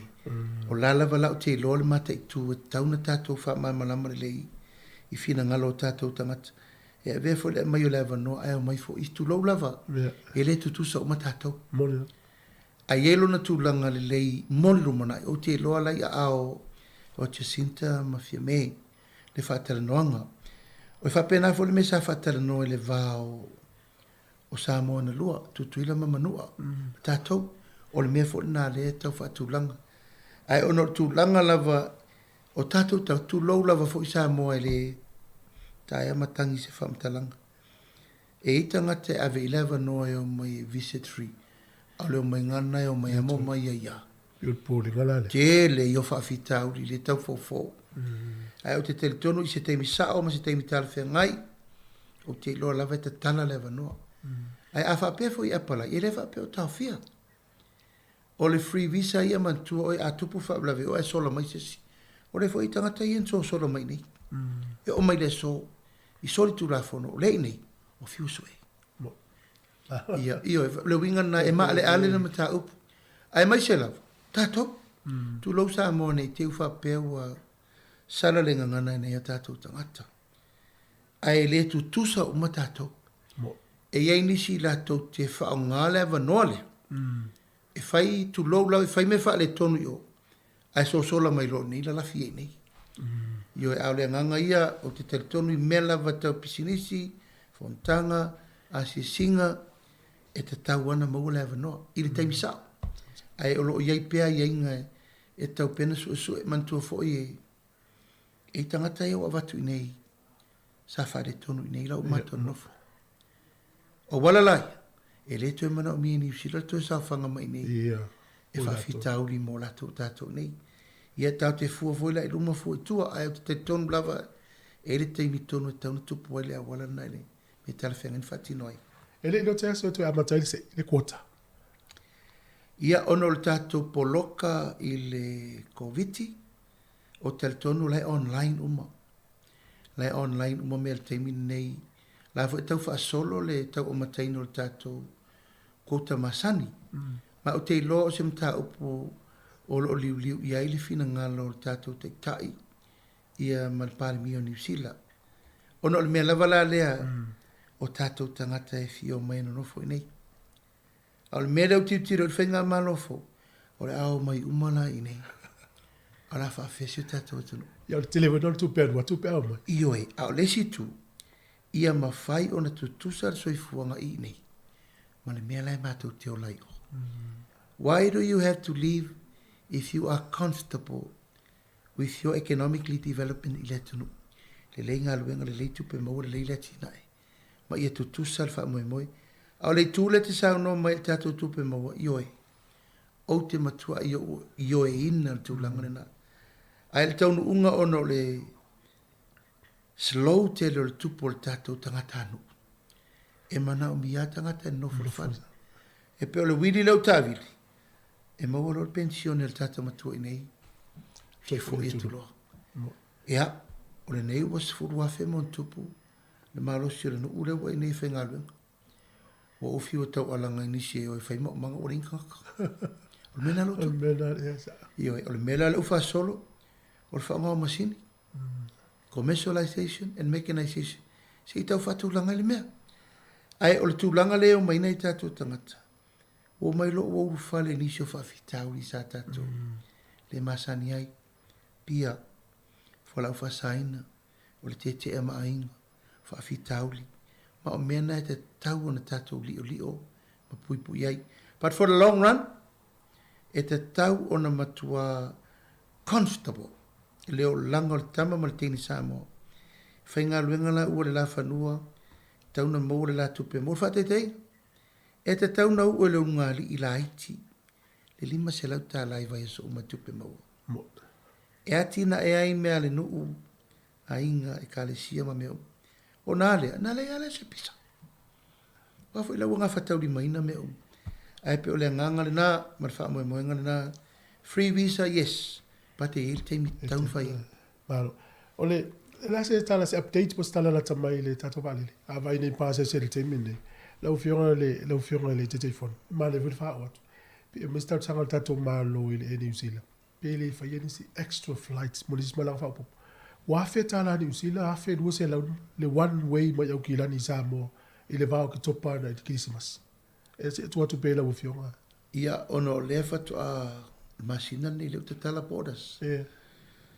Tele i o company vale le foula o fasota i atu la fere le i atu Samoa. E mana o mia competition le na. Te mi mua i ana le Virgin ma le New Zealand. Le sa fel tato fai ngā paanga. Ai le leifo tato handling on nam tau. Te loe le o tue mamau. Ai urfalis company vale le en faina pa u pasis. Mana ia. Ia mai mantua foi ono le New Zealand lava ia le company vale le tumaoti. Mai olo iai pēr wha langolonga manga e la tau te whaia se whama maa venga mo tātou tangata. I se teimere rumanai, ia sauno fo i leo le fionga le ministao valele, fionga le atinu, e whaatulanga por kalamere o whaatulanga. Al teimi nei la o mai tau. E New Zealand, Air Pacific, Qantas, Virgin, Emirates, la ua matantu tu atu la tu tau. Oh man, yeah. O lona winga ona o lea fatu a tasi le toru vai aso taluna a mata le fatal tenoanga. O tel tonu e tauna o atu le fai ungol tausanga nei. O te lele pa u mo tato pasese. Mana ia. O le upu le tauan wha mamalama le tunu u. ana whaape whaistato wa lele pa u. E pa u pasese, ai matua ngau a ano al malo. O le mesa ona. Wa fo ile tatou ta alo nei wale whaapisi ni sia le operation. Au whaaporkiki. O no o le whaile mele na mole operations o le company wa lele e leo se meta o fie. E ta tau o na maua profiti e utu ai mwha ngai o iei meta o company wa lele. Ai ono o le taimine nei o le whatu atau a mata e tūlanga e tau te sirisira fo iai tālafu o le tau fō o le taimine nei. Na uma fo le tātou ngau mua tau se lau whase lau miliona. I le company mua. A len tau tue a mata tu nei fo il mele. So le ngangala le whainga malo. Ia tilo to toa le i le awala e whai ai. Ia wane toi a moa le atunu ur mea lea. A ia mai company mai fafo. Ai ko share ai tatou. E le whain tatou wa moa na o le malo le waalele. E le mawhai. E tauna whaataua tatou no fo e lungo le New Zealand. Whapena mara Qantas, le Virgin, Emirates, Air Pacific, Pacific Airways. Po ai lawa company waalele iai. A iei fo i Malaysia o Samoa. A o lau tau tinonga fua. E tate toi tera norm ta upule ia. Te se mar tau sanga nei. Uitsi. Ona iai lo lea iel swing o lo nata tanu.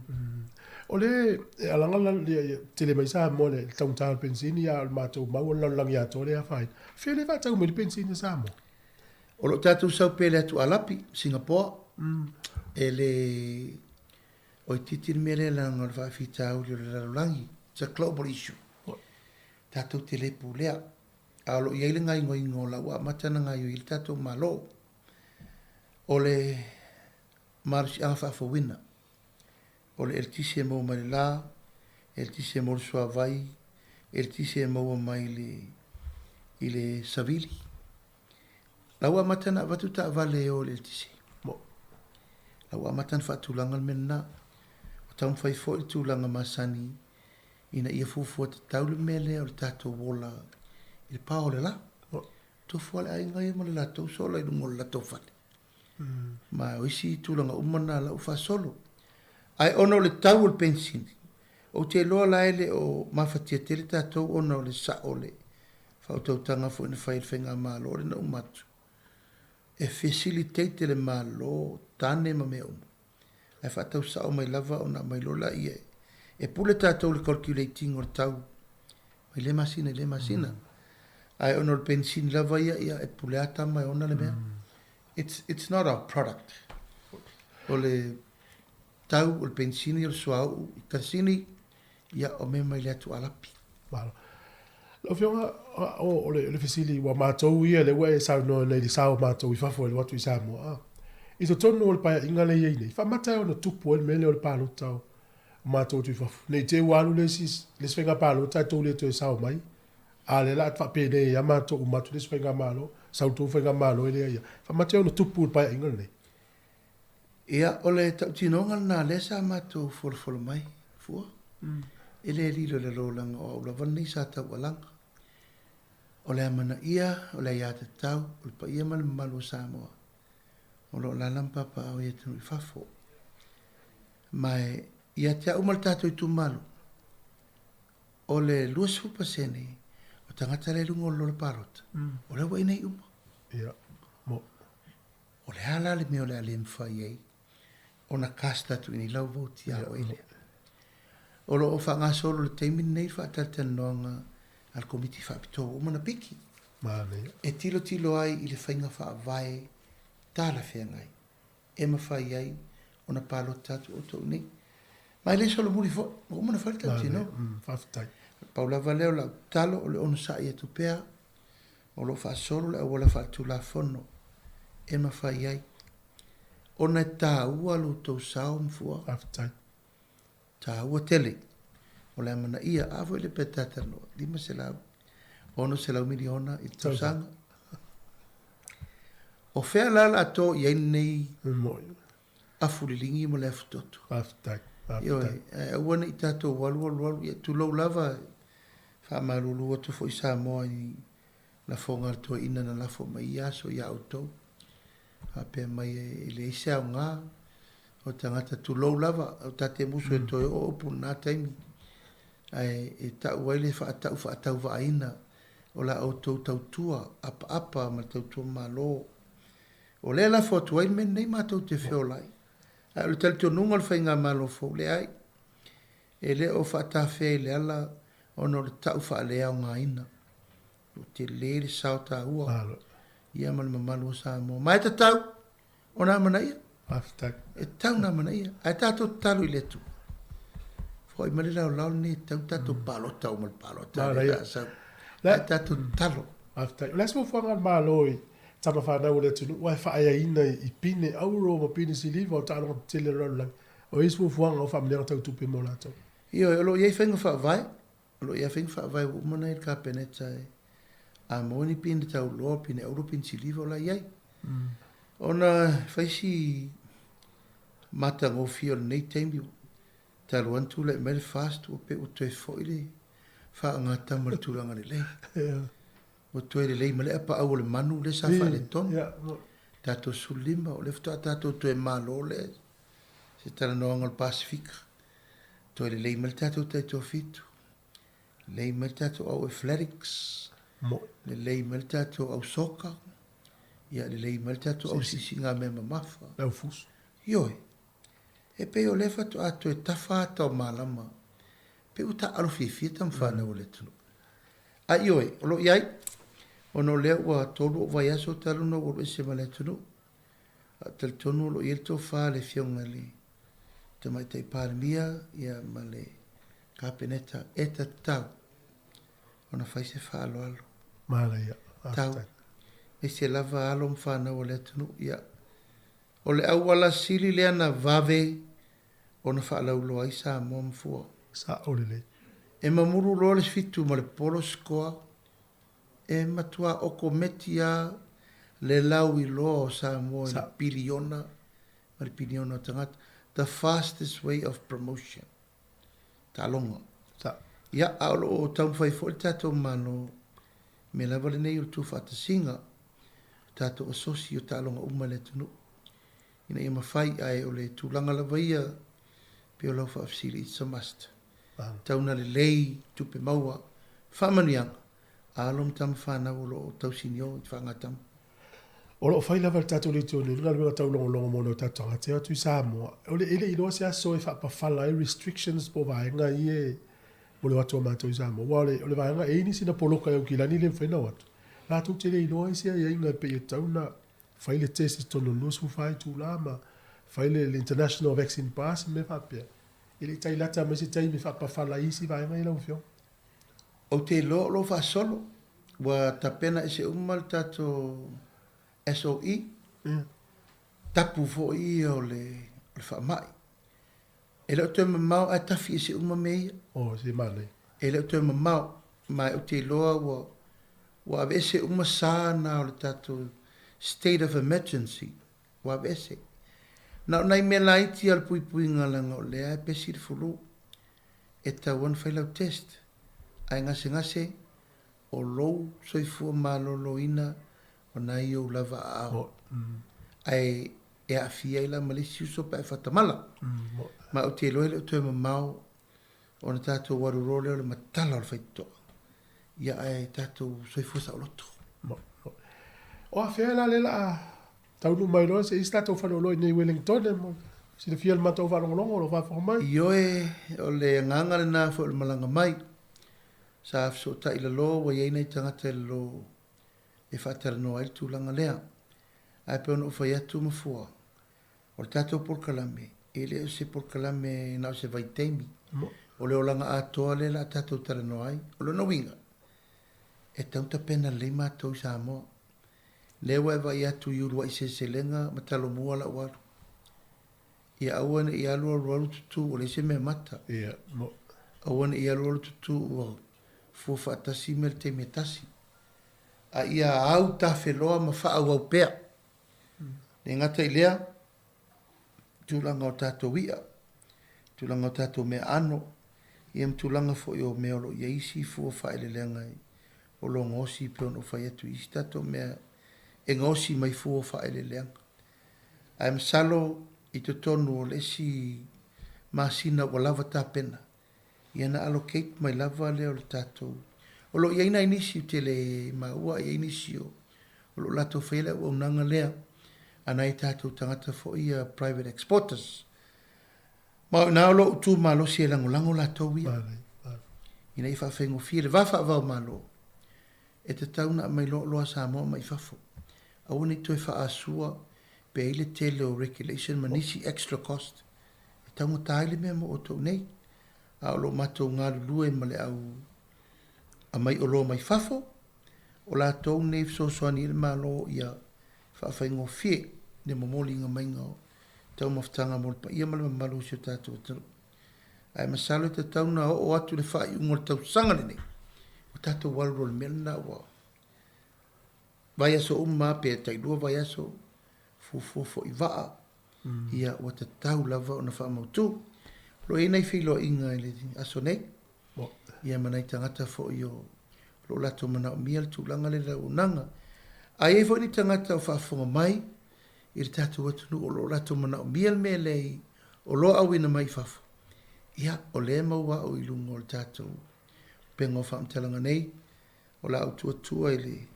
Fio ngai amafua ia contacts uma. E mawhai on tātou fsotai. Po le alawa le mea tau te mana o mia mai Samoa.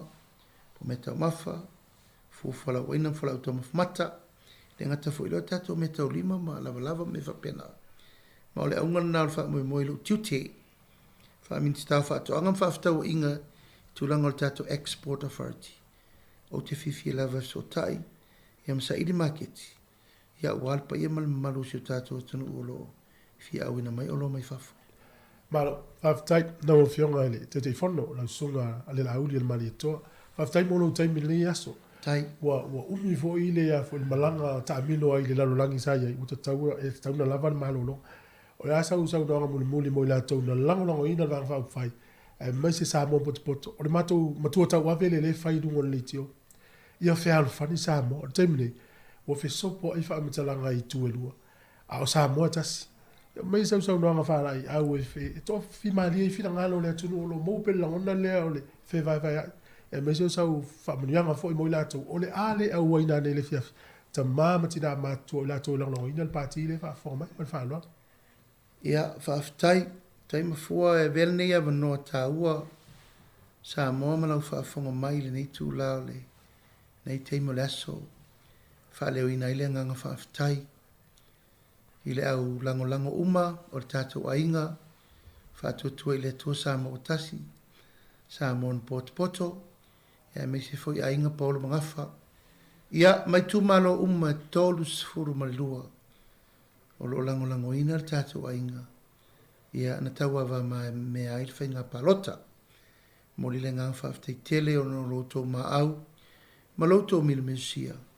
O taua I lau wha moe o le mawhauwhaunga le nāna tiri alu mai. E tātou whiloa I ma tātou whiofowhai. O moli atu le whaaftai. O na ua tau I manu le wha moe. O le ainga o le whatuatua I le atua Samoa o tasi. Ia e peifo o le tanoa mafua. Ua tātou se e I tūlanga o mao malie. Tātou taunu ufo le taunu unga ua whaile whiwhiringa le atua. Mo Samoa tu la I le fast. Tau avel whainga malo. Ia ua whaifo le fina ngalo. O le atunu. Ia ma le fina ngalo le atua I lona taimi. E whao ngā mātou mo le nei taimi tau ave Samoa. Ia e le whaititia fo I le nganga ono le. Tau ava meina fo I le HRPP. Ia ma le fo I sa ave amtaitai o le malo. I le whaititia fo I lo mātou ai. Maualunga I mesa atu tupu. Ngā luenga le leisa whatino, bi I le atua. Ai peo le angava lava lea tau mwhai le teimini nei ma le tua lalo.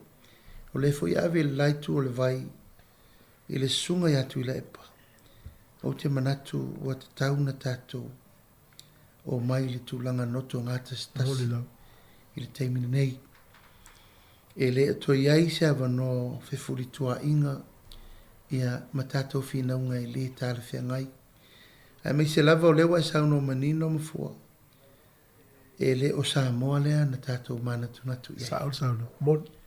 ua va lava le fonga va ai upu matala si I lava le tā sopo ai le pule au le pule pō ma le tai le ele ia ai le o whaanau te inga ia ma le whaavai na tātou soifua mai e Samoa o le ainga tasi le afu tamati na a inga tātou ia e pe wa vea lava le le wha maamulu ma le leta lia ina o le wha iunga Samoa le laitu ia le lava la ufa ua ua wha pe tātou o la e se upu mafua wa tatali atu o le nei lava e folo o ono upu matala tali lalo le asasa o mani masaidi lalo malo ma le tali tonunga ia tō se afu le leimo le rumanai au foi le upu le tasi sa interview le tasi foi se taimi o te tua lalo ai I le laitu o le vai sunga le alo mani toa I le ilava e lea wa tau na tātou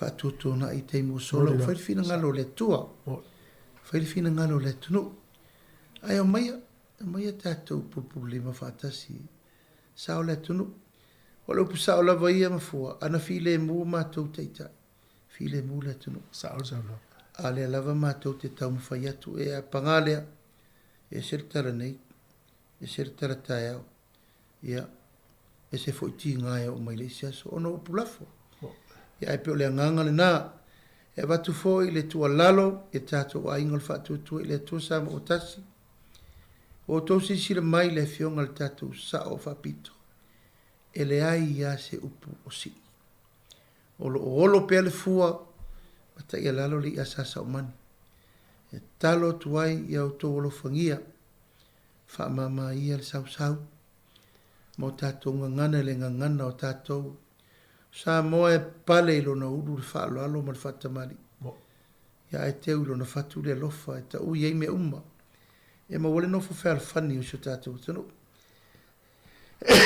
e ui lea mafua tonu lava I ei ale taimi o le tua tātou te leilo fo I mene te tupu po le fina ngalo leo le tua na ia matua a mai umai lunga mene tātou te le marmala mai ai e lava I altino I le marmala mai li tua le nganga ai paulo la te talo na I feala tupu mai tupu langa fai mai e o mai fai le mautonu le manuia leo le tunu al tu langa lava ia I le anava ma le wha moe ia fi le mu Samoa tātou fo I lava le tūlanga masani wai loa le tātou tū ma le wha aloalo I e ave I le wha aloalo wai loa fo I ma le tātou tū ma le anga I le ave I le wha mua mai e te tau na ave I ai le tamari anga e tala whenga I le se me fo ia tātou fiola mai lava wai tū sa vari tū tau tala I loa tau tala mea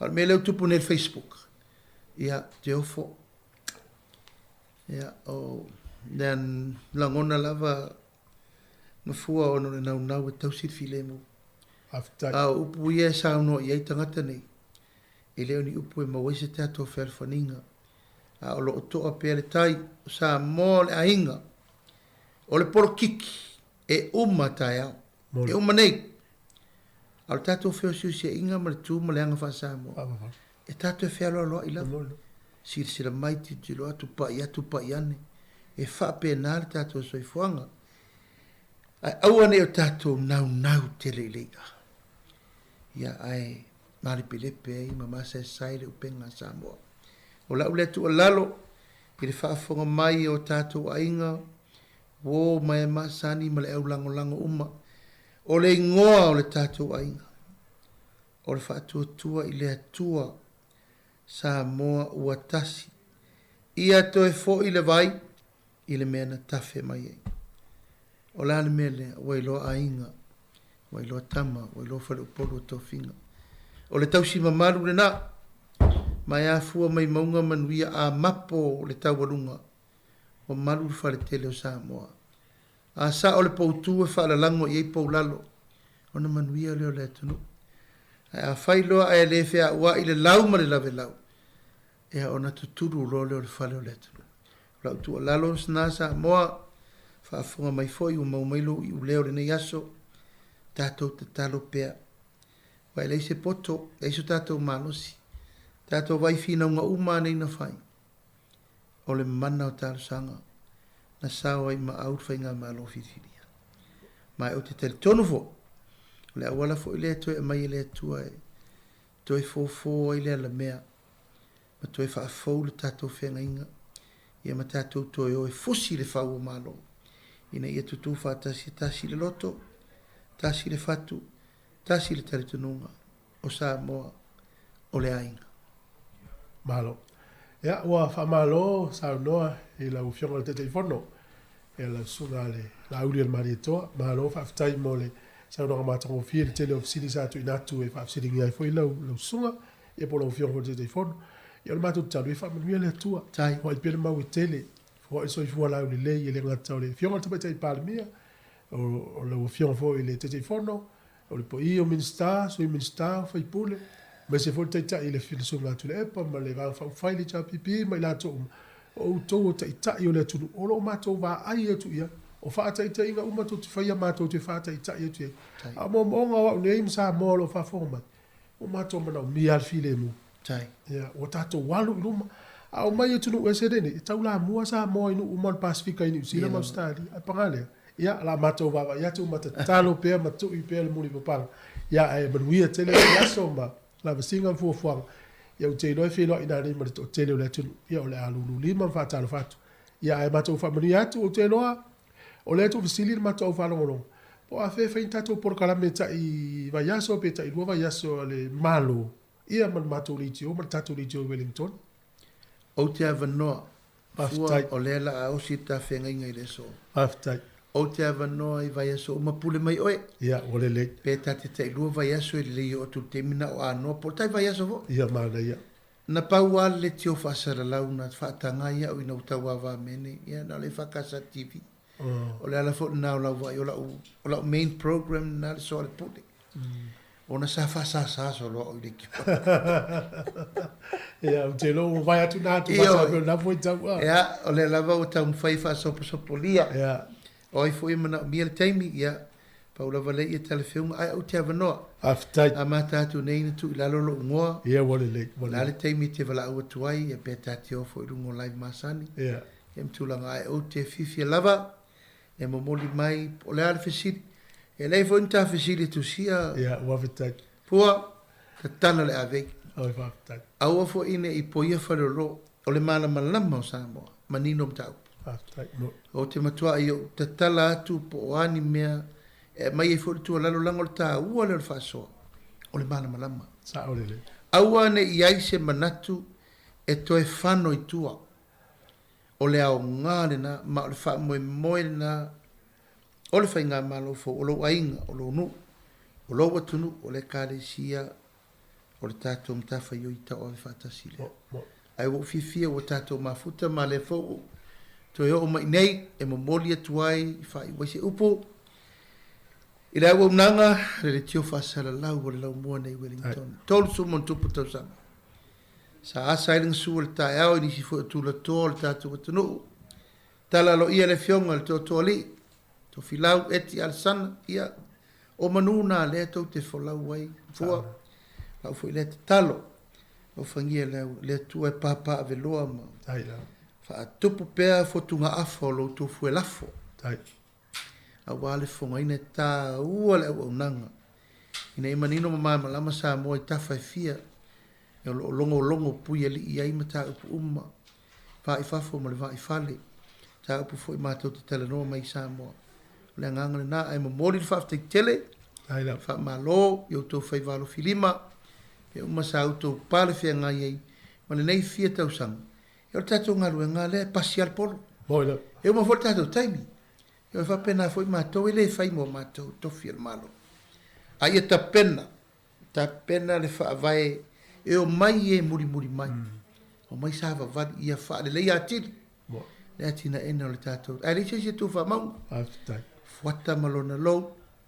O le lou malona fuata. O le tautai ma le tai. E o le tautai foi ma le taanga. Ai pe whapena le tātou savaling. Tātou te ngā rue ta pena. Mea mo le rumana I manuia o Samoa. Ai manuia tele nei aso Samoa malau. Whaafonga mai, whaaftai umolo, ulau lau. e o tua iu leo i o tua mota malawa, tau ina ia lofa ngele tua, te ulu manga o toi o nei aso, e mau penso i fua lau lei, wa whaiva mtiute mga rwena. Ai mo nei taimi, manu ia tau ulu manga o toi, alofa te reatu.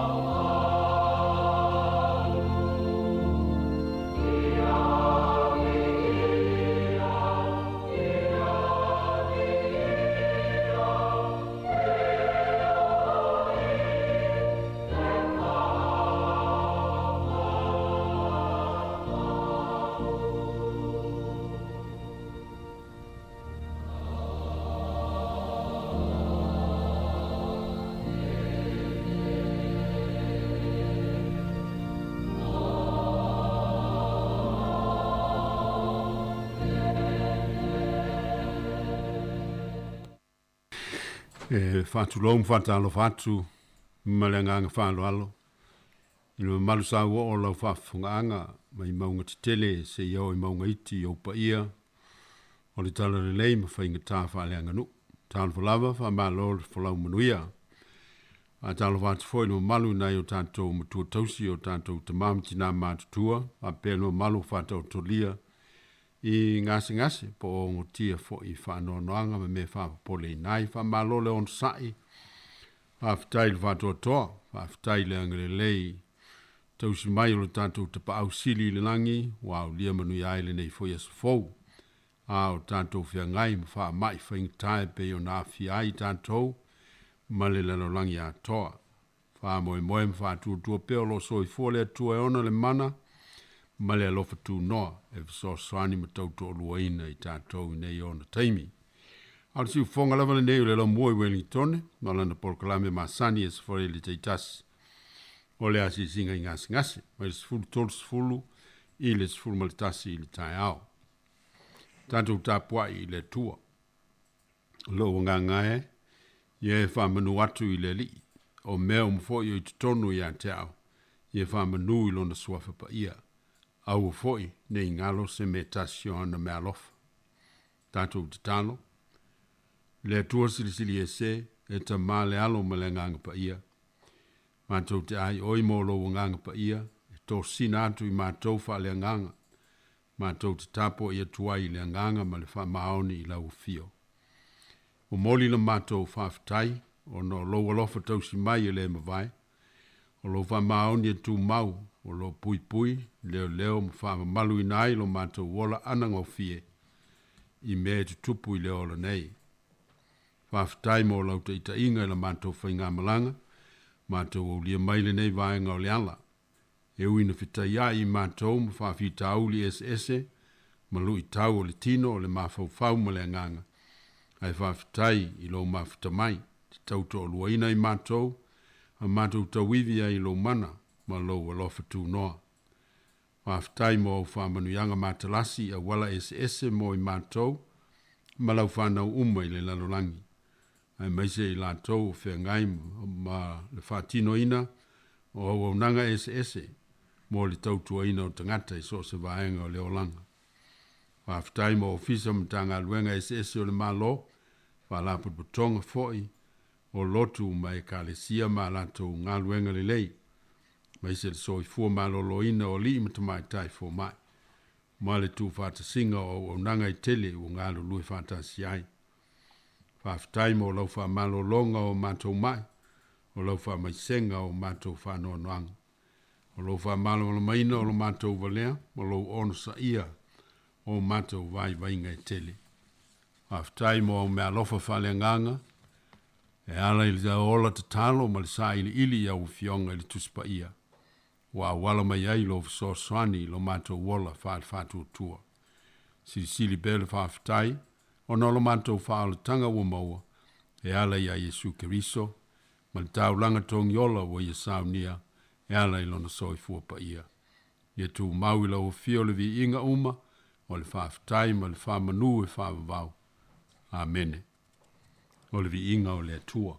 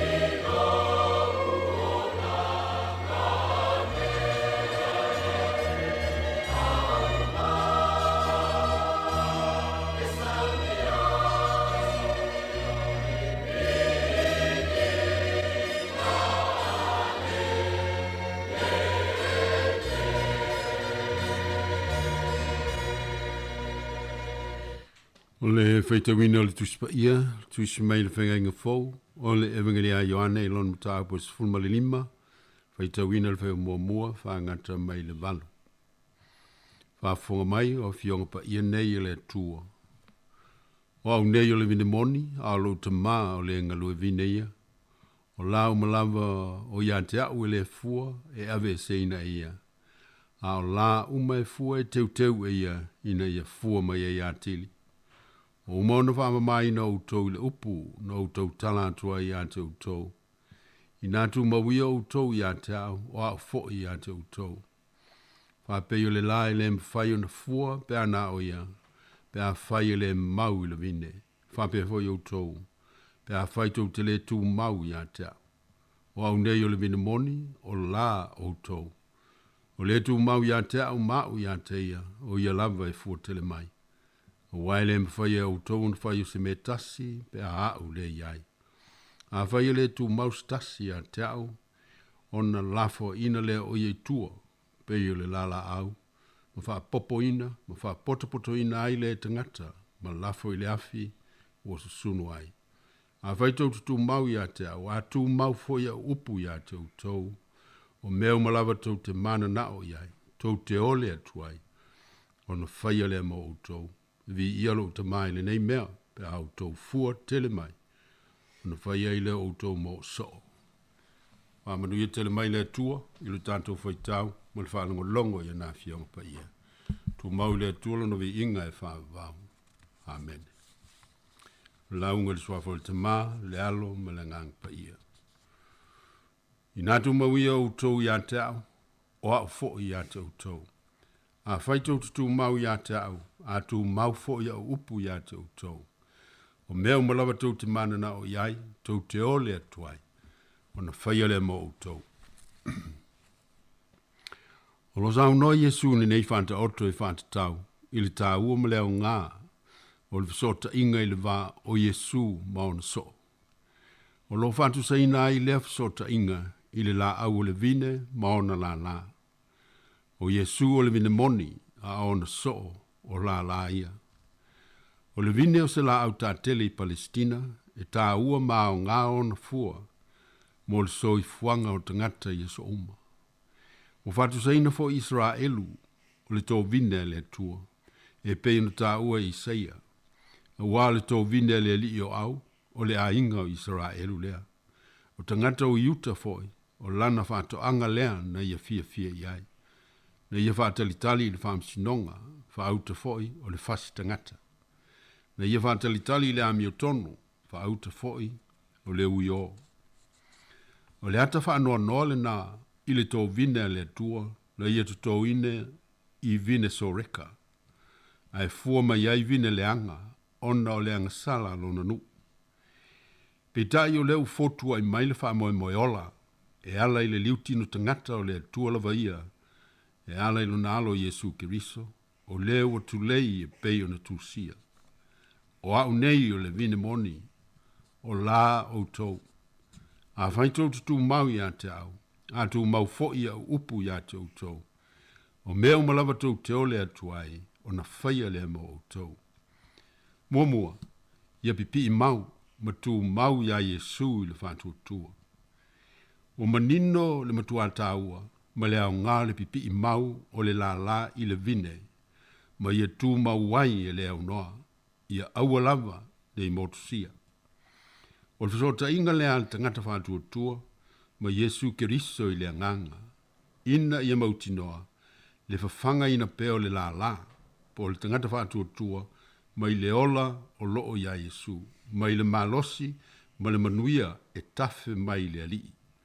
E fafanga ina ai mu sele uma o le ola whantua tua, ma whata mao ai ngai nai le ola au auna o le tangata i le tua, e ala isi tangata.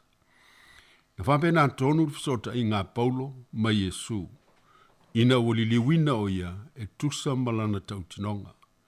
O te leo toi ola au, ao Keriso, o lo ola i tutono ia tau. O le ola fo i o te ola i nei le tino, o te ola i lava i le whatua tua, i le alo o le atua.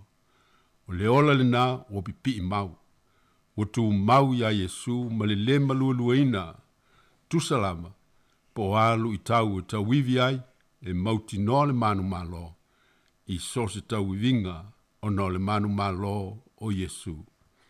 Leo pele, tātou tau mawhai atili, ina ia tātou pipi i mau, ma tātou tu mau pea ia Yesu, I le whātua e le ma luelueina.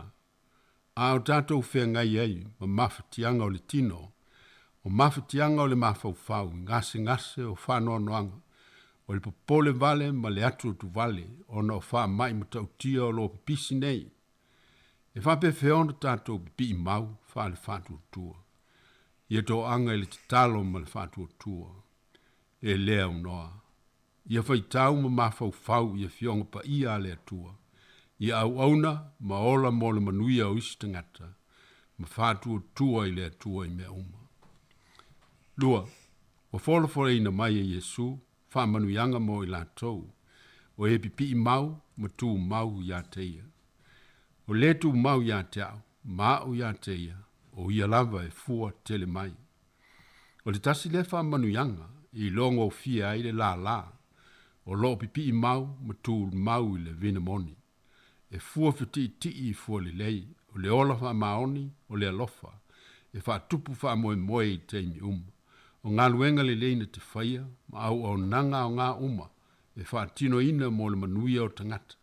E tau sisi pea, ma muli tui i awa o ngā Yesu. I le mea sili na te mawhai o na whai, i le pipi mau i a Yesu. E ola wha lango i a Yesu, malona nganga pa ia. E wha malo si ai o ia i teimi uma. Wha lango i a i teimi whainga tā, ma teimi whainga o fia o leo lang. O la Yesu, wha pei o le la, e le mawhai o na fua pe ana o ia, e wha pe na fo i o tou, pe a whaitou te le tu mau ia te au. Aua, e le mawhai o tou na whai o se mea tas, pe a au le iai. O lona lua o wha manuianga o wholafolaina Yesu ni nei whata oto. O meo malawa tau te mana na o iai, tau te ole atuai, o na whaia le mo o tou, o le la lale na ua pipi i mau, ma tū mau e leo noa ia Yesu il whātua tua. E mauti noa le tali whaali o le atua i ana te talo o le whātua tua. A wawa mauaa lona tali tonu, ma lona wha moe o mausali i le atua. O lale apostolo i Jakopo, o le te talo fo i e whaia i le whātua tua, e wha aola i nai le mai, e whātuina fo i oia i le li, a whai fo i wanga sala, e wha mangalo ina ia. O sao noa manino fo i Yesu i lava ia. O mea ma fo i tau te ole ma iai le te talo wa iai le whātua tua. E maua lava e o tau. Nā o i la tau o e pipi i mau. O e tu mau ia Yesu e leo noa. La tau te maua le nafa manuianga. Wape i le la e le mwhai una fua pe ana o ia. A whai le tu mau le vine e whape fo i o tau. O le fisili mo tātou uma. O tātou pipi i mau e le vine moni e pei ona te tau ai. Po ua matangatanga lo tātou ola pipi i le atua ma tātou ta whea mali ese ona o le angasala i o tātou olanga. Ua iai le aso o la talatai le ali a le tele o taimi tātou te mamao ai ma le ali. E aona tātou matala a walo whano noufo li ti apolo. Ina ia motu sia le fisota inga o le la, ma le vine moni. Mana tuole mena tupu ia iuta le sekara. O stasio la o le vine moni. Sa mafuta va malalata ma Yesu. Sa ia va ai, sa ia moli mawina le tele o ngā luenga. Ma va venga sa whaia le li. Sa ia wha longa foi. Ma o ina o ia i saunoanga. Ma la unga na pa mai le fufonga o Yesu. E winga i le malo le atua. Ai pangalea. Na matua mo motu le ti Apollo, lo naola so tai maleli. A o lanto famana tuina le paseka. E peio na moli mau yo ane, tapu sfutolu fa yu pelua.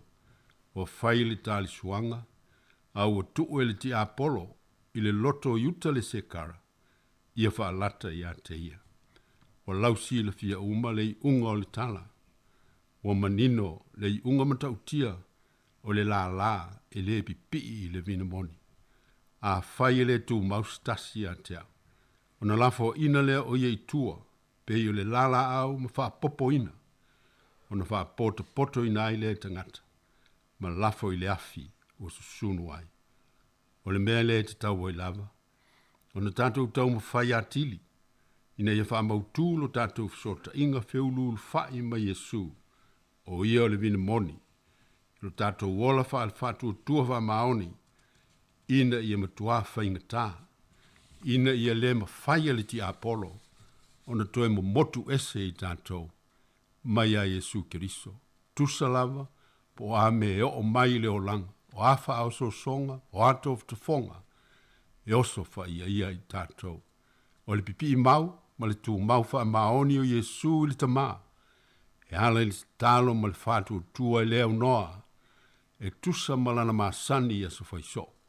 Sa vele na mapunawa yola, o lona malosi whawhawina pēr, mo le whāti nonga o lana misiona, mo lo tātou whaola tanga, ma le whaola ina o le lalolangi. E ala i lona soi fuapa ia. Ia tu mau i lona suafa le vi inga uma, ne i o le whawa vaulava. Amen. Eo tātou tatana. Whamangalo maile li ie. Lo manto wola tau mamao malau o fio. O motu si a pēr la tātou so tanga. O na o i mātou, mā mātou on sala. O mātou vai vainga, matu ina nau le o langa nei. Ia e lofa ma whamangalo mai. So soani maile li ie. Ina ia mātou ma whai ona pipi i mau. Ma tū mau moni i lau fio i leo noa. A mātou wola ai i le ola whawhawina pēr. Mātou te talo ta mā, ma le whātua tua i loa lofa malo mana, whamalo lo. A malo lo i nai lātou uma o e o whata o tolia i ngasi ngasi o le tino, ngasi ngasi o le mawhawhau, o loto o mānganga. So se no whanga o iai. Fōa i atu iai lo manuia, ma lau whamalo longa e ala i ngā luenga, ma tau mwhainga au o auna fō mai. A mana ina e lo nganga, ngā luenga le lei uma o auna o lo ngā lulue, mo le whaatino ina o lātou tiute le tonga fitinga o tangata mamai. Tālo mo i lātou uma o ongotia i whanonoanga, ma le loifu fonga malingi, ne ia wha meise ina e lo nganga wha mawhana whana. Ia lātou i lole mana o lo toi tūma malu, wha mawhana whana ina ai i lātou.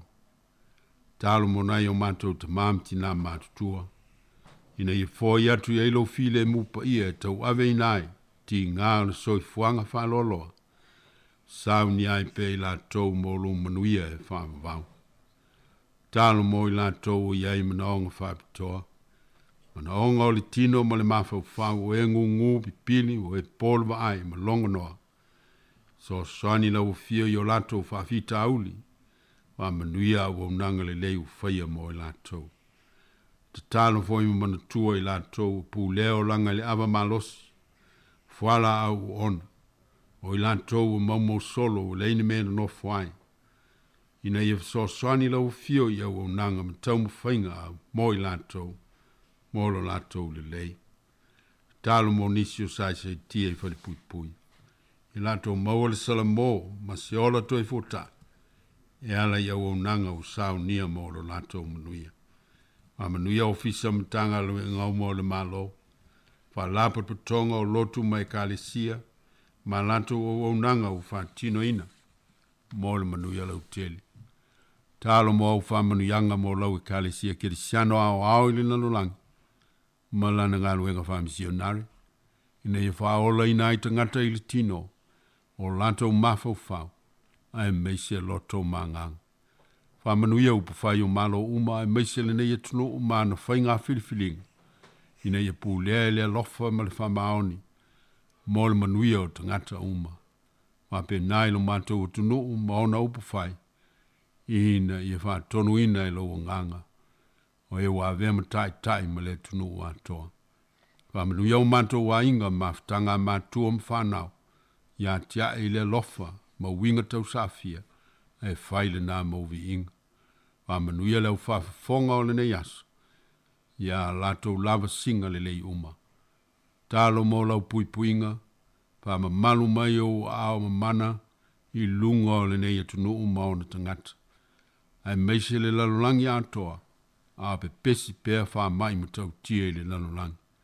So swani maftianga, O tunu te tele ma le nei fo i tunu, a o ta wivi ai te ngata i te te i le wha mai. Fo ai, fo mai, le to mai ma le anga wa, whenga iai ma o lato tiute, a meisi le sai lingo se vai la au, ti nei ai le covitis fuluiva, i lou mana ma lou alofa tu noa.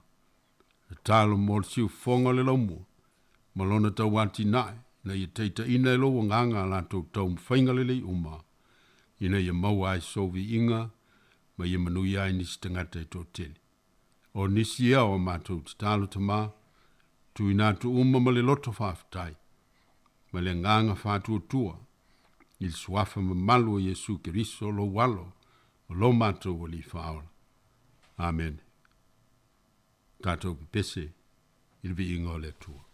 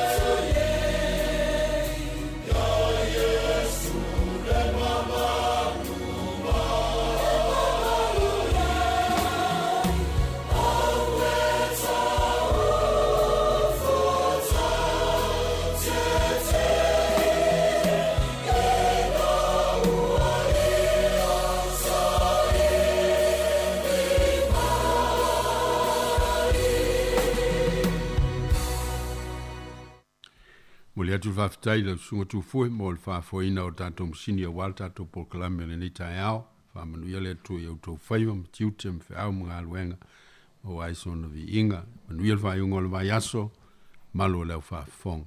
Tātou whaiu ili te tālo. Tu maumai e o mātou lunga. Ma lunga o lau whanau ma lawa i le larolangi. Le lofa tu no tele o lau fio le atua o lau mātou te maa. Le alofa sili ese o Yesu Keriso, o lo mātou wali i ma lo mātou whaola. Ia maua pe i mātou le mawhatanga mawhanawhana ma le file mū. Ma lo lava nganga pa ia nei, se ia o i le whawawau e whawawau lava. Amene, ma amene.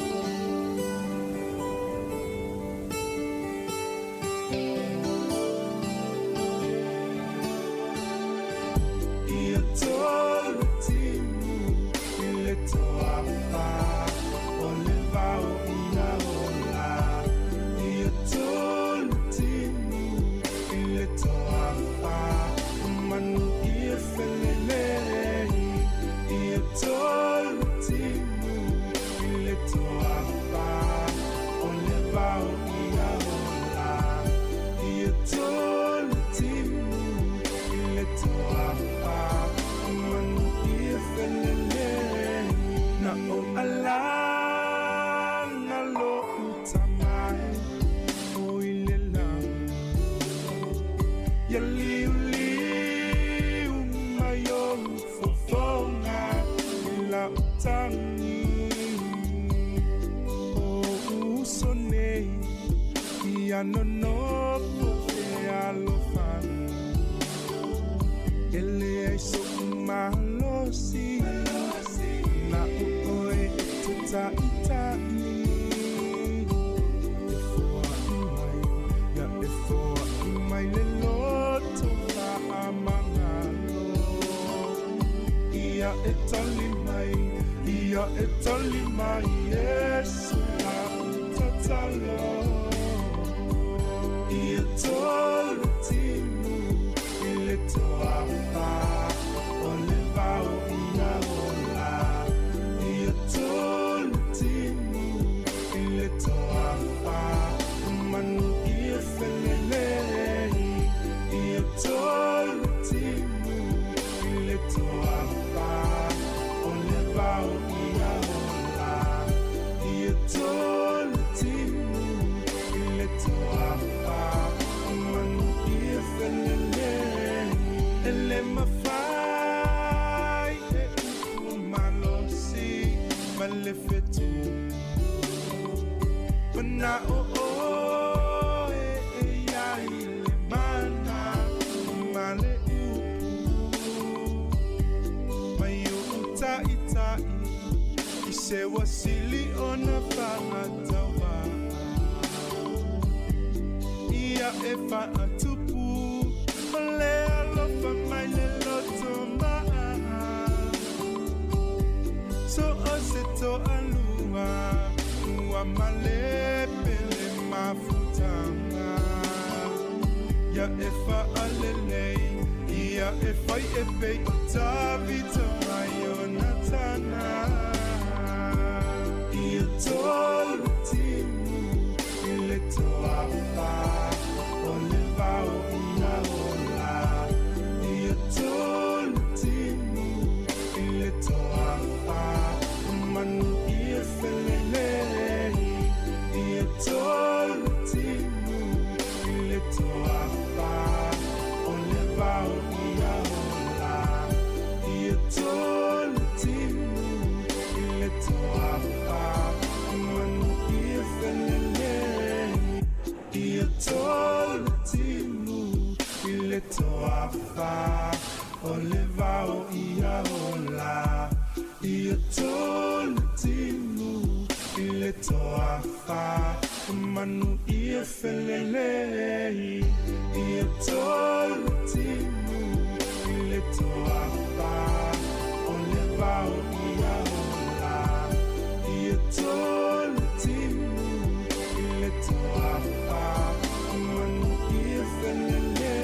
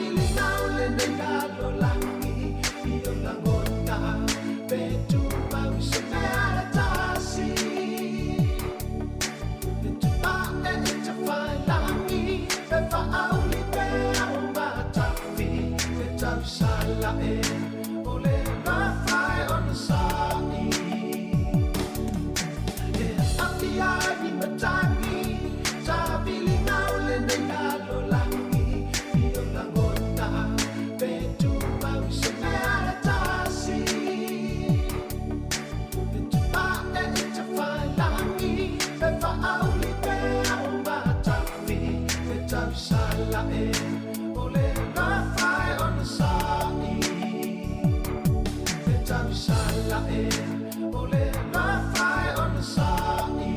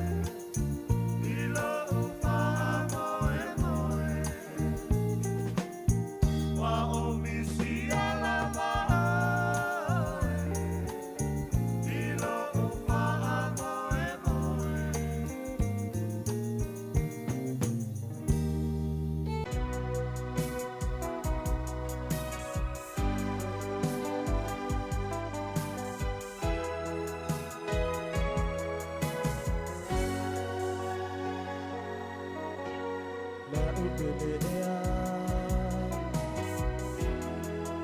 a o mama ela mana oi ua umayo unei manatu te upea oi isi o ufatu panulile ole mau pelele fia fia mata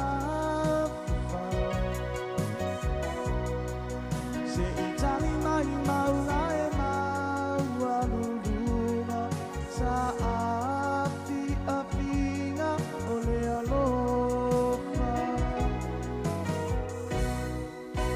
la no la nie omo omo onga ufani ai ita maporo Osete tu susuluma lama lama oe lava osia utasala Susuluma ine olela ele uma ema fana fana ya unei totona ele tio mai mai ole poto solomona siliona me uma ole alofa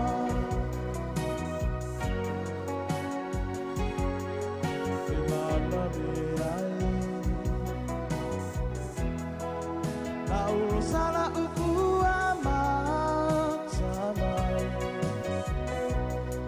Olo mano gisa salamoa u ieso uma E fai oe mao tumu tumuma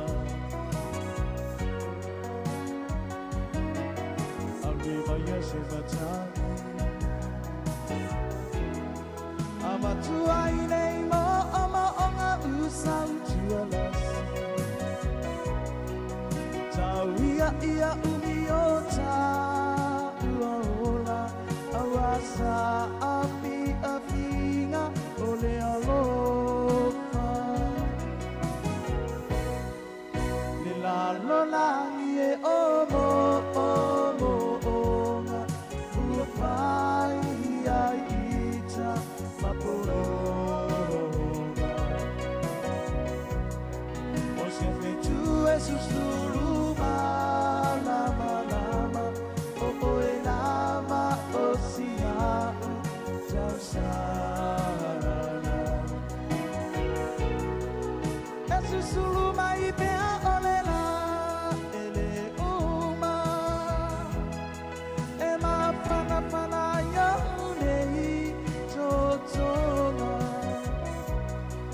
ele tio fai mai ole moto solomona siliona me uma ole alofa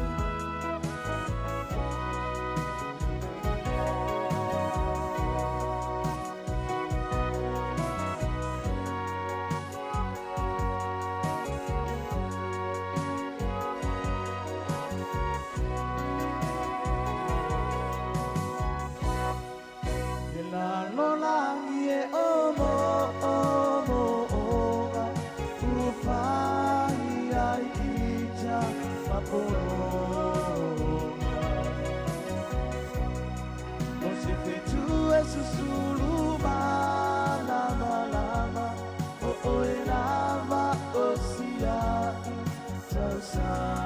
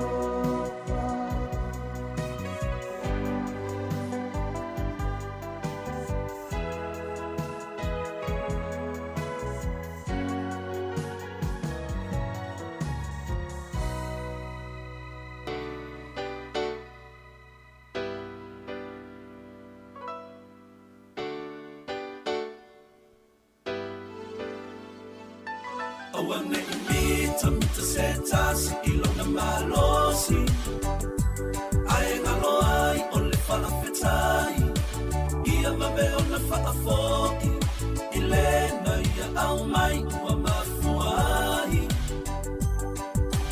Mana tua ia tali uole wa ane ingota le whangatai Abele tamau ai nai tupe tele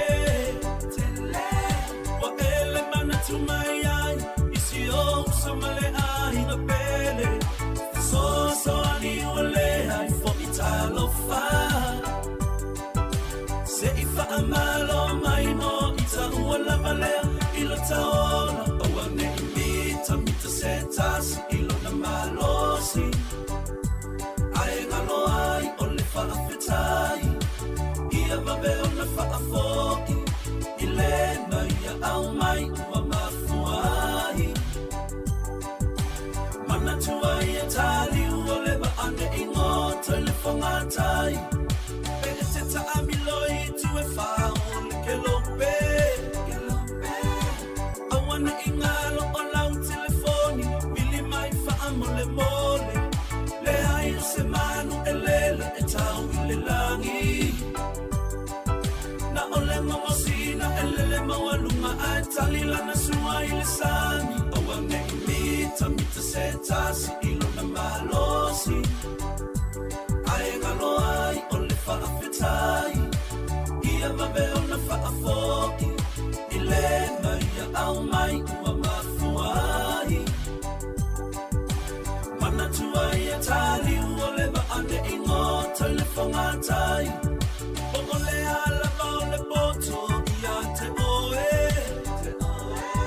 Le tala le tusi o le vale inunga Umalo wha moe moe So ani ile ua mana o mia I whelo whani tato Umama waole o la fia fia Awane imita mita setasi ilo na malosi Ae ngalo ai ole whaafetai Ia mabe ona whaafoki Ilena ia au mai ua mafuai Mana tua ia tali uole wa ane ingota le whangatai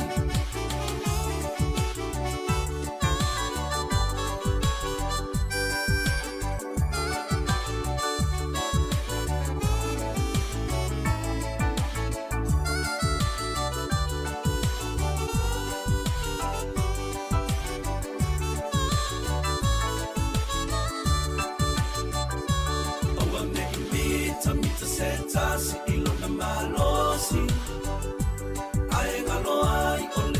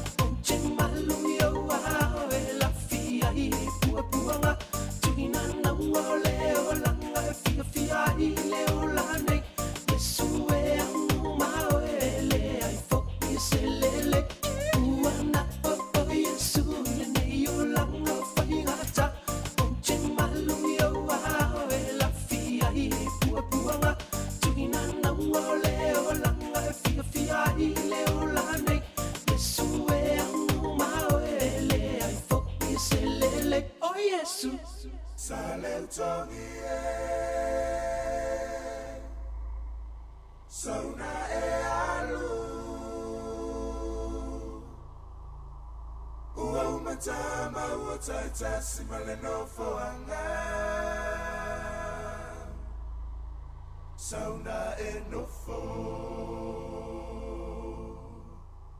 Saleu tongie Sauna e alu Ua umatama ua taitasi malenofo anga Sauna enofo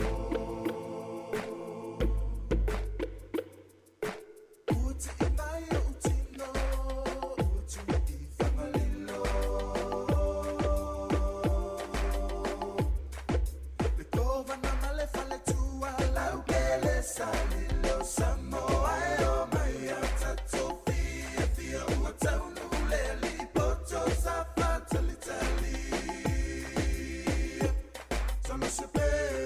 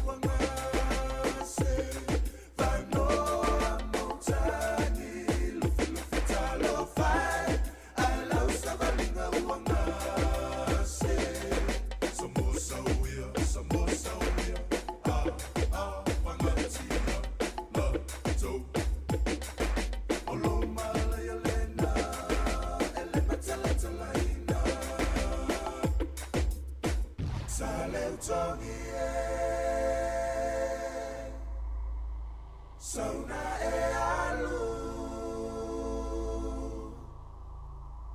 Ua umatama ua taitasi maleno foanga Sauna e nofo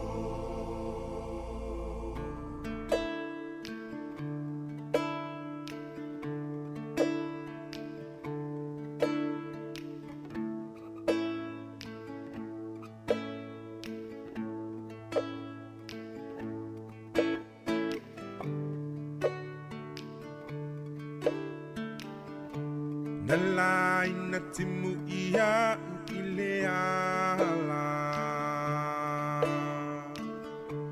Wa ea oleva amole olo umanava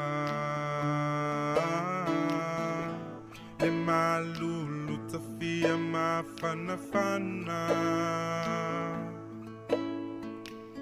Sa ilinga manui hela ufainga malanga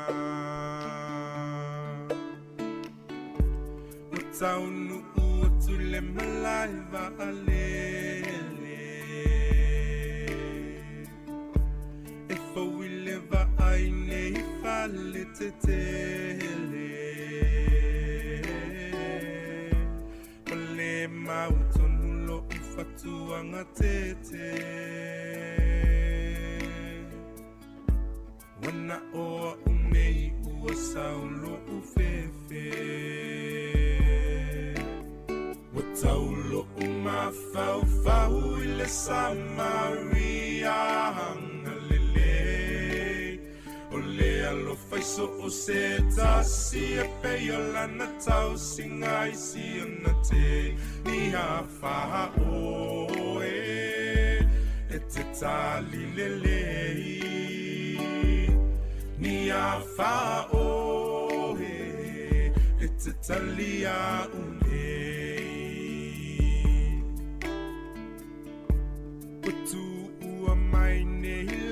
Ua onga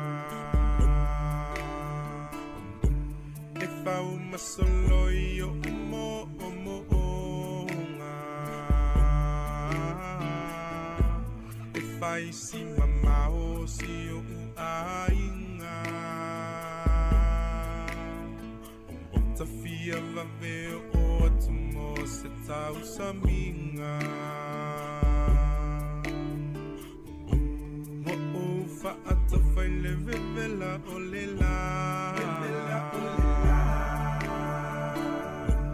Wamu uva I le vevela o le ta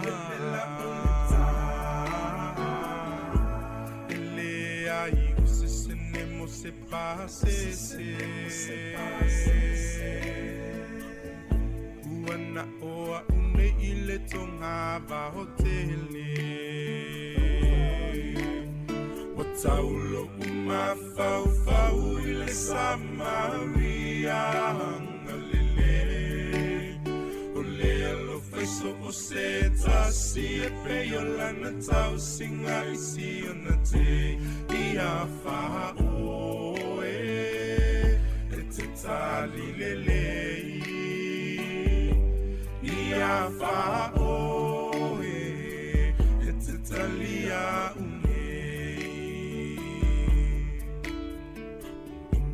Na o supo ile moa na sau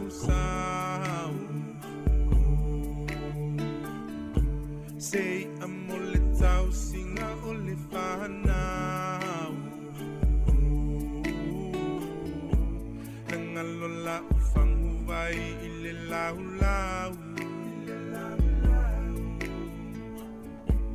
Wale mautonulo mafau Se va a fangota ua o langona hina Na o vala au ilo umatelaina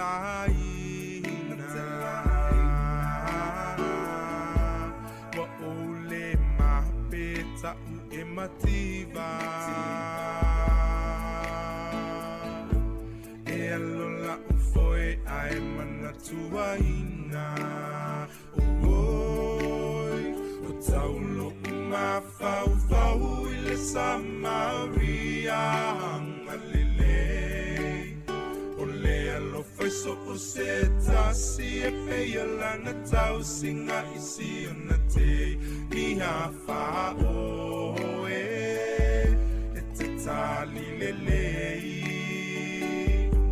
ni hafa o e te tali a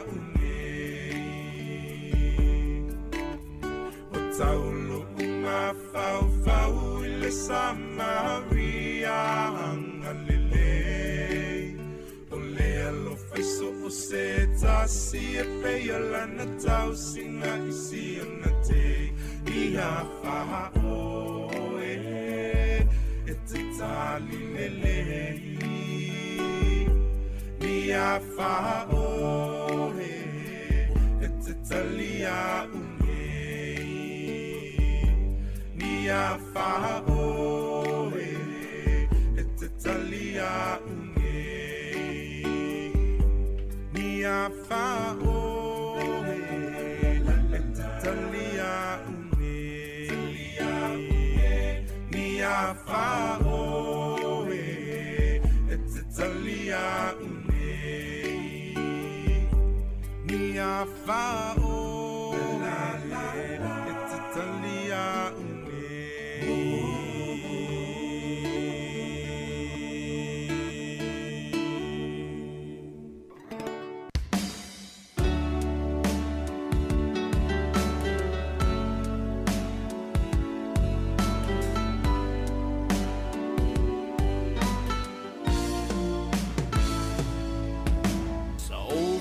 Tali il tele o aso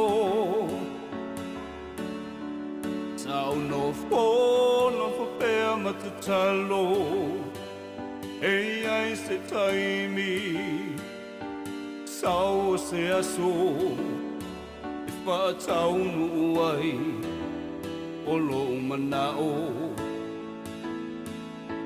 I se fai fua Mai le atua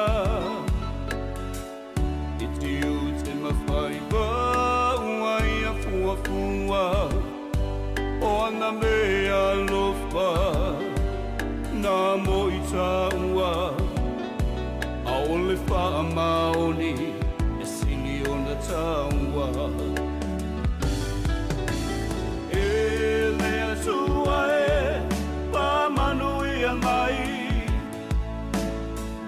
Taleni ua maua Wa e poai mai O whaamanuianga E malino ai o la ua ai Te whaamaoni I ngā luenga uma o te whai O te whaamoe moe I le magosi e te au mai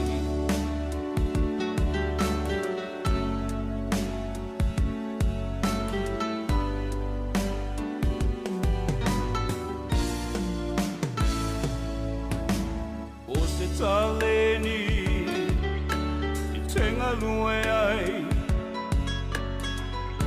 Galulue magosi au ale wha vai vai Te taimi le lumanai O le afua mai Lo wha maoni E te manui ai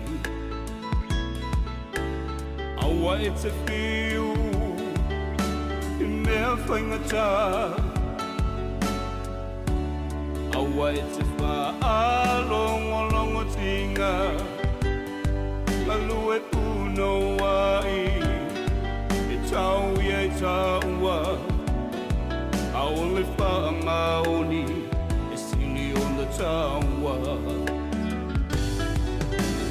E lea tua e Pa manui a mai Taleni ua maua Wa e poai mai O whaamanuianga E malino ai o la ua ai Te whaamaoni I ngā luenga uma o te whai O te whaamoe moe I le mago si e te au mai. E lea sua e pa manui a mai. I tāleni ua maua, wa e poa i mai. O wha manui anga, e malino ai o la uwa ai. Te wha maoni, i ngā luenga uma o te whai. O te wha moe moe, i le malosi e te au mai.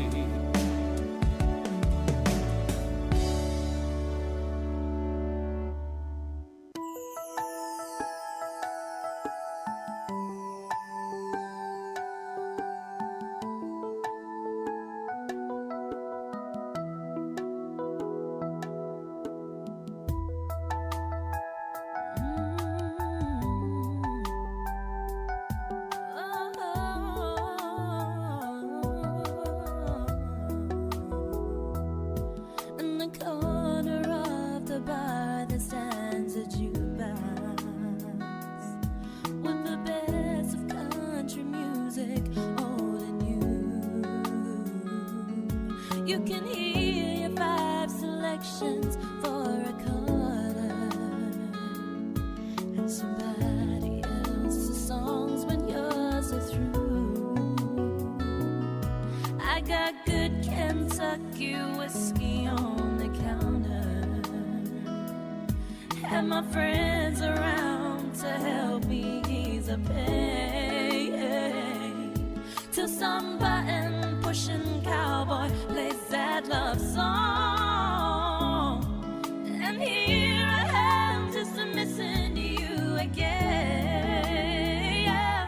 Please, mister, please, yeah, don't play B-17. It was our song, it was his song, but it's over. Please, mister, please, yeah, if you know what I mean, I don't ever wanna hear that song again. I know inani tupe itaimi uma, beva inaila e afete saili imaunga. Oh, te tauto atula upele olo uola, olo ufatu malo utina maulangona. Aiuilea o manatu umaia wanao semiti, mana onga lea nganga moi iso se taimi. Now se atana etu ua ina ua e alu, ma se pese mali e fa malu ilone fatu. Fa amole mole, la ubele e ua olangana ina, uinga ole pese sa e usuina, ai ua uma. Fa amole mole, anga e tapo ie ona, mama na tui for yolanga, na watale lava polonga. Please, mister, please, mister, don't play B-17. It was our song, it was his song, but it's over. Please, mister, please, yeah, if you know what I mean, I don't ever wanna hear that song again. Please, mister, please, yeah, don't play B-17. It was our song, it was his song, but it's over. Please, mister, please, yeah, if you know what I mean, I don't ever wanna.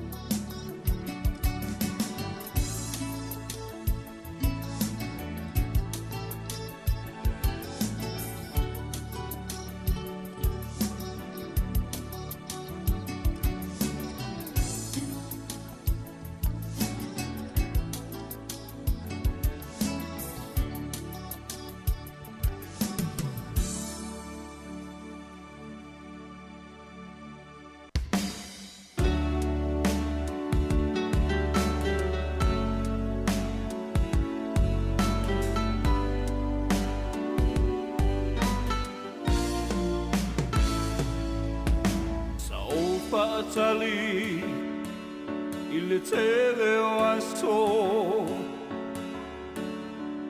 Tau no pe matatalo Ei ai se taimi Sau se aso Fa tau nu ai O lo manao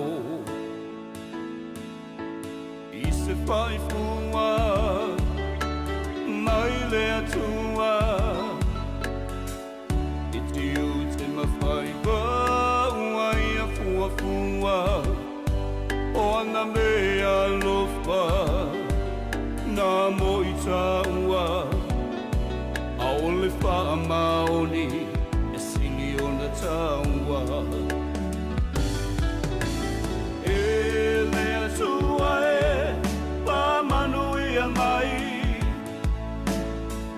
Taleni ua maua Wa e poai mai O whaamanuianga E malino ai o la uwa ai Te whaamaoni I ngā luenga uma o te whai O te whaamoe moe I le magosi e te au mai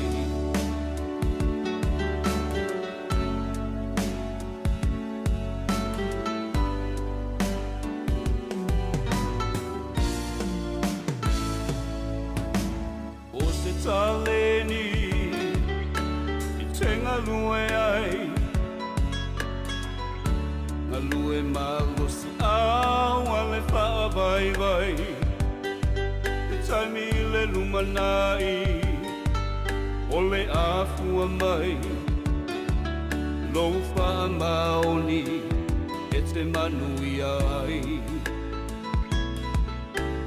Aua e te whiu Mea whaingata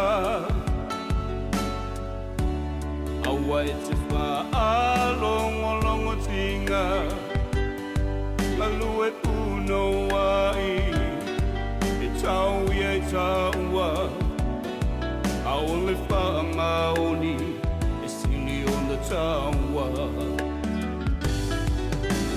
E lea tua e Pa manui a mai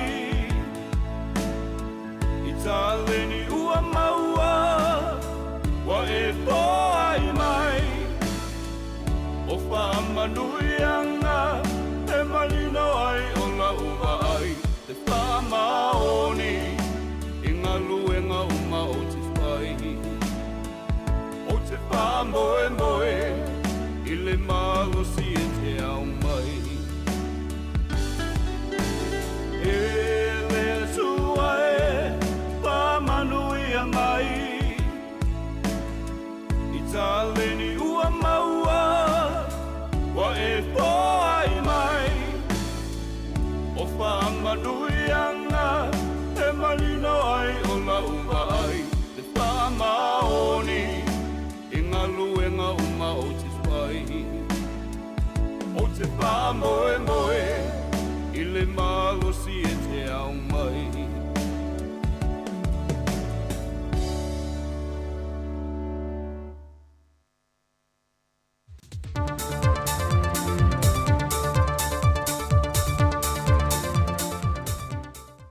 Ta alofa lava le whaai unga le neiva yaso le tātua tunuu, ala mai o se whao poponga o tala mai Samoa.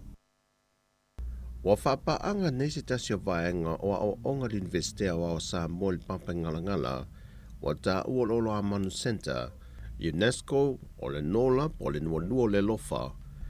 E a o ina mata aupu po Paul Kalame mo ilanto e yeimina onga whaapitoa mbo sa vai ma upolu. O ia onga so swani mai le UNESCO mo lo whaatu te le investea o Samoa. Na mata le mototele i sa vai le vai ason te nei. Ma le whaamoe e whaamae e le masi na fau se te ma whai ua le tuftufa ngatu si pase mo ilanto o le awa o inai. Sa unole whaao le investea o Samoa Professor ai ono Alec Ekeroma. O lo tau lai ia o onga nei mo ilanto i yeimina onga whaapitoa. E ne isi tia le anga wa amato mai e mawai a lato ngā luenga mo le manai. I reporti ma whaambo maunga ia o onga lo mata i tuwina le rarangi. O tangata o lo iei mana onga whaapitoa. Wa silia le whaalima teimi e le mawhai uno lato mo ni awa noia o ongai. Nai lo whanau e ato tolo lato ma losi. Na o te pasene la ititi o lea whaita wau whai, na mawhai o na whaama e ina o onga ia onga tūlanga lua. A na o le sifurma le 5% o ilan toi wha maunga, o lo mawhai o na maua awa noe whai ngā luenga ai, e fua i le mawhai o lato maua. O vaenga umai wa sila i eile wha urulunga o le Oloa Manu Center, le tō whātui Lolo Maria Schuster, ina ia mamanu le leile whaata atia ngau Paul Kalame ma o onga tala whengai mo i lantou ia. Ina ia amana ia mawhaatu la whono i nele vaenga o tusi pasi alo ia Samoa le SQA. Ina ia mawhai ai. Ina ia mawhai o na whaamatu watu tusi pasi alo ia mo i lantou yeimana onga whaapitoa. Ele mai a umawa o onga mo le tangata e to tasi. O le vaenga pito isili o na tā ua e tui lolo. O le whata awai no le ia te tawa i lantou ne yeimana onga whaapitoa. E mawhai ai o no lantou no fuia no fōa ma ngā luenga o lo ngā lulue ai i lantou. O lo ato atoa le malosi e na ua iai le anga waa ma le malamalama na o ui nai whaapei foi o i lantou e ato atoa lo lantou malosi. E reporti mai whaamomongo sori ngā tūla whono o tanga luenga o leo. Whaalil te mai tai sui komisena o tanga luenga i a papali i Mona Lisa tia i kete. Le sau pe i lunga o le whainu mera sori ngā tūla whono o tangata whai ngā luenga te tono ofisa ma matanga luenga. O lo lantou tanga fia le ma le to e seo ni vai ngā tūpe te tele ni awala whaasod tūla whono. O se taule le e tots fulfitu tau sanga le matua na whaai loa le sui komisena. Wa tau fia nei lalo wa inga leo ma tāti ai le aso mō lona whaamasinonga. E na wei e to e se tupe lata i le 5 furuafe tā la. Au aveai o i o se tangata whai ngā luenga le company telefoni al DigiSound. E le vaenga e whaata wai credit mo telefoni whea aveai. Ai e na wamai asu e suenga, ma tau fia mai ai leo. Whai loe papali e, o se tasi le neo sol tula whonu mai ta wina le a ngai i lunga o lona whai tau a whai, e wha maumonga o le neitau sanga lua a whe lua se furma le lua. O ni whesosoani ma le malo Peritania ma New Zealand, o lo whaatupe ina Paul Kalame o lo taimuai le kompania le SAP, e le fausia lo Paul Kalame mo le to ese tan malala, mo awa onga mo ilanto o li imatama ita e silia ma le 5 se lau o lo nofu salai. E ala le Paul Kalame o awa onga matata ese, e whaonga ina ai le to mai maanga waa roia ilanto o lo tau fiai. O le whanau nonga le pulenga o le to ese tan malala, mo i lātou uma o le atu ua le nufuanga ina ua mai atuli o lātou whaasalanga. Ia foi mai manianga vaasa o au ina te tono le to ese, ma fausi aini a lātou lava pisi nisi, e pei foi o le to mai whaatusiata, le na whaatupe ia le malo Australia se tangata to mai le tusiata, na ia whaia nia o onga i te tono le to ese. O isi Paul Kalame o lo oa o inai e au fia e le kuka, sui, whae le tise, palama maisi. Ai wa mautu fo inia o onga whaaltus pa ia, o loa wa i atu whaife au mai e ka le sia, lātou te whaia o onga whaaltus pa ia i vai aso te tasi. O le company fo i ale sapo no lātou fausia ina se whaletusi mwhaatotonga, po o se library mo le to ese, o loa wano ai i lātou umolo i lea no whanga, e whaalau tele ai lo lātou malamalama, ma whao ngā tata wailo lātou teimi, ma ave ese mai i o lātou mawhau, mai sori ngā tūla whono e fia iai. Ua tui natu se tu walano al te itai o le tuangai, tui la epa lupe soli ai sa ilele malia le ngoi. E ta walatu lana pol kalame maasani ma la utu stala ia su tofi o vai asu taitasi. Le fionga te maita i pāle mia ma le kāpeneta, whapea fo i le minister mtanga luenga le soifua malolo ina. Ina ia awe le whaata ua le pui pui ngole atu nuu, i le tele o wha mai u pepesi mai au fiai, ma le wha mai o le chicken pox le wā fiai whanau iti. Talo sang fo i tu le epa i le minister soifua malolo ina. Ina ia una ia le tuilo na lua o le posta mole atu nuu, ona o le tele o le mau wha mai u pepesi mai, ina ia tā pena le pui pui ngā mole soifua o le malo le atu nuu, mai yoso wha inga ia wha mai.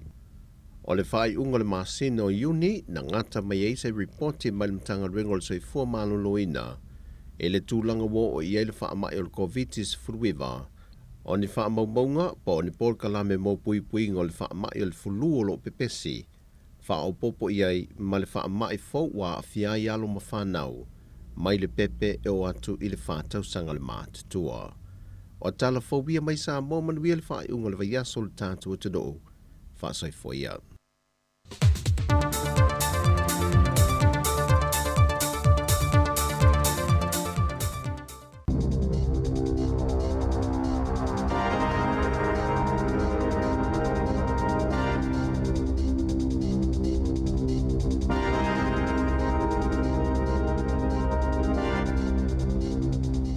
Toi whaatala whātol whaapoponga o talafou ma le si ufonga le laumua mo le nei vaenga o le aso. Wa tāpunia se tasi o whale pito te le mo tangata mātutua i tutono New Zealand o na ua le lava tau si soifua ngā lulue ai. Ma o le lapata inga le au nanga o le tūlanga fo ile ai o iai isi whale o lo o tausi ai tangata mātutua. O se whaanuanoanga mo a inga ma whanau o lo o tausi ai o lātou mātua ia no whanga.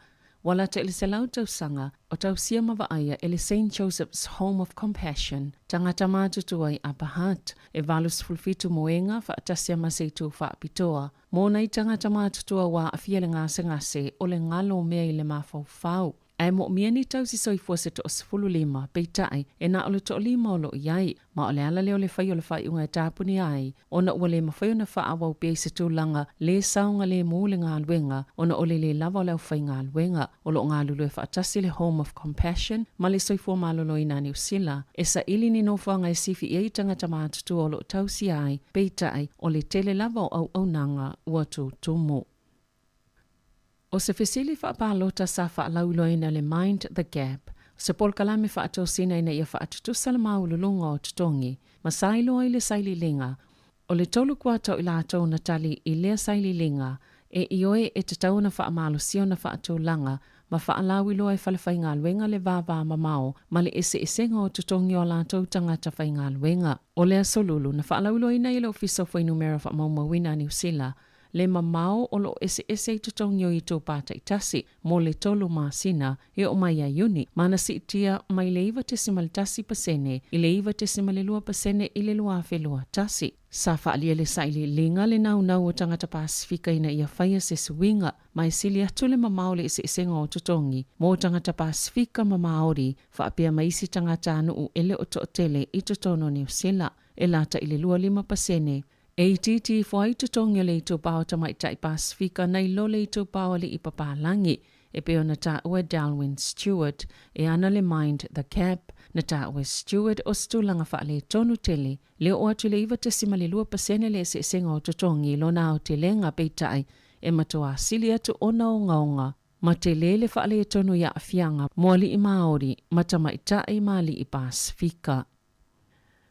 O whaalia se tasina avea ma leo su nia i New Zealand, o le amatua ilo malanga o ma ilunga i su enga i o wha ngā solo, vaenga e te tauna iloa i tō enga o tino ta mai tieto o lua iena maua i te tono atopa o i Clinton Parki au Kilani, i le vai aso talwai. O atopa o ia, sauwhi se utoni o loa na whaia iese wha atautui, sa te wina le Safe Store papatoe.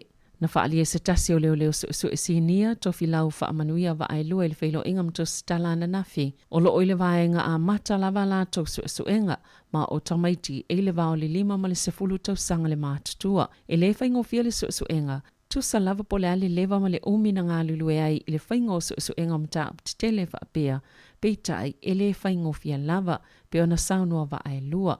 O lo iele tau matenga a le tolu pe whātau sanga le umi talo na maali liu tamaiti.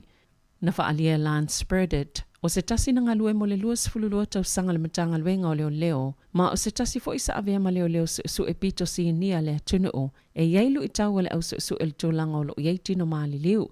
Ele ngata ili su enga po o ai o le sa ilinga fo i oe na whaia le soltula fono, o le umi o le taimi, o le wha solo fo ilea ina pala pe wha aleanga ina wha maoninga po o ni mau. Ai o se tūlanga le lei pe ona wha alia leo i le asotofi, e wha pe o mai ona wha afsota i leo wha avao malo, e sa ili po ai na tu ua le atunu i le taimi, mai talo sia ma whaiona maua le tangatanu o tamaiti e ma whaiona ngā lulue hanga iai, ina ia wha awhaingofia tili ai le suenga, pe ona ta awai birded. O le solo whaanga solo ile tite ea au nanga tine i mua New Zealand, mo whaatulanga ina lea teva mo le tasi le ito la, mai le sifulu tasi le tau nei o ato, ile sifulu ma le lua ile awa uli, ua fuafoina fo ile isi tite ile asfaraile o le vaia sofou. Wa yele talitonunga o tangata whaingaluenga uma i titono le ione, ale New Zealand Professional Firefighters o le awai ile teva anga. O le asi iti el fulu ile tausanga, awa no mo tangata ngā lulue maa o aile au nanga le soifua maa loloina, mo le maa fau pe a o atu le tausanga ilua whelua wha, ma o le a wha popo fo i titongi pe o na ta ua ele maa lo. Na wha maa nia ile asoa na nafia le minista o le soifua maa loloina, Andrew Little, a o onga mo le au whaingaluenga o le soifua maa loloina o le maa fau, e wha peolo o solonga le lava, mo lona toi wha alau te lenga, o ni awa noa ia ngā lulue maa o mai ele ngā luenga. Mai le sifulu ma le lua, i le tausanga i lua fe sifulu fito, i lau wha inga i lua sifulu valu le tausanga nei, e wha moe e o atu le tausanga lua fe lua wha, o atu le wha se fulu, wa wha o popo ina fo i le wha atu penga mo i lato e maua i awa noa, mai lata i le wha sifulu pasene. Po o le lata i le ono se fulu a fe tala i tausanga ta i tasi, o se sao te lea, ma o se sao fo i wailua le malo, o la wha alo te tele ina ini si tangata sto tele, e wa ai awa noa ya o ngai moni ngā luenga wha afo mai o le maa fau, pe ana sauno le minsta o soifua malolo wina. Na ta ueni report e wha apea na lapata ina le vaenga fau tua mo le matanga luenga o tupe, ia le whainga malo ina ia awana i toi wha opopo ina, le wha amama avenga o le wha apa ua la fonga mo le penisine ma le wha ititi ngā o tupe tutongi, mo le wha o ngā ngau awala titele, pe ato na ile maasina o kuso, o no le manato i tangata o se whainga o le a wha awau pea, sao lato fautua ina fo i le malo, e sili atu le wha alau tele o tūlanga ngā waa mo le tupe fsosoani, mo le tau le soifuanga, le cost of living payment, e uina fautua ina le matanga luenga o tupe ma le ofisa o tupe maua, le whainga malo e whaapia o le ngā tupe, e tele lava o na tūlanga o ngaonga, o le tupe fsosoani mo le tau le soifuanga na amata whaasoa ina atu, i le aso mua o au kuso.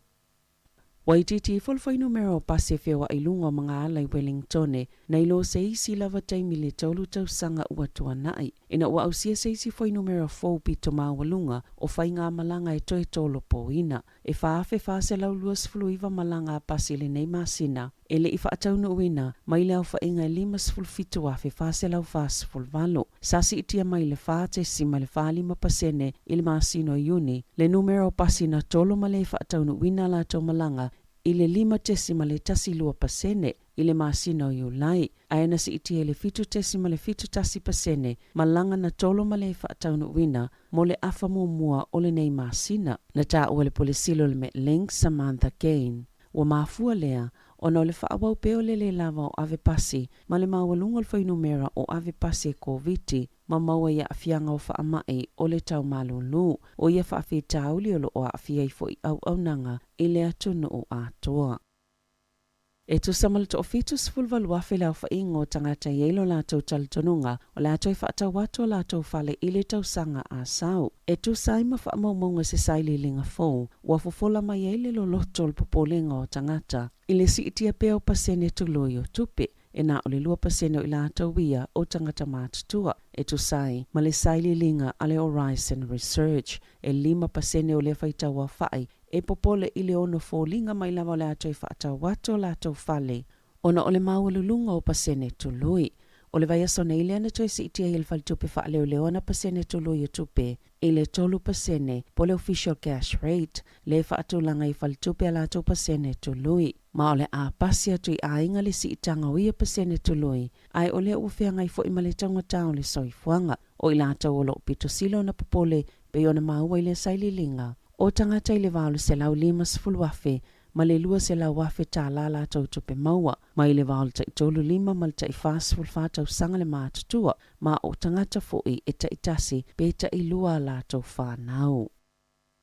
O si itiel fai numero o tamaiti no no fo mau i tutono ta avale, talo na tula i maile fai ngā malo i to sai Marie po tele One News, wa tu o ia le tau fale no fo mau tutongi, ma ua ai o i fo i le malo, ina ia fai ani si fo fuanga i fo ia fa afi tauli. Maile to o 5 tasi o whana witi sa no no fo i ta avale il fai ungol tau sanga, e lua afes fo fito.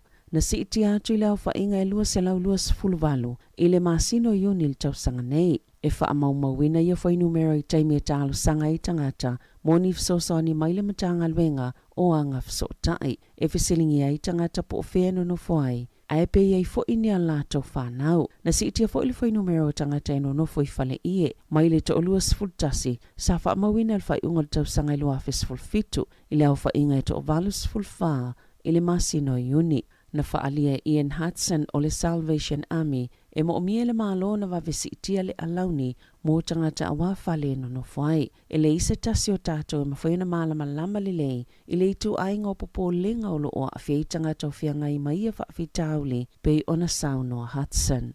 Tala fawia mali si ufonga le lau mua mo le nei vaenga o le aso.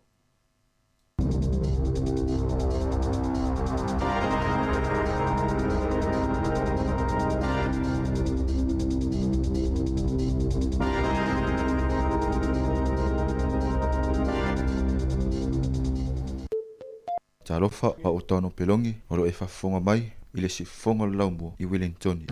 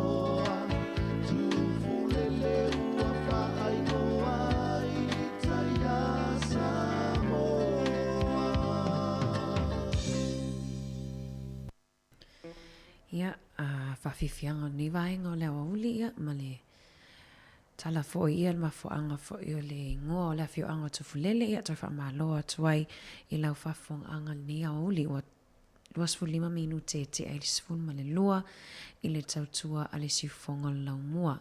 Ia toi whamaloa atu na fo mai a le awina atu o tatou tala fo. Ia mana tua fo i o nei ia tau lava le tatou tautua i le itu lai 5. Ta foi le tu lai tasi ia o le porkalame o le lalolangi o aso nei ia le e whaatauta ia i la fionga ia la wano ati lawa ta le tu lai lua ia sui mai foi le nofuasi mai foi le o le sunga ia Jerry ia e whaawa wina atu le tautua ia e whamaloa atu nei tatou wompa anga o lo whafonga mai lungo le tatou wala leo o le tasi ono te simal tasi whamo ia e mese foi la to umalava o lo mafuta mai lungo tatou wala ata e ala mai lea le Facebook ma le tatou YouTube ia le whangaloina fo i latou lo whangaina maia ia le tatou Samoa Capital Radio app ia ma lo lava le ono sa inga wenga nei aso ia ma lo fo i le tapua'i mai nei tatou mātua o lo whapeona tatalo ma tapua'i mai tutono maota malawa ia whapea fo i le te whafonga mai tutono lo sa ia tautua nā le tatou saonga le mu ia o lo whapeona lo wale tau i nisi fo i o pitonu ia o tatou lava i e porurua ia o lo masi se ele awala wale whai mata ulu i timunga ma loa te latou leo whaatalofa mai lunga le tatou Facebook ma le YouTube ma lo lava matu whawhiwhianga sui whiwhiloi ia a awhianga i fo i le tatou atunu ia mwhainga ma lo longa ni ngata i leo tau mawhitanga o le nei awa uli o le aso wharaile.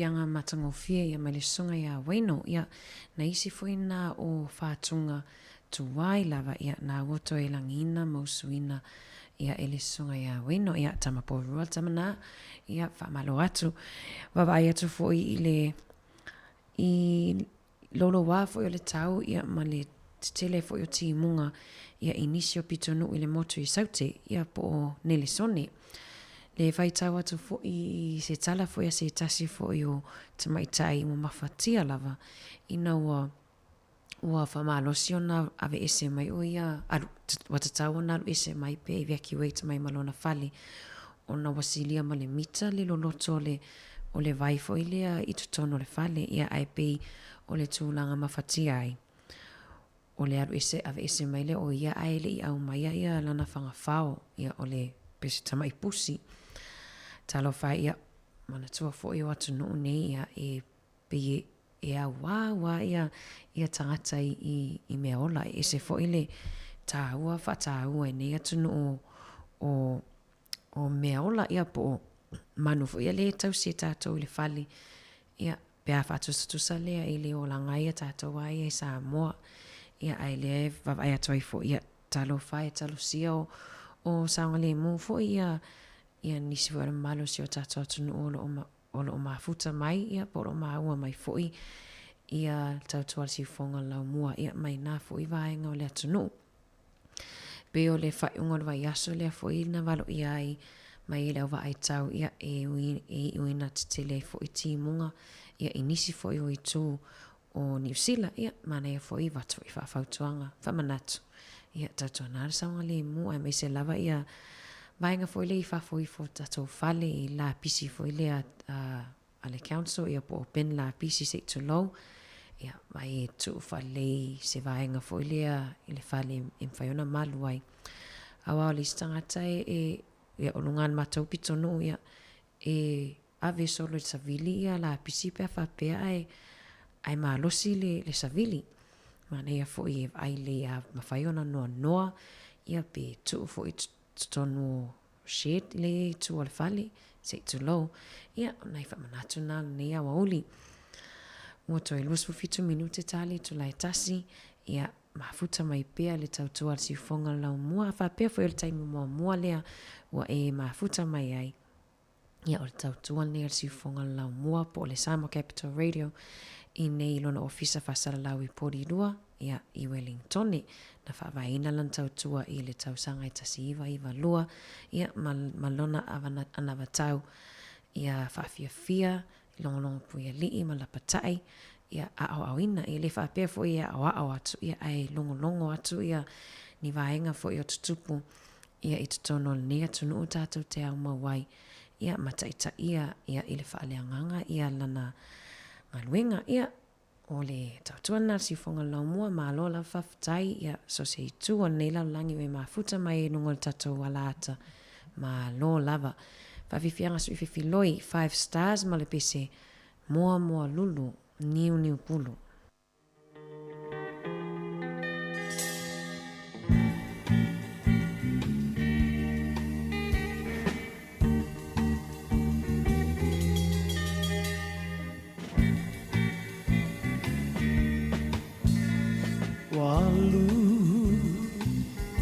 Ole po ato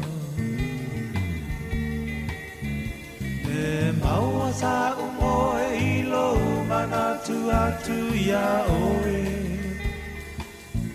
ua e tua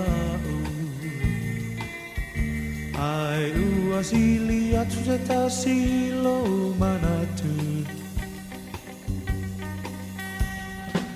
Afaiolea, lavalea, Afaiua e musu, sau se pai mai se upu, ne te wapei ole tasi upu. Moa lulu, niu pulu, asili ona paa pupu.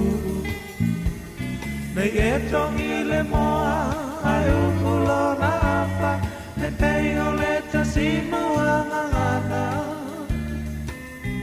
E pasia, o ngata ae pupula nai o na mata e pasia ole ngata ae pupula nai o na mata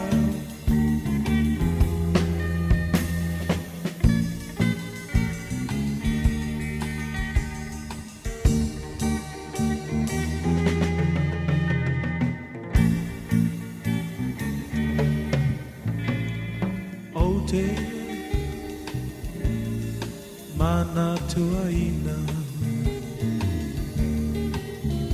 sa upu ole apai atua e pa amisa misa ai se ale pomai o amafu ai no fuli tua mai apai olea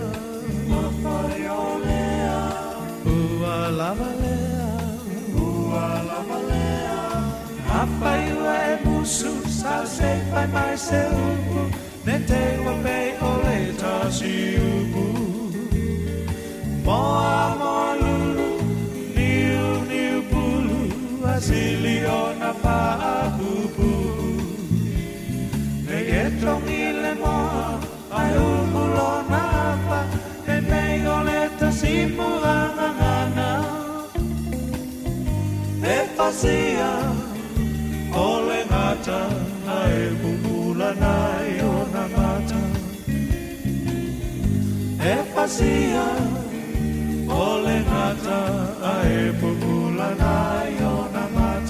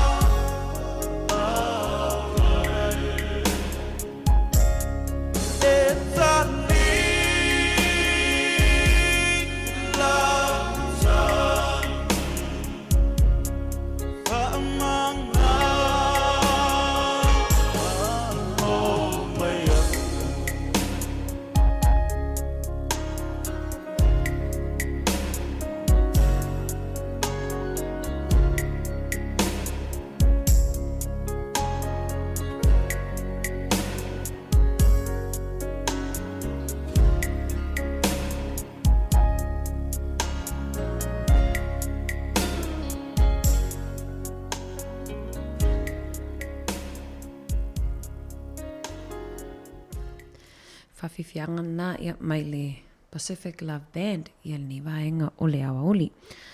Ma lie fo i le vavai atu lena talanoa atu fo i ia le whatalanoanga ia le sunga ia tu fo na fima le te taifono fo i o vaenga wha upu whai le whatoa tu le tua Samoa tasi ele nta ua i le Whitakers ia pol whale sukalati le tai le i tua ia tātou i Austin. Ai le vavai atu lungo o pengata whailangi. Ia oloa mata e le poloka sukalati le ta ua o le creamy milk. Ia le ua mawhai ona whata wina mai. Ai whaalili wina la le creamy milk i le te reo Māori ia po le ngangana Māori. Le lawa vailua ina i fo ila ia finangalo ia o tangata whaatau ia makampani fo ia matamai whaloloa le whaatau mai ia le sukalati lea o le creamy milk ia ona o le suinga le waiai le version Māori o le wha Māori ina la o le creamy milk o le miraka ki rimi ia le la e la tulungo le whata o whaleoloa ia le waiai ia le poloka sukalati lea ia o tele ia consumers ia po la tau foi o lo langolango ina ma fia foi le vaenga wa fale foi le tatou langolango foi ia i tangata no Māori ia i le nei foi atu no tatou te au mawai ia ai waiai foi nisi ia ua le toi mana nao wa nisi o pisinisi ua le toi mana nao e whaatau ina mai le kampania po le Whitakers ia le sukalati lea e mana nao la tau nao le vaenga lava whaperitania ia o le creamy milk vaena foi le lanu ena la tau pepa vaena le whameto ina Samoa mena le ina mai sukalati te le suka ia nei vaenga na e watu lai au le mai le meraka ki rimi ia tatou langolango mana ia foi le whainga fau e tai pei lava o le vaenga foi le lena langolango ina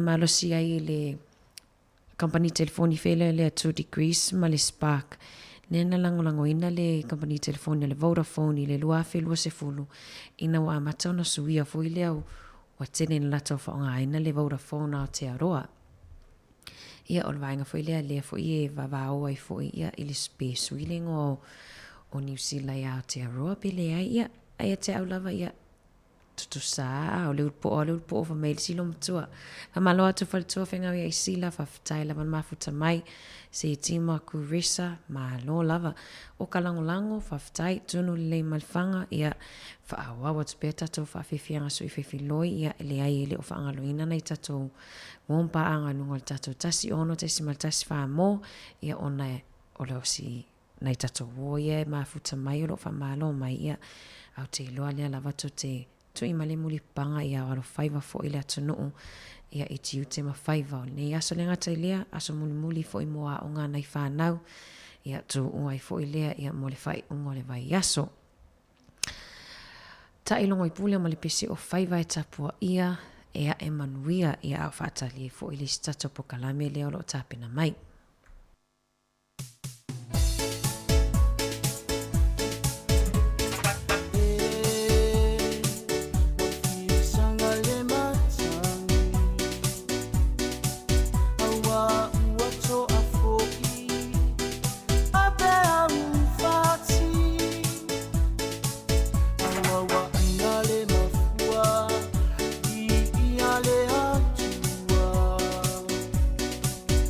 Oh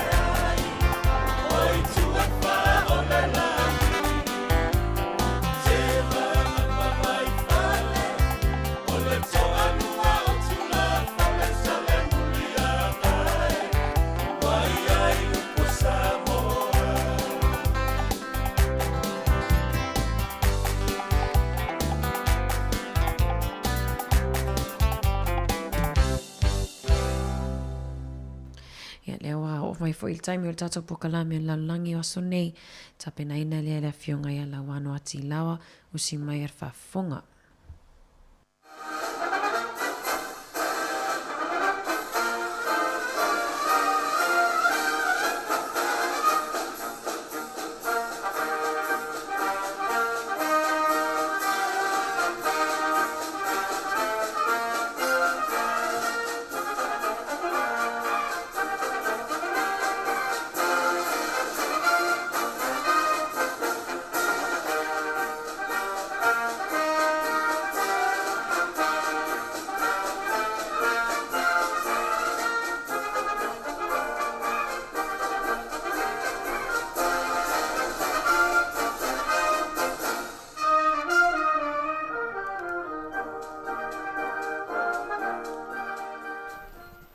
Ia e mua lava fo'i ona mātou whaatalofa ma whaafelo i atu i le mamalu ma le pa ia la au whaafonga.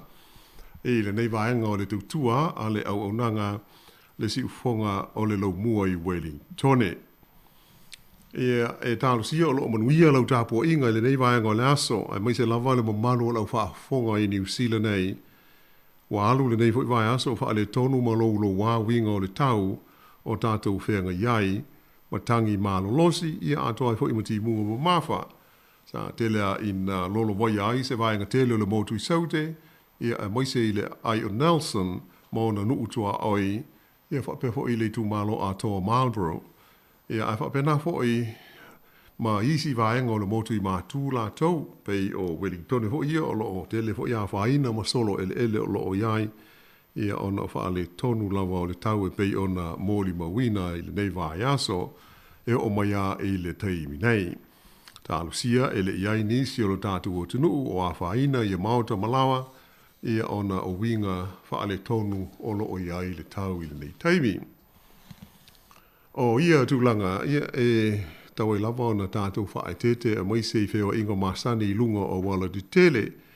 E le ngata i lea, ai tau fwoi ona sila tutoa i tua whale ma ta wha whale, ia pe a whai e lata i le sami, po oni wai tawhe, a wā lava le saunga le mū, mai ni ngalu mālo losi, ia po oni tā whenga wha fo sei fwoi, ona o winga lolo wā le tau, o loo tātou whea ngai ai. O te fia lau fwoi e whaatalo whātu i le mamalu uma o sila mai mo mai, ia tunu uma mao e a wala i whesota inga tele wawawe wha te konolosi ia malo ale langi ma le soi fua la ule lei. O le nei o dātou mō ho i le nei vai asa fau wha o popo i lautu soi fua malo mātu wola i le lofa maleanga le lei o le tapa au i le langi. E le nei fwoi wha apoponga o le tātou polkalawe o le lau langi o aso nei me tupu fwoi New Zealand nei maisi tu o le kelope. O lea, ua fia hoi whaelo atu, ma tauto lua, ma ana wha solo, ia wale tu ina atu le tātou wha sa launga nei o le melea, au te fia to e wha talo wha atu ana, ma lolo fo i le soi fu munuia, po a mai nei tu lao le aso. Ma loa lau fionga lau ano, ia toi wha ma loa tu fo i le tato au wha fonga, ia ma loa wha tai fo i le tapua'i mai fo i, ia au tato ala whaiwa fo i nganuenga nei aso, ma loa lava le soi fua. Ia, ma aloha au tai. O le whaasolonga o le tātou polkalame le nei aso, ia e mua fo i ona si whaafonga mai i sina o tonga o nai mea tupu i vai whanua o Aotearoa nei, ia ona whapefo i leo na se atu i nisi tala fo i mea tupu i isi tu langi o le kelope, ma le lalo langi o tātou ono nofo ai. Ia e usi mai pēr le whaafonga.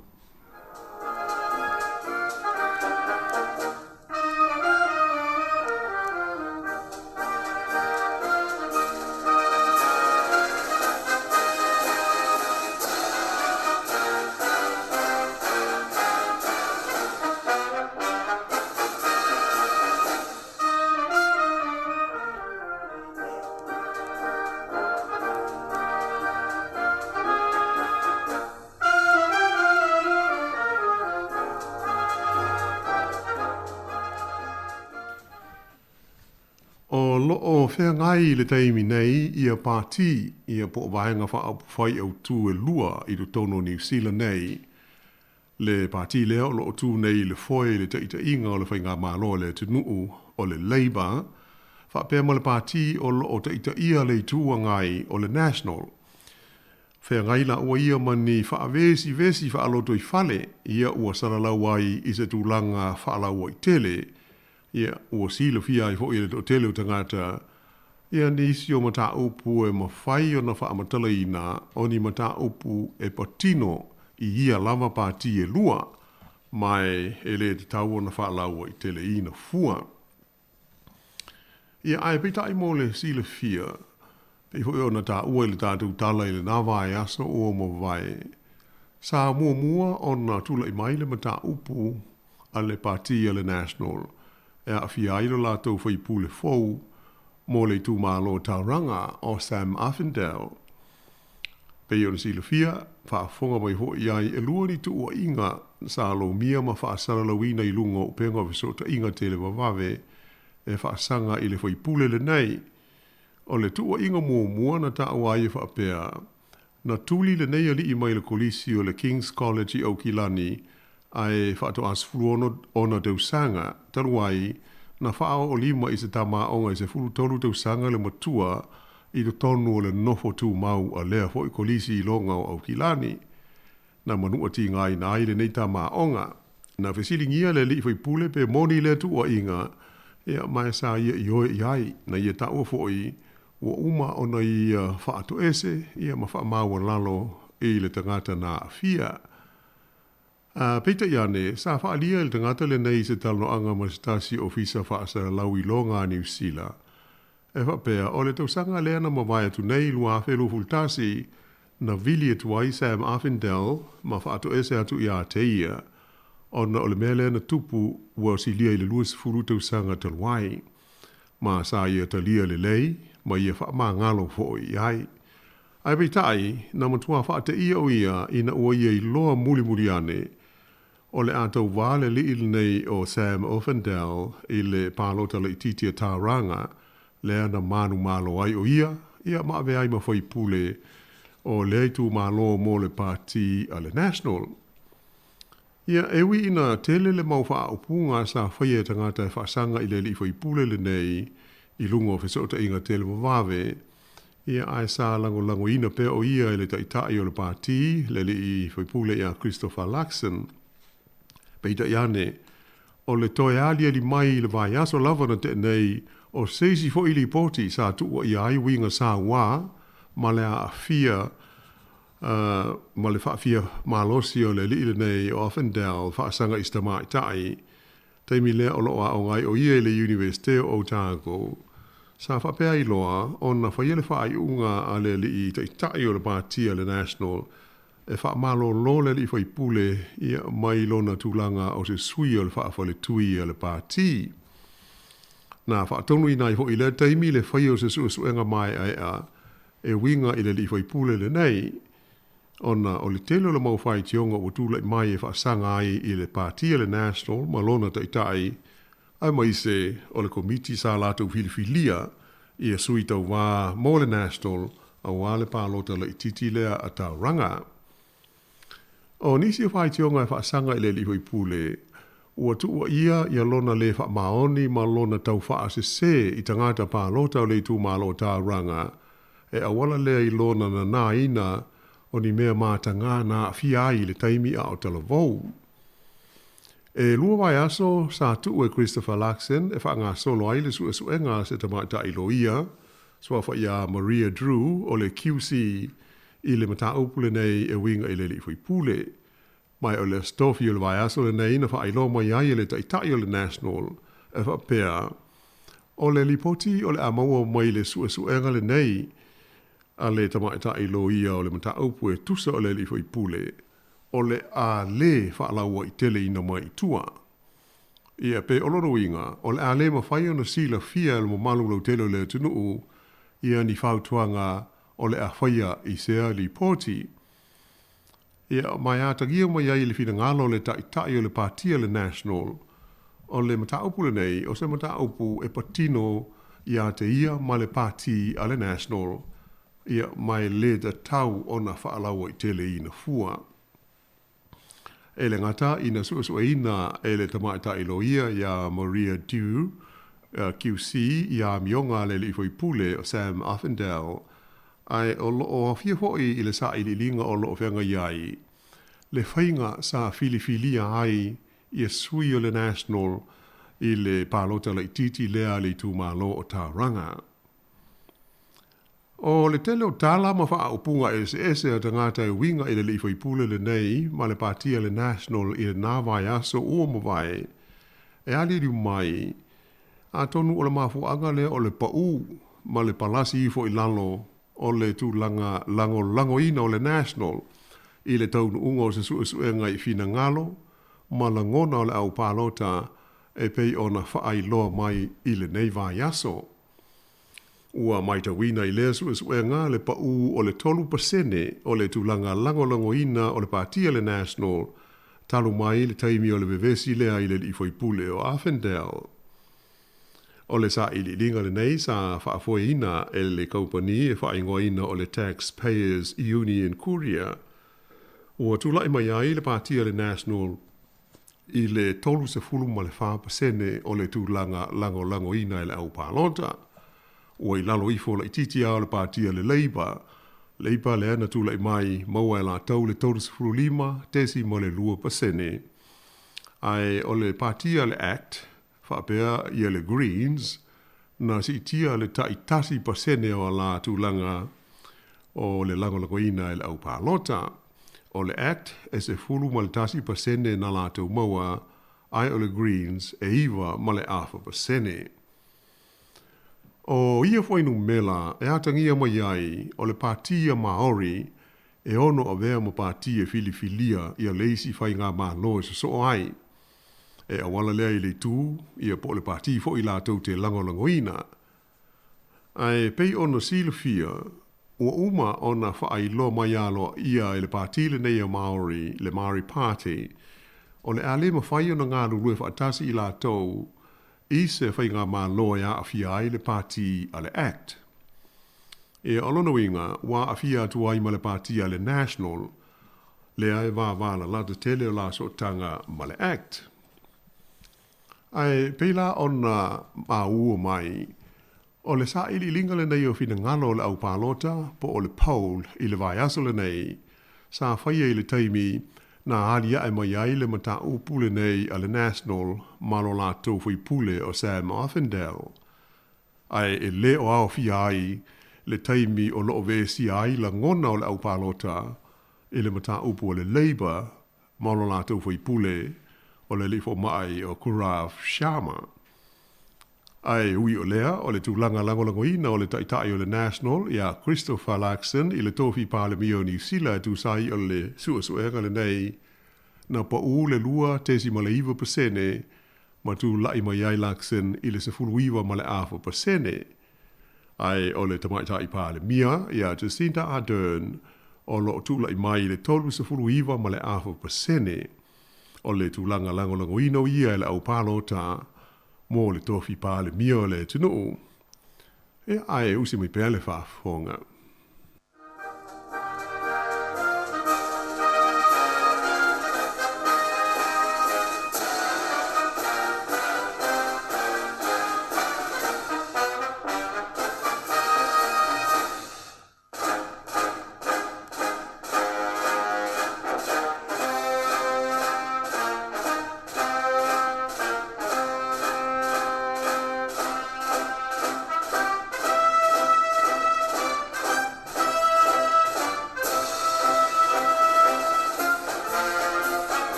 I le toi taliu mai ai o le tātou tala, e pei ona si le fia, e mapuna e I lunga, ia mawhala wa I tele mai e ala I whaasara launga, ma li poti I lunga o fiso ta inga tele wa wave, ia le mata upule nei, a le li fai pule e a Avondale. Ai o le teimi lea, ono o iai I se tūlanga le lei tele ma mau lunga I le manatu o le au palota, ia le pati a le National. E pei ona atangia le taunu ungo se suenga, I le tūlanga langolangoina o la tau e le au palota, le ana tūla I mai ai, le mau lunga le ititi le nā taimi, o le langolangoina I le manatu o tangata palota pe a whaatusa I le Labour. Ia mai ono mawhai ona taitai ai e le National, ma le patia le Act, ia se isi whai ngā malo fōua New Zealand, pe a fua I ai I fua inu mela, nao la tau maua I lea fo isa I linga I le vai aso o mawai. Ia ai a tonu o se whaamonianga na lilo mo le vaenga whaaupuwhaile nei e le National, ia le mapuna e whaafusei I le tau whaai unga o le vai aso na te nei, o le mata upu lea a fiai se tasi fo I o whai pule fau o le pati a le Labour la tau. E pei ona si le fia ma whaafonga I ai, O le li fai pule o le Labour, mai le tu malo Hamilton I C4, o le li fo mai le nei soa fai a Kuraf Sharma, sa ia fai ni fa asala launga I lunga o le social media, na ia tu o ia malo si ai, ia nisi o fai pule si nia o le lato lava pāti, ato ai fo ima le ofisa o le palemia, ai maise o le ofisa e pulea ngā ruenga I le tonu o le palemene, ona o ni winga tau whaamatau, ma ni winga le amana ia.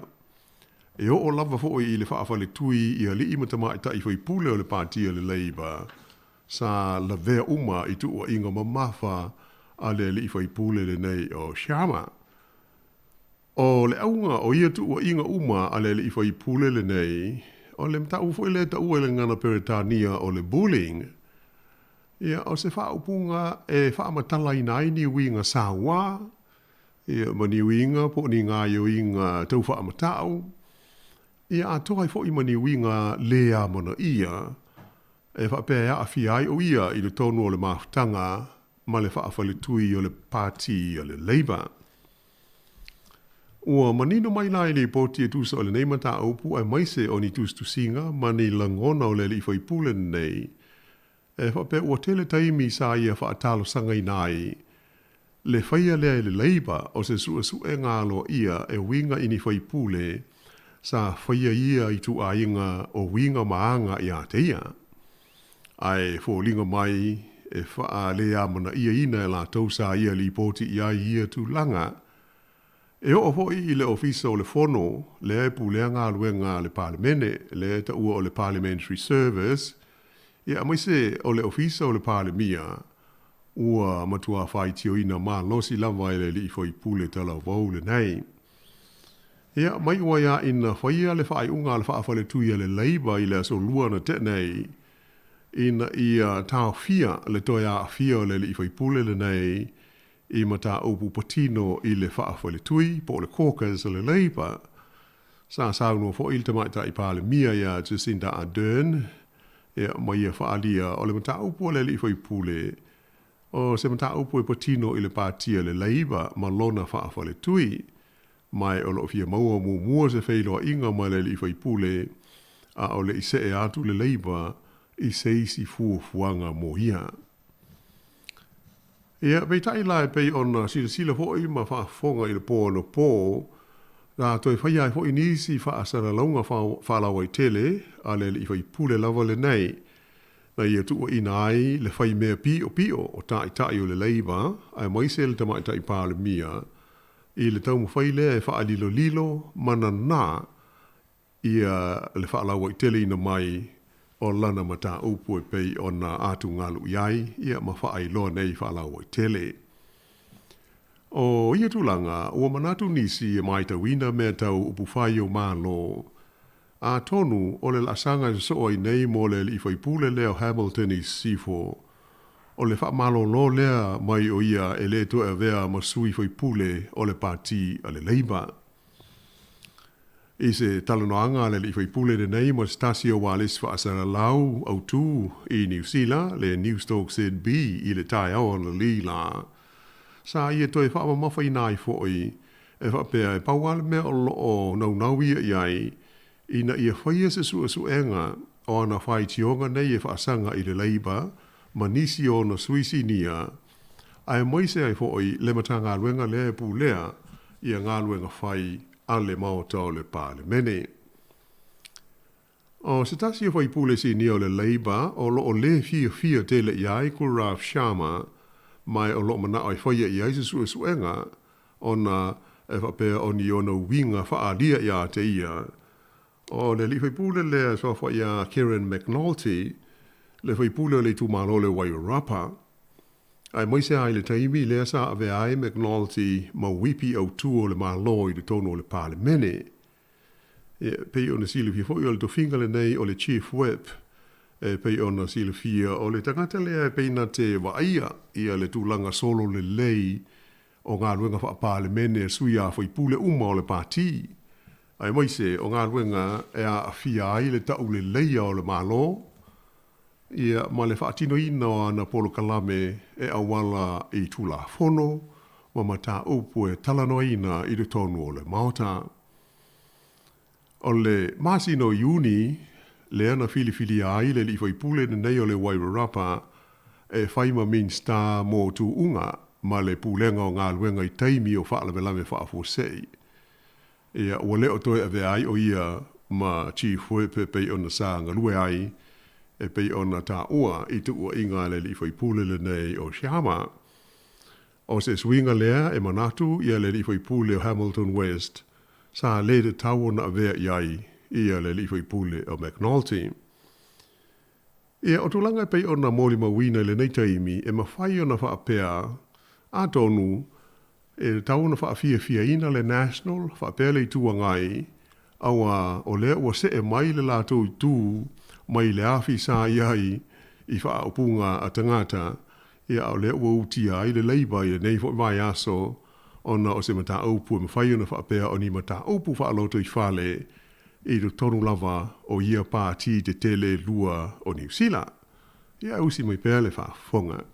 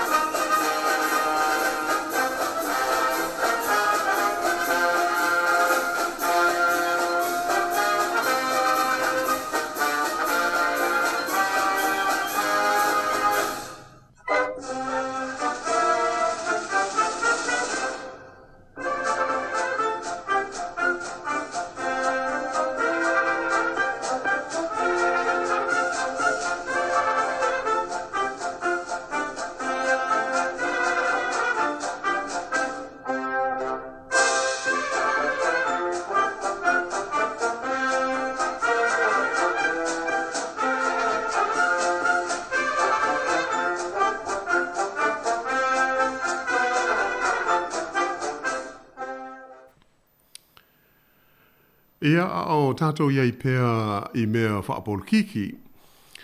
O le tapuni ai le sforile talwai, o le stalaina o swafa o sui whaatu tū mō whai ngā pālota whai tū mā lō I le tonu o New Zealand ei. Ua mai tau ina ai le tōtele o sui tau wā mai ini whaalapo tonga, a tō mani māwhtanga o tangata I te te I whainga ma pūlenga māsani wha demokrasi.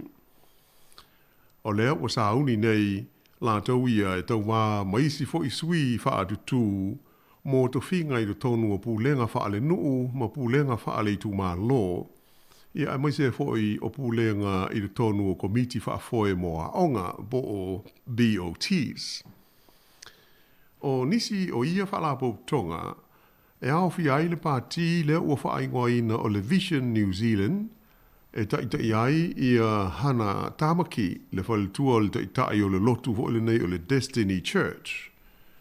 E le ngata I lea, ai a fia fo I le pāti o le Democracy New Zealand, tai ia le li e swafa ia Matt King, e a whapea Malaysi pāti, tai ai le li na ave mua ma whai pule o le National o Jamie Lee Ross, Ia whapea ima le mawhtanga tangata I te I le tui pui o le wha mai, le wha ingoina o le Voices for Freedom.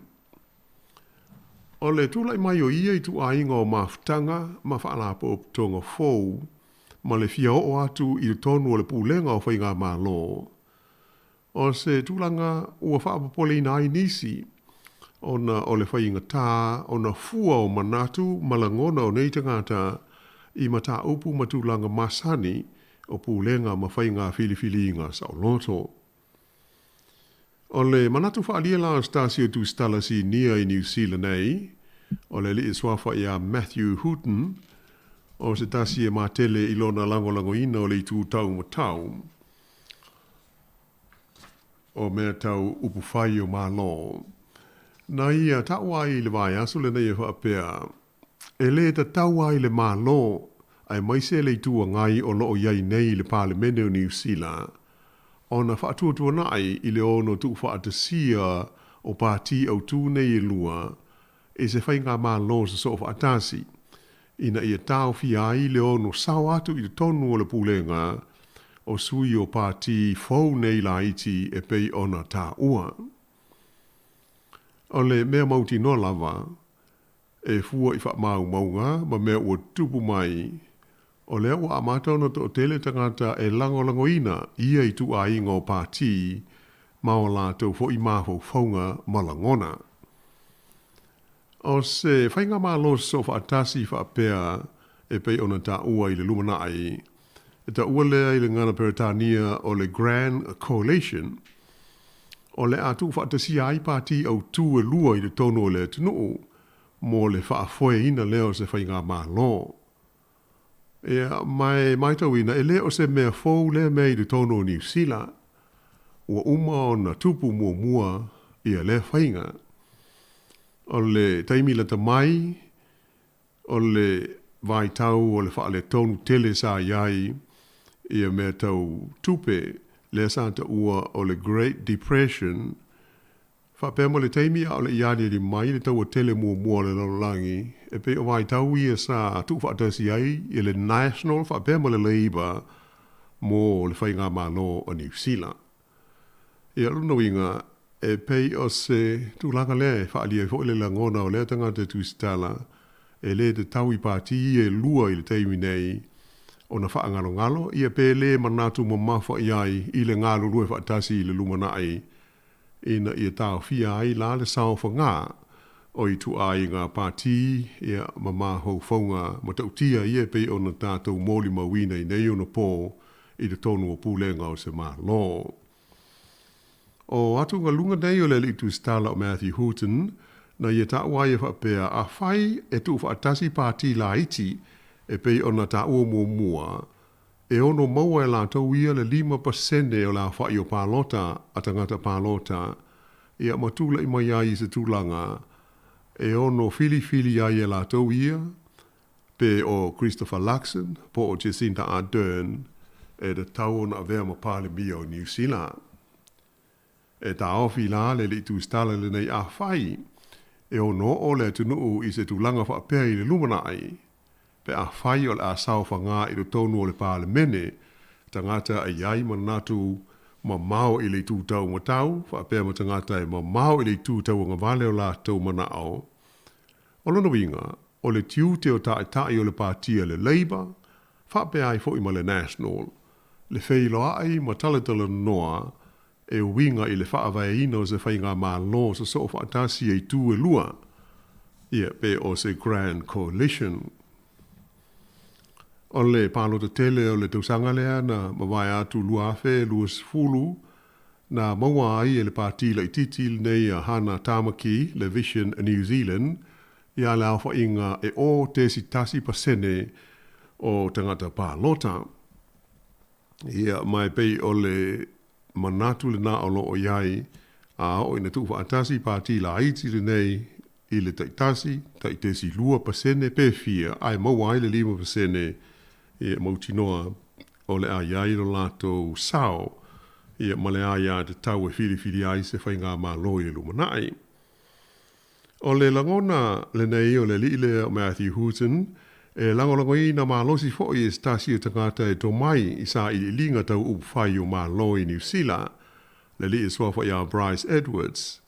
Sa i e whaalia mai, o le mea te tau i le Labour ma le National, o na talatala noa ma whaia se whaai unga, ini au wala mani whainga e fo i ai, le ono o i se tūlanga whaapea o se Parliament o New Zealand i le lumanai. E manatu Edwards, e iai le vaenga tā ua, e le o mawhai o na whaamalia i nai manatu malangona o tangata, o loa a fia i tāla inga, ma manatu te te nei e whaasanga i pūlenga mālo sa o loto.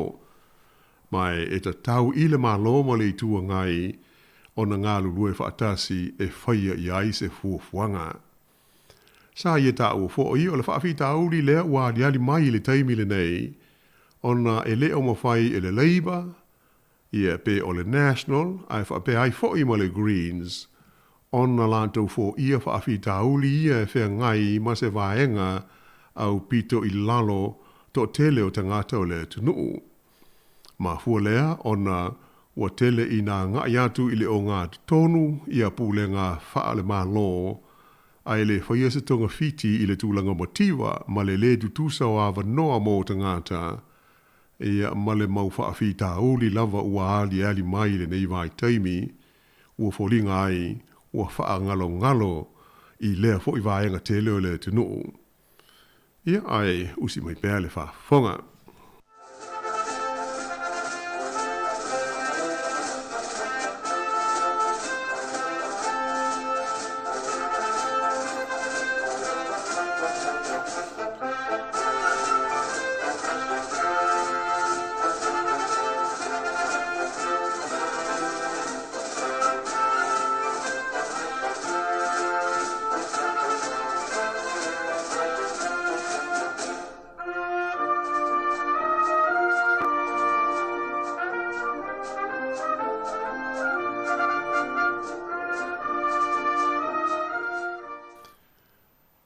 E le toe ta liu mai la le tātou Paul Kalame i le nei tu la.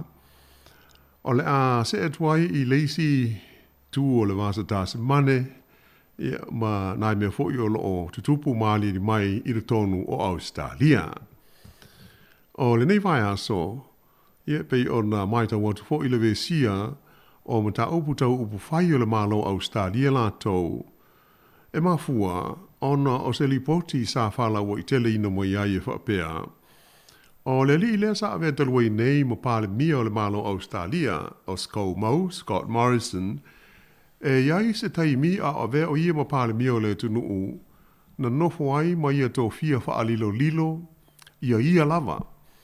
E nā te tau aveina nisi tō finga wha amin star se 5 o lana kāpeneta, ia e au noa mo le sila fia el kāpeneta, ia po o minsta o lo lātou ngā lulue. O le nei ngai o inga skau mau, sa i longo na vevesi ai langona ma manatu wha alia o tangata Australia, i runga o alesi wha asana lau, a tōma whesota inga tele wawawe. Ia mai to tele na matua le fia iai, ma le tali tonu i le ono alia di mai o se mea wha penei, i le tonu o le pūlenga o le malo Australia. O le solulu la lena te nei na tūla i ai Scott Morrison i se whailo inga mai le autu stala ma i e tau mo whai malosi ai e puia i a lana ngai o inga sa whaia a o tūla i mai le taita inga o le malo o Australia. O lana whaupunga na whaalia i le autu stala e whaapea na mafua o na i a whaia le nei ngai o inga o na sa matua mana o mia lava i le nā taimi. O le vai taimi vevesi lea ma le tele o le mautonu o tangata ia ona o le wha mai ma le mau wha whita uli na ali mai ai. Wha alia la Scott Morrison e pe o le mafu anga lea na manao ai e avea o ia mo minista o isi matanga luenga na e 5 o lana kāpeneta ai na te le i wha ailoina i minista o lo a fia pe sa fia ai le nā taimi. Na ia ta ua il whailo inga mala autu stale le so lulu. Sa ia mana o mia lava le iai o nisi malo si anga whaale tu la fono i iate ia o le pāle mia mo taimi o whaalawe lave whaafo sei.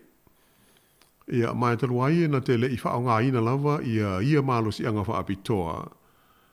Ia o le whaaringa la a le li o skau mau o le pine lea o lona whaa tua ina pea ma tali tonu ina o ana minsta to 5 a tōma matanga luenga 5 ia na hia. Ia ai pita iane, o le mea o loo fesiling ia il to tele o la upalota o Australia. Pe na wha pe fea o na whaia le li pāle mia ile nā taimi le nei ngai o inga e au noa ma le sila fia e lana kāpeneta. Sa whaalia mai e le whaatonu o le vaenga o telefou o le TV iwa, te anu 9 Australia, le li o Chris Oman e whaapea, o se whainga matua le whetau ia, ma le lei e pei ona sao noa wha amal malama i aile li i sa vema pāle mio le tunu i le mata upu le nei.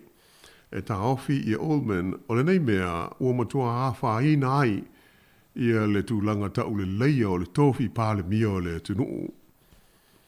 I se ripoti mai le ofisa o le Kovana Sili o Australia, David Hurley, sa atangia mai ai le fia la talata o le li Kovana Sili, mai eiso na afianga e tusa o le mata opule nei, i to finga fa au popo ia fa amin star o le li pāle mia o Scott Morrison i le nā taimi. Sa ta ua mai e se sui o le ofisa o le Kovana Sili le pole so lulu, e le o iaiso na da ofi o le a fa alilo lilo pea e le fa ailoi no mai fa la tele, mo le sila fio le au palota o Australia, o isi to finga fa amin star ia na fa au popo, mo Scott Morrison, a o ia ta ita ia le fai ngā malo a le te nuu. Nā wha alia wha pēr o le tolu o ia to whinga wha au pōpō na whaia i na uasili atu ma le tausanga a toa, talu o na whaia mua ia isi to whinga ia e lua e wha au pōpō i to whinga o le li pā le mia sa iai. Ia mai o le teimi nai i lai le mai tau atu, ia o telelo fōi, ia manatu fa alia i fa atal noanga masani i feso ta inga tele vave ia malunga wales fa asala lau i Australia ia ona o lea ngā yo inga le li Scott Morrison a o vea ma pāle mia o lea tunu.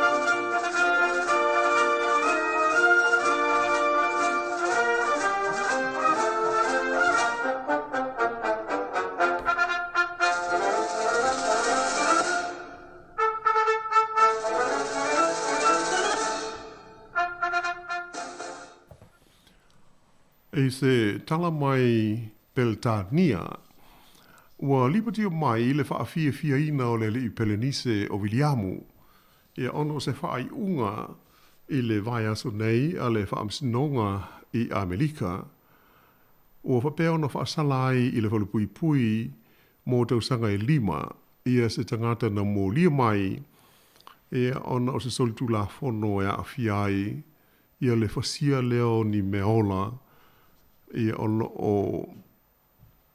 lo i lalo le pui ngā wha ale tū la fono.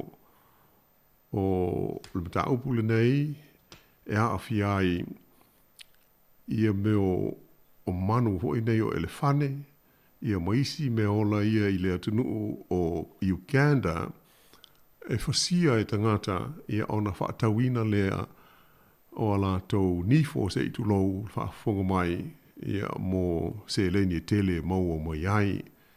A lela sa mo lia mai ai le tangata le nei fast fruiva te usanga, ia whaatasi manisi e to lua na pueina ia ma whaamaunia ua lātou a fia i le whasi mateo nisi o mea ola whaapenei ia te semo le lua awhes furua, whaapea ia mea le lua awhes furuiva, ia ma whaatau ina atu i se tau e tusa ma le fitu tesi ma le 4 miliona tā la, ia mea ia o le ivory fo le nei, ia po le lei le maua mai nifo nei mea ola, ia le tupe nā tusa e ono tesi ma le 2 miliona ia pauni Beltania.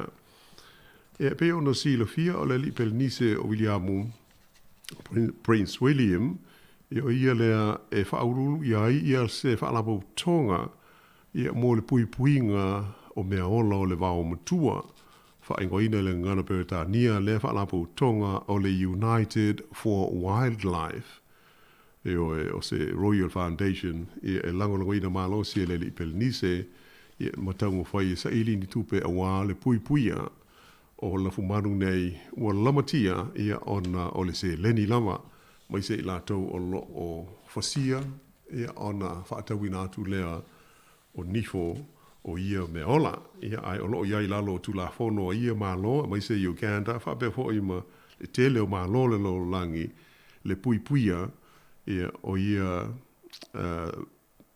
po ia me ola e ta ua o le wildlife, ia po o me ola ia e au ngā mō le soifuanga ia i wau matua, ia mo le tūlanga e pei o na iailu tātou soifuanga nei, ia pei o se tala le tamai nā i le nā tūlanga e 5 tau sanga ua whaafale pui pui ai i le whaai unga le nei e se whaamisnonga whaai tū mā lō a Amerika, ia i la tau ia sa fia i lea fo i vahenga. Ia ona, pei ona o ta ua fo i mai le amtanga o le tātou Paul Kalame, o loo iai pēa i mātou i New Zealand nei le tūlanga whaale tonu o le tau. O le mamafa leo ti munga, e mamatangi mā losi, whapenau na lofi ai, i le tele o waitafe, i malolo vai ai nisi o ai, a moise lava le ai o Nelson, ma le vaenga pito i mātū o le motu i saute, le tu malole o Marlborough, ia ona o winga whaale tonua o loo iai le tau e o maia i le taimi nei. O lea ua mai ta watu i le nei au auli le ua iai la puta inga whaapitoa mo tangata i le Ayo Nelson, ina i tau mwhai e whaasoa soa de tau le whaonga ina o le swa vai tā mawha, ona e whapea o motu sia ia la paipa le swa vai, taluai tā whenga ma ti munga ma mawha, i aso so e tolu ua ma vai atu nei. O le waitafe o le Maitai River, wailonga o na mamafa ta whenga, mai ua lolo vai ai a wala malau whanua maa ua lalo. E le ngate na ia e tele hui vaenga o maunga o solo ifo i lunga o le tele, ma whape nao na a fiai ma le sua waitau mawha, wha au popo atu i ai, ia ma le motu sia o le tise, ia wati li ai o na tele, ia wha afi tauli o whengai, ma le to tele i le vaenga o le tunuu. Na whairo mai i le so e le Minster mo whaalawe lawe whaafosei, Karen McNulty, e whapea, e si lia i le whase lau la whaio a inga i le Ayo Nelson, ua ave sea nei mai o lātou whale, ona ua le saonga le mū. Ia mai o mai ta wina, e sili atu i le ono se fulu la whaio whale, ua matua whaatama ia lava. Ua le mwhai, ia ma le tala whea ngai o na toe non nofo ai nisi. I le tūmaloa pito i mātū o New Zealand nei, e whāni ala te tele whai tūmaloa ua te puni o na ua awhia i tā whenga malolonga ma mawha. E mai o le tele fo i o awala au tū mo whemalanga inga mā sani i le vāleo kaua kaua ma kaitaia whapea fo i o na tāpunia uma i le taimile nei ia ona mā fua mai lawa i winga lolo wā o le tau ia e pei ona whea ngai nei. Ia mai o le lapta inga fo i mō tātou i Wellington e mo i o loo wheo lolo ia ai o loo a fia fo i tātou i tūlanga o ti munga ia ma whaale tonu o le tau ia mai pe o na walo ia mai o tulawa i whae unga le vai aso ia o whea ngai tātou mai ia tūlanga whaale tonu o le whautuanga mai le tātou Paul Kalame le nei vai anga o le aso ia o le tautua nā lawa i whae tete a mai se o whea inga masani ia ona o lo whaale tonu ia tūlanga o le tau. Ia ai o le tātou Paul Kalame na ana mō le nei ho i aso ia se wang na o ia isi me te fia sao noa mai ai. Ia ai mā lo lawa whaafitai le so mai i le tui nātua le tātou whaase launga i le nei tū la. Ngā lau whaafitai lau whiong lau wano i matango fia fo i Paul Kalame ia wā fo i le tamno longo fo i le pa ia male malo le tātou au whaafonga ia i vāinga tā ua fo i oro tutupu i le atunu o tātou te nofo mau mawai le ngata i leo atunu mamau ia e sa awai oe ia o lo tā lo whae nei tangata motu i saute i Nelson ia le vai atu o e inisi o awala wa motu sia ia watapunia foi ia ono le lo longa foi matatele foi ta finga i le motu i saute ia ma lo fa ftaila wan mo Paul Kalame matungo fine ia wa uli ia o le lei o manato ia o la fa po mo i le nei fa po ponga o le nei Paul Kalame tau tua le si fonga le mua se ia dia fo il tei ma sani le vai aso mo mua ia tau ina manuia lava le fai unga le vai aso tau tona ia tulanga whaale tono i aile tau mai se tātou e New Zealand nei. Ia ai se iau lia lewa ia so mātou te whato whama whaasoi fuatu i le malu tele o le tātou tino ma leo whaafonga.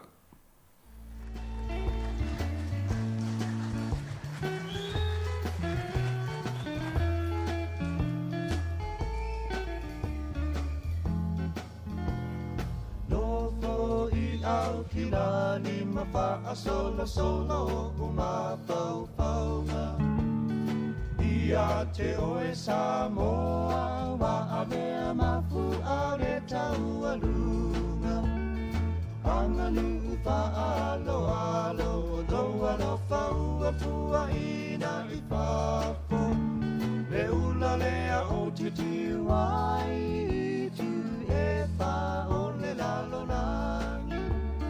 a te pai fo I lea o se vainga e winga e se fo I lea lau si usi le vao matua ua upitia I le lau whanua e salangi I le pa e o matawhanga o loko si o ai Mangalu e pati sisina le tio taku oe o le penina Samoa o le pele oe e le paana loi loku lotoi O maungalanu moana e whaapea ngai ma le sami tio ata Vai tape e sua manino e whaamalu I lo utino sa olotolona taanga e mai vaisiona e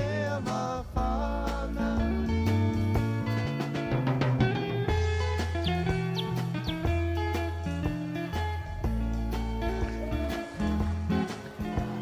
malama mai le tai au tau sangi manu I bunga o le vao Bella si ai ape o le la tau sili tu langi e pa api sanga o matangi au le ua pela nulanu ai o le sau vangi mali e le api o tamali malama ua tau la le masina ua paalau pito tasi Atata ua la foia o loko emo mai ai o le samu Na ua la nusilima ma lea fou ua mana vaina O paalinga e tele le matai sa o poto sili sili esi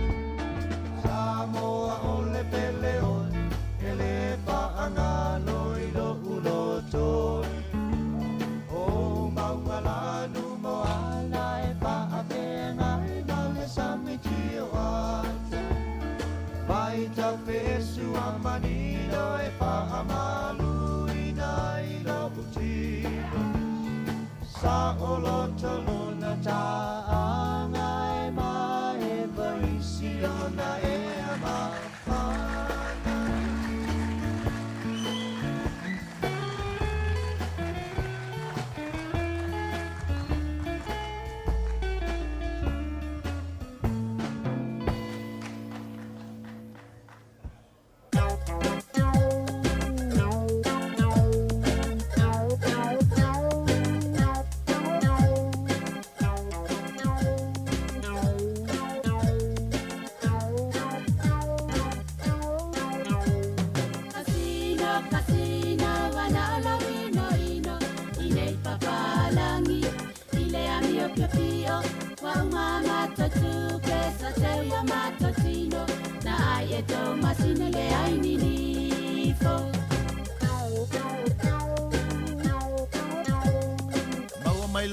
Tongi, ua o oli oli, ua maua o sa utupe o te alu te omi omi, palangi tala pepelo, ele oni tau mea moni, ua uma o lo te tongi, na alu se oli, maua mai lo te tongi, ua o oli oli, Ua maua o la utupe o te alu te omi omi.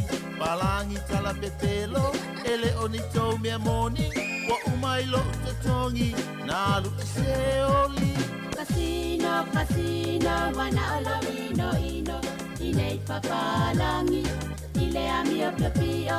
Wa unga matotupe, sa te o matotino.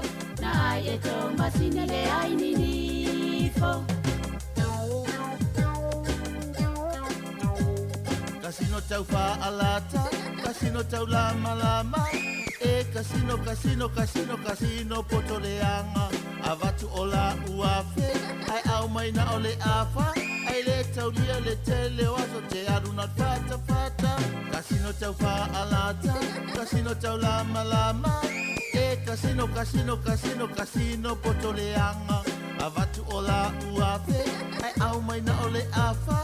Ai le tau lia le tele o aso te fo ina fata fata.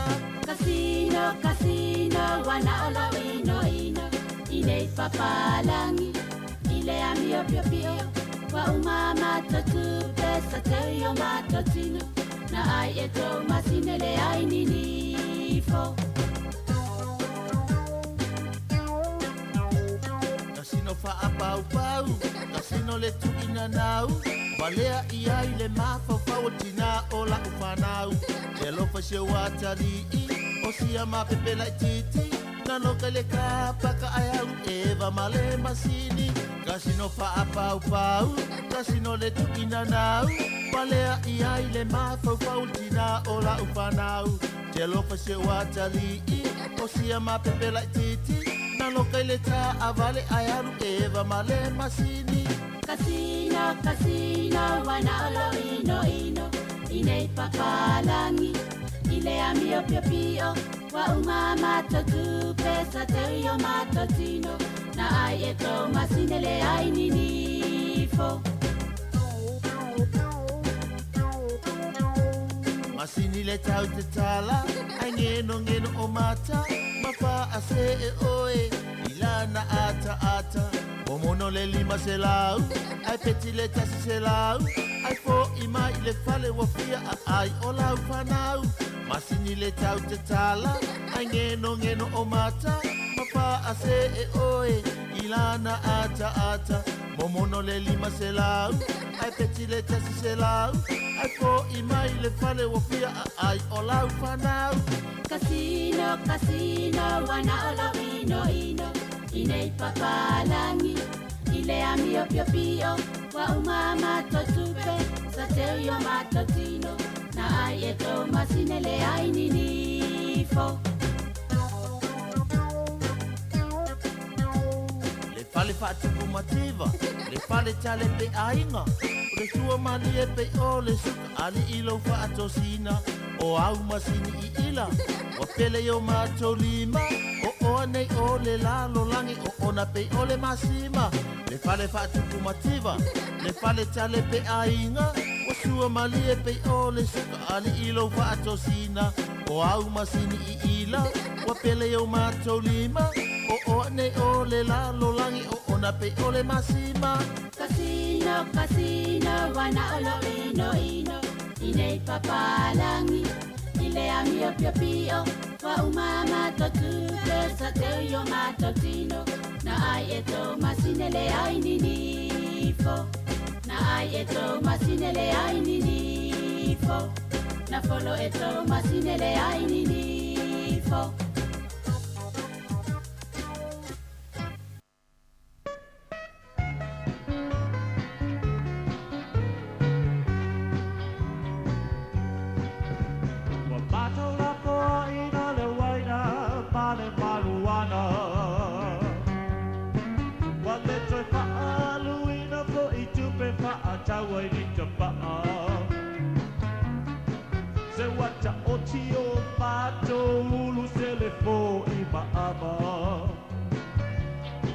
Vesiligia o amio nganailo ai wo malama lama. Ole nei au mai pese o pusia le fe alofani. Ai apio I pole anga o ia le ole ta ita e.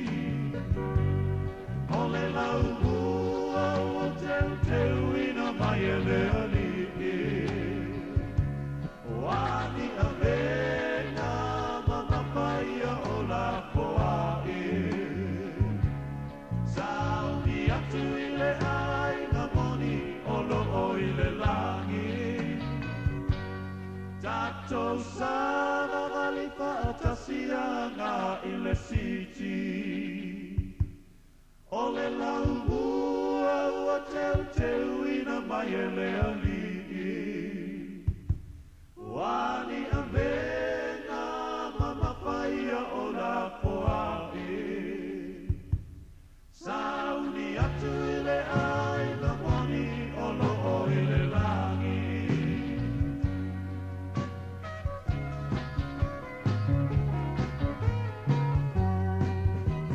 Samoa o tini o, wa ato tino lau au apo.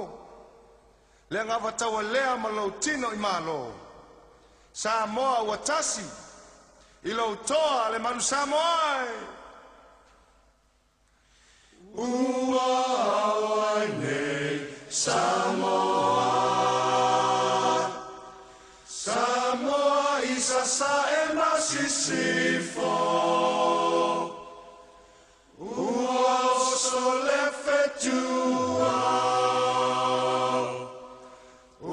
Susulu atui no mama le manu Samoa le ai uamua tula fale ila lo ile sami fai ma fale ile langi no foi au ai longo ile sao male fale le sa chulu chulu itao Samoa le falecela.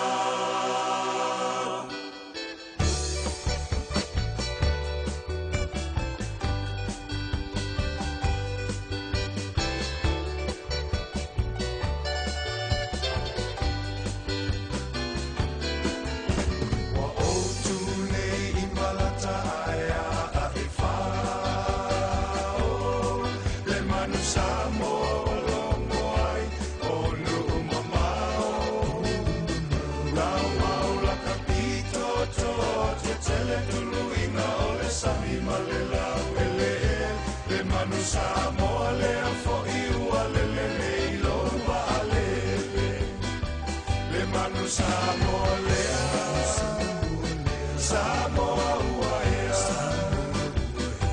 tupulanga uma Samoa tau tua na lau tau tua upula o mata mafa amua mua lava le atua.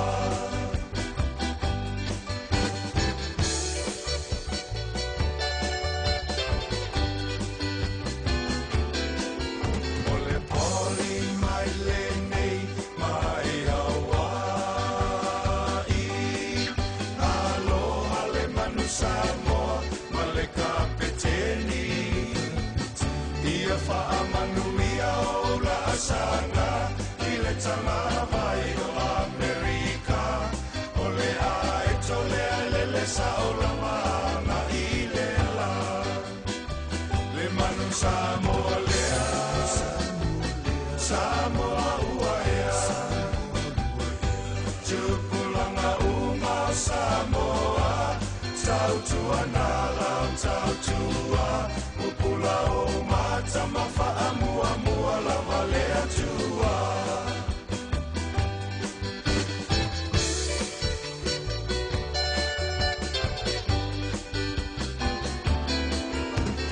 Tau tia pango fie la ufea ngai ngā tui mai le muli papanga I atua ai se I fai la utau tua I lo ai ngā sa tupua ai balu fo ia I tai no mali e toa le manu Samoa lea Samoa uaia tupulanga uma Samoa tau tua na lau tau tua upula o mata mafa amua mua la vale atua.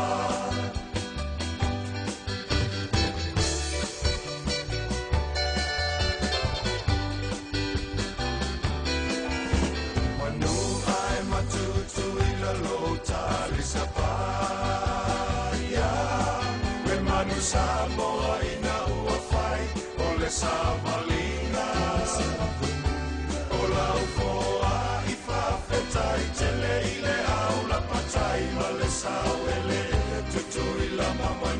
se ilango lango mai o lo tava lele.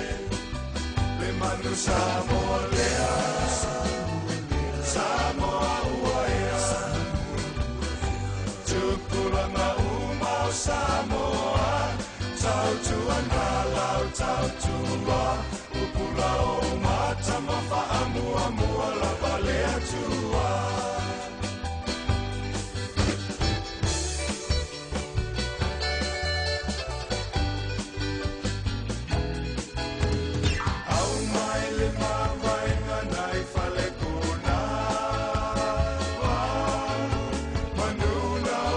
Samoa, e te tiwai. O manuna e te vai. O manu foi e te talo ai. So e wheloa i ipu e o manu Samoa. Le manu Samoa lea. Samoa uaea. Tupulanga umau Samoa. Tau tua ngalau tau tua. Upula o mata mafa amua mua la valea tua. Le manu Samoa lea. Samoa uaea. Tupulanga umau Samoa. Tau tua ngalau tau tua. Upula o mata mafa amua mua la valea tua.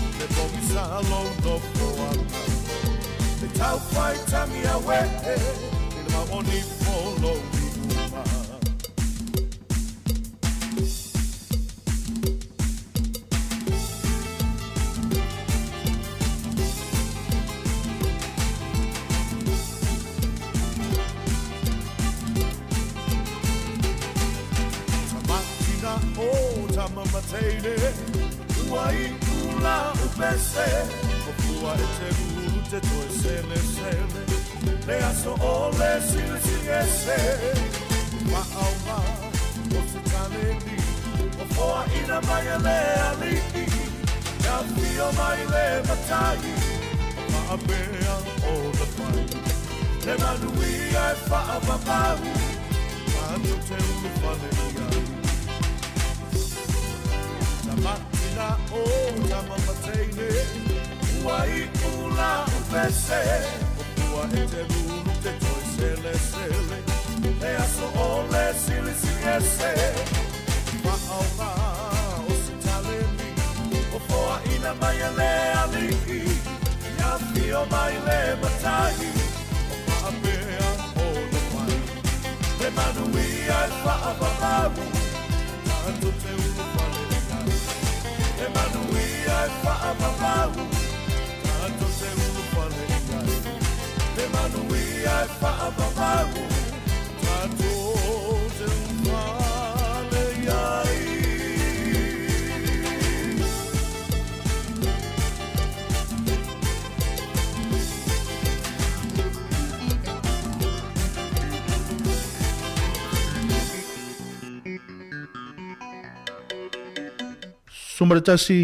Sumaratasi nei minute o te ailei tula e lua le nei vaenga le uli tau tua mna unanga le tātou ala leo le tasi o no te simaratasi whamo i le nei vaenga o le aua uli. Ia, mātou te o whalofa ma whaatalo whaatu pa ia morunga le tātou tunuu ia i le nei vaenga o le aso ma lo le ngā lue ma lo le tau a tai ma lo le unsai fi au mga luenga peo na masana iai e ile nga maulunga o lo solunga le leipe por kalame fa nga solo le nei aso ia a ofia ngai lu tatu tunu i fi au mga luenga peo na masana iai ia o te muli atu le nga ngara fa te lava le nei aso ia te lo ua mai ale tautua le sunga ia le fionga ia la wano le nga te fo le to fine ia ana fa solo pe ona tautua ina le pa ia molunga o tātua tunu ule nei se vaenga i se taimi o maumali atu i le porkalame le nau whaingo ino le lalolangi o aso nei a olo tau au auna le nei ia Jeremia tapu maa nei le nei o lan tātua weva mo tau le nei aso i le tulai lua se ia pa ia le tulai wha ia tāle tulai wha o tātua talafou ia ma le tulai muli tasi muli o lo o pena o muli mai ia o le porkalame le na le au talavou mi lona winga o le tātou o le whaatatia ina le na o le tātou porkalame i le nei aso ai malo ia te utau whaatalo whaatu ta mamatina mātua o le tātou tunuu ia o lo o maua mea tātou whaasalalonga le nei aso le ngata i lunga o le tātou ala leo ia a so se vaenga lava o lunga o le tātou penga te whailangi o lo o maua mea tātou whaasalalonga le nei aso so se vaenga lava le ke lope o lo whaafonga mai le tautua ma le unanga le tātou ala leo ma tautua whalofa ma whaatalo whaatu ia le pa ia mo lunga le tātou tunuu ia o tau sā ma whaingata ia o le ale o ia isa wha matalanga ia ne i avea masasio le o unanga le nei aso ia o le nei aso nai musika su i feithi loi ia ma nai vaenga longorongo poeri o le tātou tunuu ia au wā le whenga i o le tātou tunuu i fi au mga luenga pei o na masan ia i le nei aso nai e vaivanga mo tau pesmesenga mo ila tau o loa pena o whea ngai fi au mga ruenga pera masani ai ngā tafo i lea ia o ila tau o lo tau wha mai a eina fi au mga ruenga niso ila tau lea a mata ia ngā tafo i lea ia o whana ua onga ia toi titi foi o na tu ua leo lea onga ia lea so muli lea onga ia le whana ma lo ia te o tau mātua le wha malosi ma lo fo le whana le tūlanga le wha malosi o onga ia o te tau fo ona tā pena mātua ia a wā fo i le piki ino le whanau i le tūlanga o lo ia i le lolo wāre tau ia tātou nei Wellington ia ta ilo i seisi waengo le atunu tūlanga lava ia o Wellington ia o lo whapena o na timunga tūlanga le tau pena ia o le nā po le ale tua i ngā tau timu la pe matangi po le ale tua i ngā tau o le tu ua le ngā luenga whai o le tātou tunu malo atu ia te o tau nai pesu senga ma o tau i le nei vaenga o le aso au lo whātu i mo o tau ia ma tau amatamatali le tātou por kalame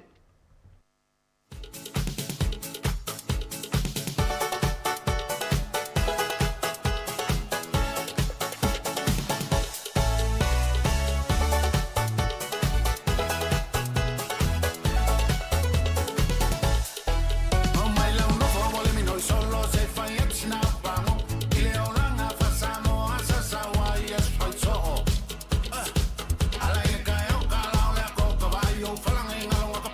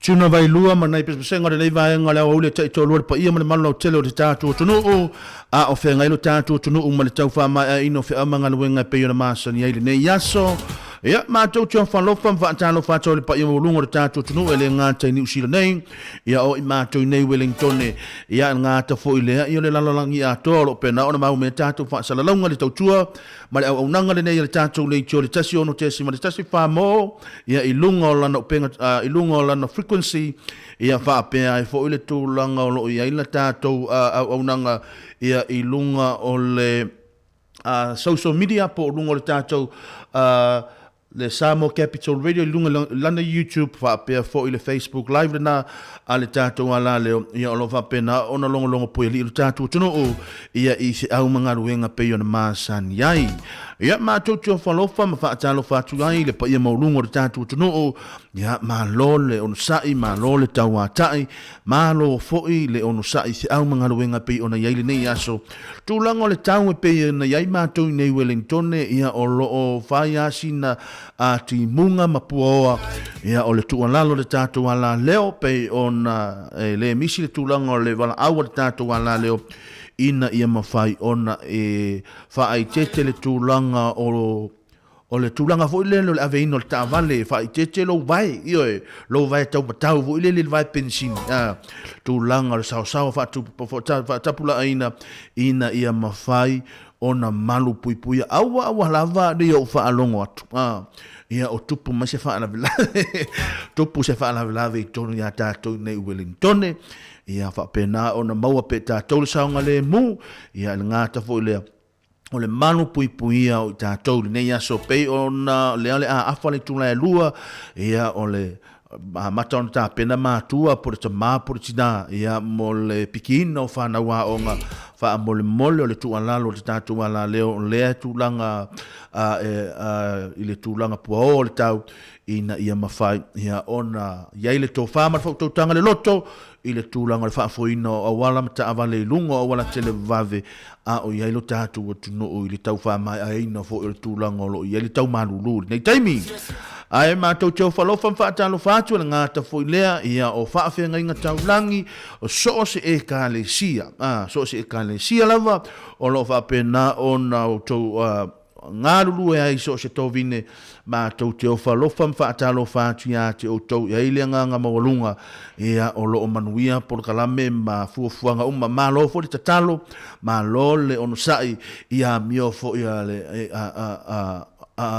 ai mātou nek, ia o mātou ia e whapena mātou te malu e atu au tau, ia ai e fwoi tūlanga mena o mia, ele tala noa mai tūlanga fsosoani, ia e whapena, wao le mwhai fwoi ona mātou whape atu, ia e sa o le leile mea o lo sau noa mai le sunga le whawhenga inga, ia o le te leile vahenga tau an fo ia whawhitauli, ia whawhitai lo tau ngā ruenga whai, whawhitai tatalo, whawhitai mo le tāpua inga, ngā tafo i leona ia tātou ta māma tina mātutua, leo lo manu ia ia lo whaiva o le tātou tu. No, la tau o pena o nei lunga o whi amanga ruenga nei taimi, ia o lo whapena o na niso i la tau o le nao le a tau mahai a la tau whi amanga ruenga, ma lo ngā lulue, ma lo le tau a tai, wa ele saunga le mūlunga a wala tile vave.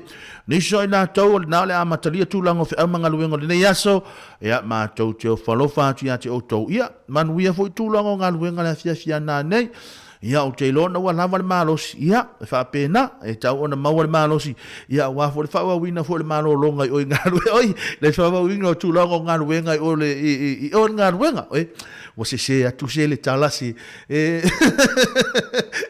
ia manuia te le tūlanga o mga ruenga le fia nane ia te outou alofa atu mo outou ma lole lo tutoa ma lole on sai ma lole o si ainga ma lole alofa i Samoa ia na o whalongolongo mai whaatal tunoanga le sunga ia tu fue ma le afionga i le lauli al mali toa.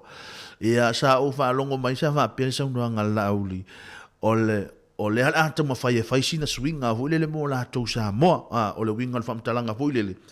O no le mela i latou Samoa pi o le whaalangolango mai a le lato le seleni whaataua le kāro le telefoni a latou seleni a whai ele tūlanga o e utu le pensini o le tāwale watu whaafonga mai le alana tau whaapea mai sina saunoanga le fionga le lauli o le ātau ma whai e te tau huina i sina suinga i a latou e tātau, ona, awane i toi wha moe moe mai lātou i a tātou. Ai tātau ona o lai loa lai tele le tamau a inga maati na e te tawana whai Samoa. Rono inga o le a le toi wala au mai Samoa i a tātou, a le a wala au tātou Samoa. Iyo e mana i a tele, iyo e. Se e whapena le tūlanga o le ala iai, ma o se me o le taun whai, iyo e. O e le taun toi wala au mai sisi au. Le ahi e leo si o te ngianga. Le he whamanu lua tuale tātou atunu. E le taun toi wala au mai sisi Samoa. O le tūlanga wha le tonu anu tātou me lo e ya ai malo ya te utou ma fa malo tatu tunu ya o se tulanga le lei foi ma na ya foi nai vaenga ilina ya mo tatu ele ngata mo tatu New Zealand nei ya o se talia o se vaenga la vor ke lope o lo tau ma futa mai ya alo lofa yo tatu ai ngai Samoa yo alo lofa alofa tatu ai ngai Samoa au no tau pei mo au ya o te alofa Samoa to a tale tu pe tasi to sa e tasi e fa tasi ana tale tu pe Samoa tu pe Krismasi tu pe tau sanga fou tu pe la sautina tu pe la sautama o mea umana tu pu Samoa tasi ale alanga tasi at le aso tan tu pe o le tu pe na tau sanga ato io va pena e fai vena e sa mai fai da tale Samoa ia fai foi ma to va ai mai o le tulanga fo le ia ma to ni o le o ma to le sa o le tala fo le ta to fo le sa fa fini o ma to fo le tu le io o le tu fo ta to le io ia wa tulanga na ia o le to anga fo fai ngaluenga ia le ma na ia fo ia le tau ngo fio fa le belo o ia ia ai fa pena e tau a on ta to lo fa ta tu ainga ia ma lo la galulue ma lo on sa ia ele tu a me tau on fai tulanga o singa ai ngai le ngata nei au Samoa ia o galue ngalei umana to te fainga se le tou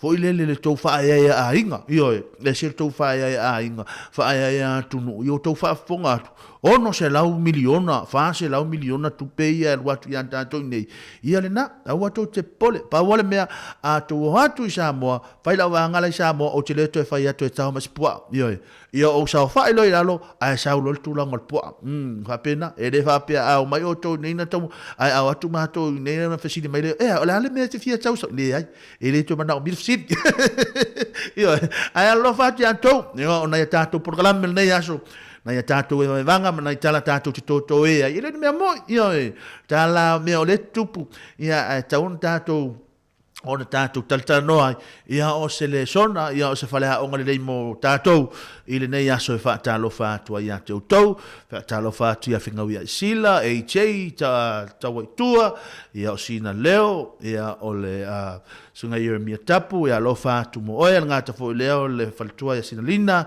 ia maapea fo i le sunga whaithi au ia airing ia manuia te le tūlanga o ngaruenga le nei aso manuia fo le tūlanga o ngaruenga le ali o lo whenga iai ia a whaapea e te whaalongo atua ua whaingata le tūlanga o ngaruenga le nei aso e iai le nganga maualunga e ta tau ona e ono sai ia e ono sai ma ia e whaapea i fo i lo loto ua uma fo i le aso wharai le la tau ia lono winga e le aise me whaingata e whaingo fie ma mea uma i le ali ma e whaingo fie fo i mea uma pe a e tu ina atu i le ali i vae ngolo o e mana o mia ai le fiso soan lono winga so se vaenga lava pe ona iai tūlanga o ngaluenga i le nei aso tūlanga i se au ngaluenga i tonu a inga i hau tūlanga uma wapena a whaingata le ala tau mawhai na o le launga na le la to launga foi tato a foi ngata le ala tau ba a lo fa to mo to fa ta lo fa to mo la to la nga lu ne sia fitu la ngol tau le tu la ngalo wa tato ya tau mafai fa malos unga ian nga luenga unga ian chop le mawal tu la ngoselin ma lor fa to ya te to ya matulang nga luenga lo fe nga yelo tatu tu no ya se ma fa sista tu tala muli ale anta to wo sina tatu musika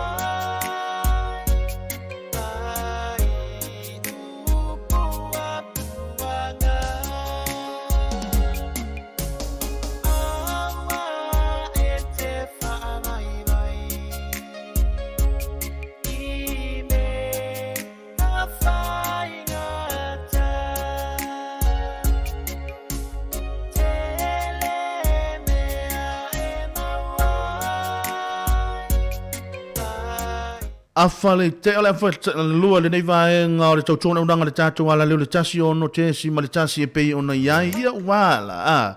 Na o fai atu fo i atu o. Awa pe wa e fa alongo atu a wa e fa vai vai. Awa e te fa vai vai. Na ngale o langa le newe i tātou. O se o langa e tauona e sau te whina. O le o langa e tauona e sau te galulue. Ia o le o langa fo ia e tauona e wa e saulo i nei e te le galulue. Ia o tātou fa sa o le tala to i nei ha tātou sa mo le fa masang fa ia tātou. A e alu hatu i New Zealand e sau galuenga e le ai sau mea ngai maua. E siriana e to sa to tātou ngatu fo ia. To le tonga fa i ma fai tonga talo ma fai ia ma fai sau ma foi lele ma sa we fai nyau lau fala ma fai lau siapo io e va pena ole tu langa na we ia te to ia ole tu langa le we e tolo pulo ia te to pa nga uma le tatu ala leo mai fa fonga mai lu to nga wenga fai o lau to tu o lo fai ele nga te to no lo ainga ia o to no e ka le sia nga ta foi le o tatu ainga i Samoa manu i Samoa ma lo ya te o to io e fa pena o e fa te fa lo o ngata o va ya tu matu ai pe o to no wal fa o to no wal to al benefit io e o to no wal to al benefit ya o to ma fa sorry io le va to as furu lo to a lo suma ta o to nga le o to al benefit sorry ya na le o mai ma wali le ola ya fa pena e ta wa ona ta to fa ma lo si au manga luengo ia ia ola fa ma lo si fo na mala tu ia tu mala tu alalo le tato o fainga luenga fa manos na ia nga luenga to ai pea wi ma tanga fa fia to ma tu tato musika si vi loi pa wale tu langa mau mai pelengi lo le cho i lungo le tato ala leo nga to fo le tasi ono tesi ma tasi fa mo le tu langa le tato tua au e te alwesi io o lunga i nei na ole fia te mau io na ole fia te mau ta i lo ai si me pe ke lo po fe me te mau si fia au nei e ole fia si dia le lunga i nei sa ai ona to no mi ai lunga i nei fia le o te le fa ona le te fia ola fia pe o mai tato siva ma tato fa ta lo fa malulu lima ia o le o le o fa to a mawala va no io ia o le asa o le lo le vai aso ia o langa o mau ha las for ia langa ia foi nai fuanga foi e le foi no tau atu e lungo le ia nai fuanga foi e fa pena ai o fia o mau lava no le nei aso tato fia ma o to ma lo fa tai ma lo nga lu e fa pena ia o le fa fia atu tato le cho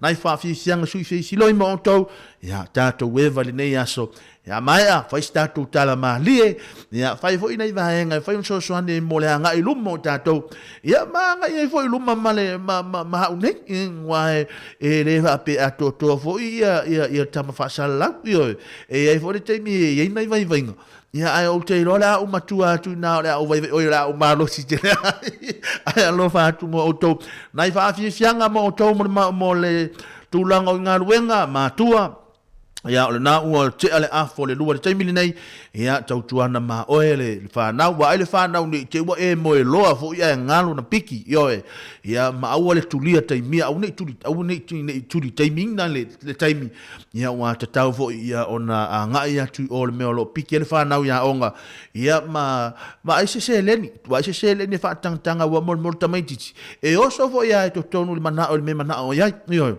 o le mea fo ina ua le te mana o te alo piki nei meo tamaititi la no fa tu le mato fa oi o ele mana o mia mo le ale pikil tamai titi wa fa mel tamai titi o ele me mana o ia tasi ala utali ia ele se tupe o ele o se tupe va pena ia ai lo fa tu mo to nai va fianga mo to nei va nga la woli ia mo ila to malama ia o le ata to we mo to ia alo fa tu mo to ma lo nga lu vai foi nei te we ma nga lu ma e fa fonga mai ai se ele me na fa nei te we tango tala se tu pe ia ene losa ia o tu pe ene le a wa fa pena ai alo fa tu mo to le ata to we va 2 3 4 1 2 3 Hey!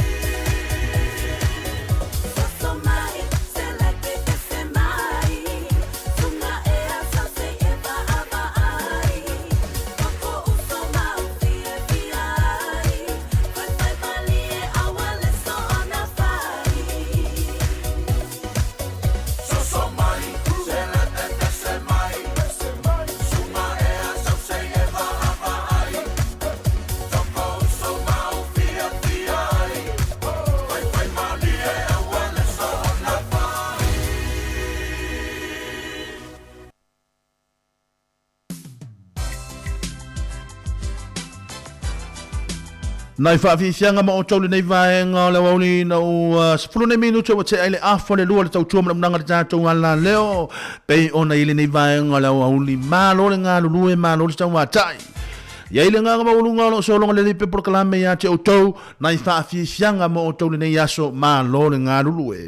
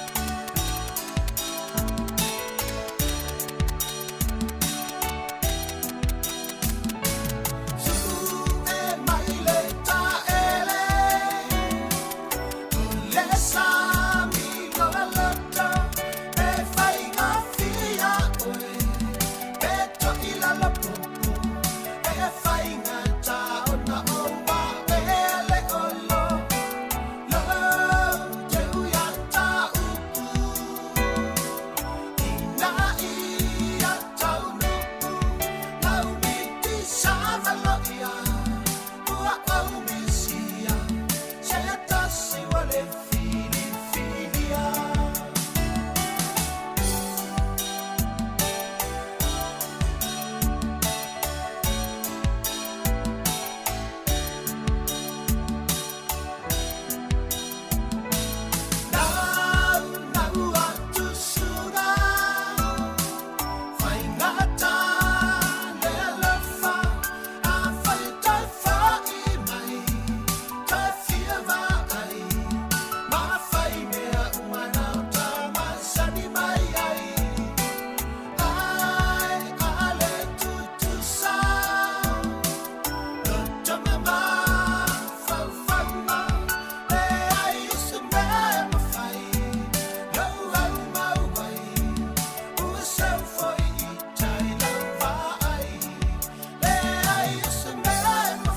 Iyo e nai pes pes ngare nei vai ngale wa.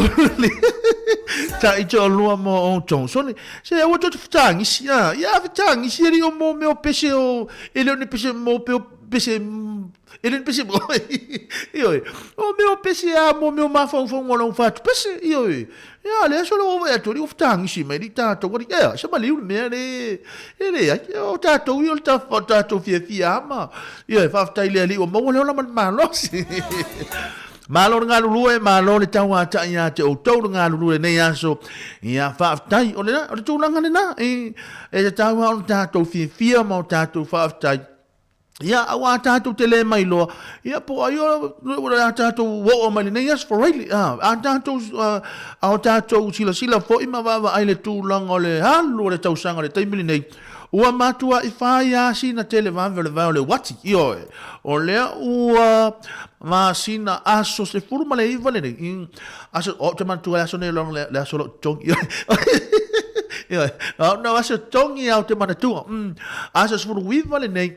Masina e valu, lua hafe, lua suma le lua. Lono winga, e tatau ona matua I whao ngā le leile awa noa le taimi. Ona o lewa ai atu, o le matua I vāwea le tūlanga o le alu o le taimi mele iai. Malo ia te o tonu ngā lue. A whapea fui o lewa maua lau tutongi. Ia, avele lo matua. Avele lo matua, lo matua nā sāti ngā ina e whea ai tamaitili nei vai aso. Ia ma e whai ai vai. E o hau leanga le mea leo te le fia. Ia, langa o hau te le fia, le mea lewa mea o hau lau te alua o ta whao ma walu o moi o ngā ruenga. O whea la mea o yese moi. Oi mai atu le tongi nā sau. O le tongi e tauna I tauna lima sera. Awa vai, o va male lua hafe lima sera. Rono winga. O te le o moi. Le o ni e ise mafo o tau o halu tangata ni e moi o ngā ruenga. Awa e whapena. Awa e tuai atu lo le tam. Ia me sani me o le tu pawa I vai. Ia. Leanga o le te vai. O le mea. O le mea o le te vai. Ia. E tuai atu lo le to ina lea. E tuai atu lo le. O fesa ia. O fesa ia. O fe fole mea, o fe fose mea na e halu e ta ai ma e halu e oi foi sa wona e halu e ta fa pena e va ai le leo halu ngai lunga ia ra te vai atu ase come down vui io e so vai na come down mai ole te longa le ole ma tu amana ba bitanga tali ia e ai vai me po fe me sa o ta e se me le ia ole me ala o tu wa fa tali no voltina ile taimi al watu al pesilipi al watu al pesilipi el watu al pesilipi o le te tongi ya te va ai mai walaki ana sau me te tongi e va le ton lo no winga ne ta pena la watu o ta una fa io wa ta una fa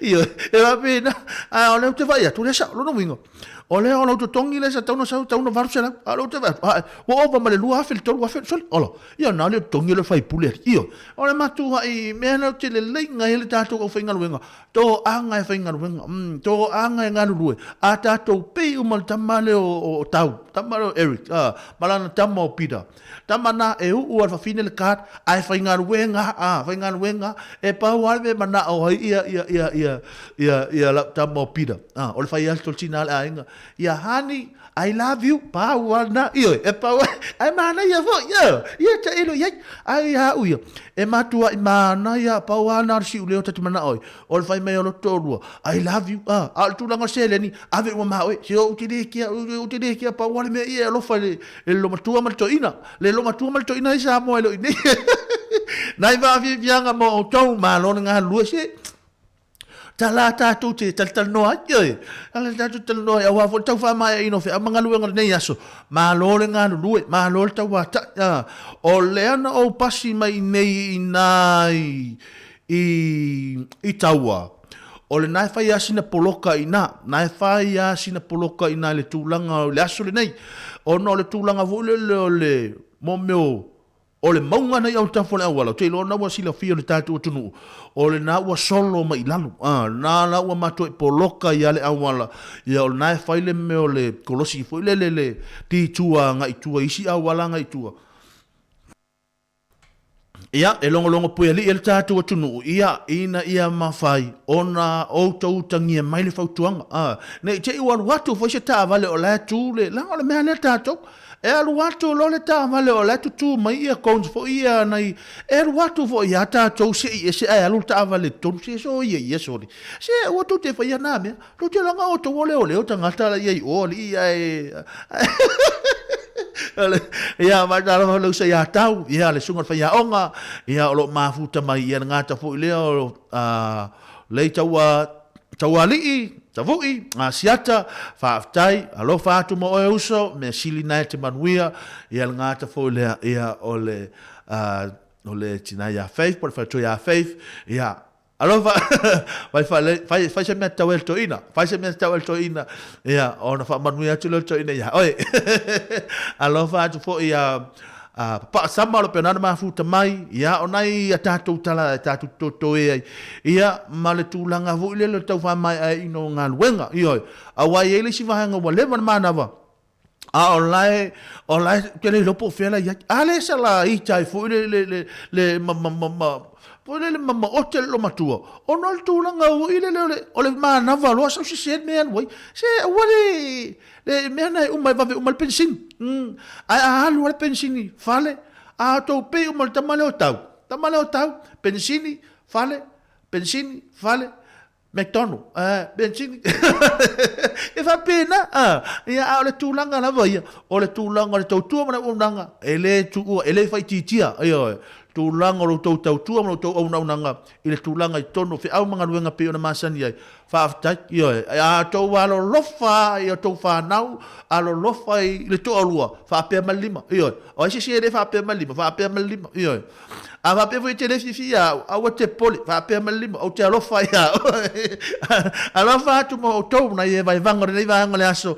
Ia e tatau ona fu ia ia tau fu nei aso. Io alofa tu foi ia Tainelo Susana, Susana Ropek leo te ia to ilunga I. Tamale o te lo pero tamale malolo. Ia. Ale anga volta ngata esilo sisi ainga le yo. O leo te fiu ale me o te alo fai mo veto sisi ainga le. Ale le ofia Susana o te alo fa. Alo fa tu mo Susana manuia tu langa o fe amanga luenga nei aso alo fa tu fo itono le ainga.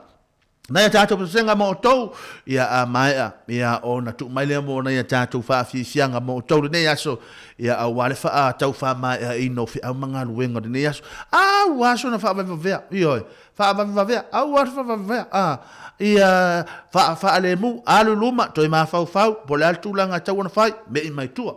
Awa foi ni vavelo wita leo le atu langa tal tolu ma nava foi tu langa le ngaruenga o le ala e sa tuli mali fale sa la poloka tu langa awala fa mole aweche ita yo ia maua pele toa maua pele on sai o le ala pa wal mi mana o mia o lo o mali fale a fine me na te mana o te vavena e sa le fale tupu mani pfe ia te o ele pa uia Ele se o te alofa tu va o tau ia nai fa fi sianga mo o tau nei aso e alofa tu ia te o tau ia tava tol nei pese mo tau malava ia lo ma futa mai lungo le tatu wala leo pa anga ma ele tatu wala leo alofa tu mo o tau ia ma fai le muto fai sa tatalo fai sa tatalo ia ole aso longa le mea uma tatalo nei tatalo ia so uma ioi ai le fa pior mana o malosi mana o le tupe mana o mea uma ai le talu si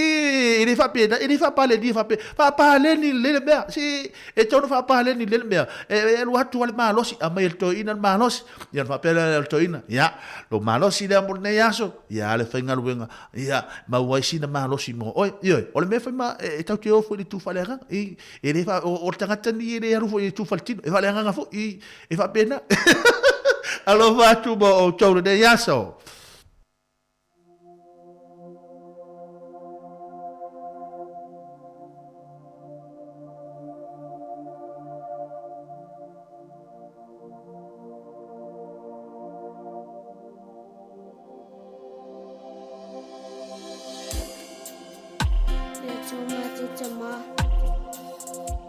Alofa mai ia Samoa, no watunu pele. Ia e sau sau wina i le mana o lo tatu. Ona o Yesu. Tina le matu i tu i mao ona. Ine o langa talofa. I le tangi o e. Tama lave ai mai lo une yola. Ia e lo fa mai a vese. Oni mafatia.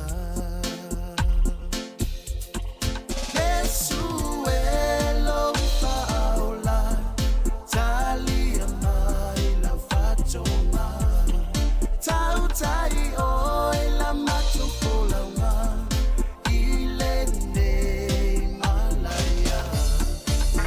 My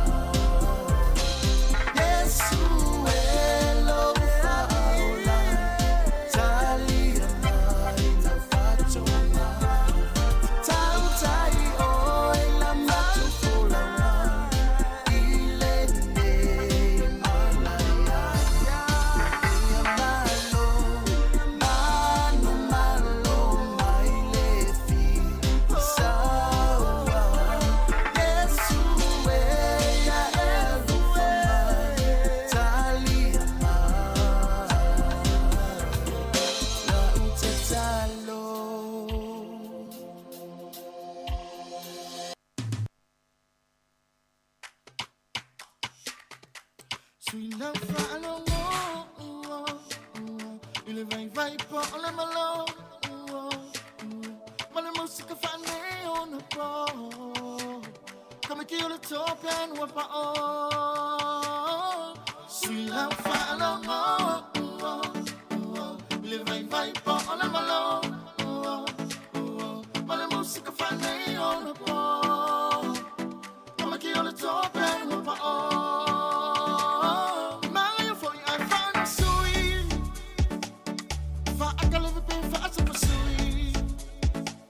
Se kamane pau ai fa makui kui mama ai la kwa pi po mama ya lo ka fui fui ko fui e pia e fusili mai pole ala ku kale sa fai o ki ka ki mo ku te le kai kai one nga ko a e amaka one umanga wo foi mai ai sui la fa la mo le vai vai po ona malo.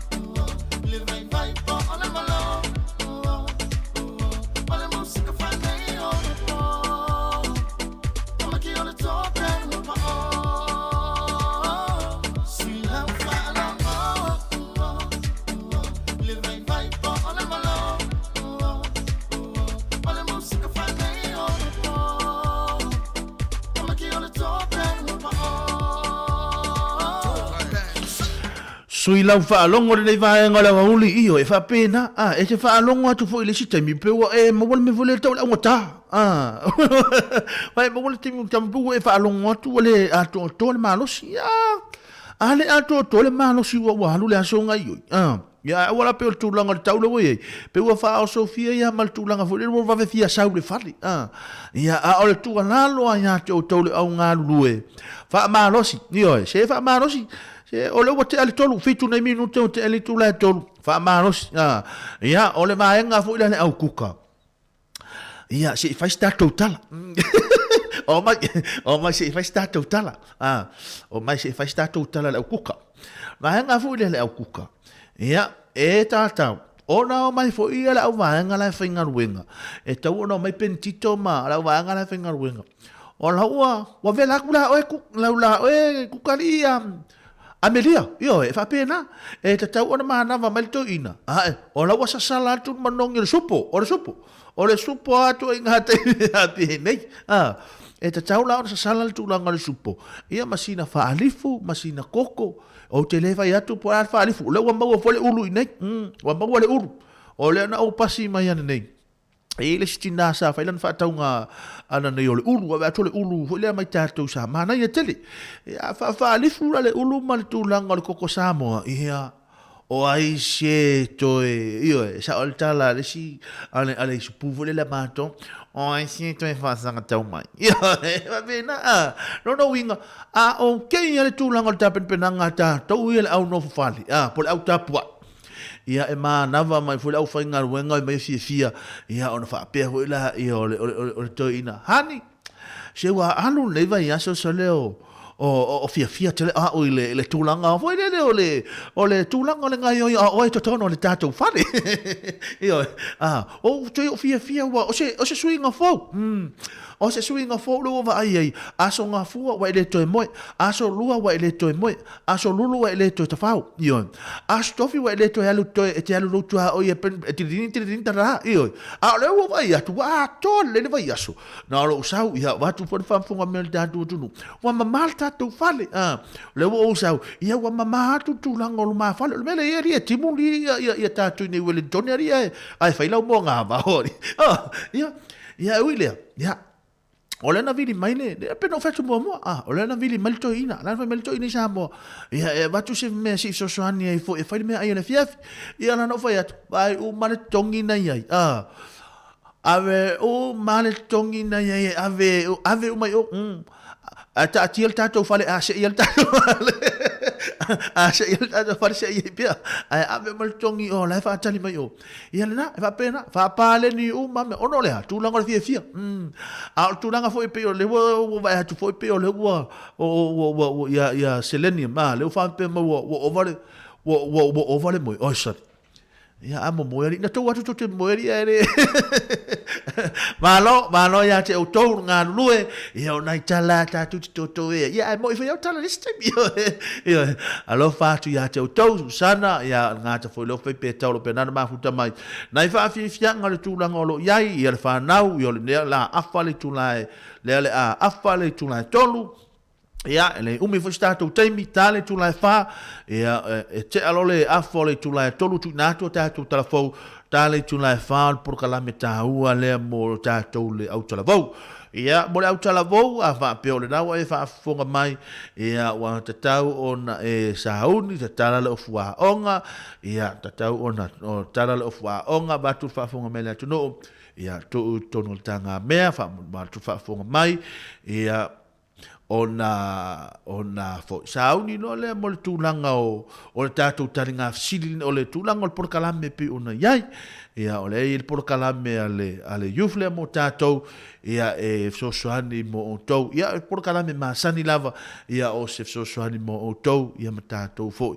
ia awale anga ilu mo tatou ia ai manuia tele tulanga o lo ia fe amanga ruenga le tatou tunu ia ona ia tatou tala tatou toto ai ile ni mia mo ia ni te foi wa mana ia se si la tala ai dai to tala nei va nga tatou toto ai ia ai ona o tulanga fo yo fa fie ino tatou ia fa peni ke wa fa ina lo fina ngalo au te pole ia tulanga tatou tata noi ma tulanga va pena ile ai se tulanga va pena lo okay ia tatou fa malo ya te o tonga lue fa malo ya te o tou le tulanga fo ile le o le fa malo si fa anga lue nga ia o va pena fo le tulanga fa anga lue nga pe ona ia tatu to e ma fa ya tatu fa anga lue nga o le tulanga sili o le vaila au o ngari na mo tatou le la tau fa ya tu atu nai musika mo o tou ia awale tulanga le fa fa ngai tatu tu no i fi au manga lue nga pe ona ia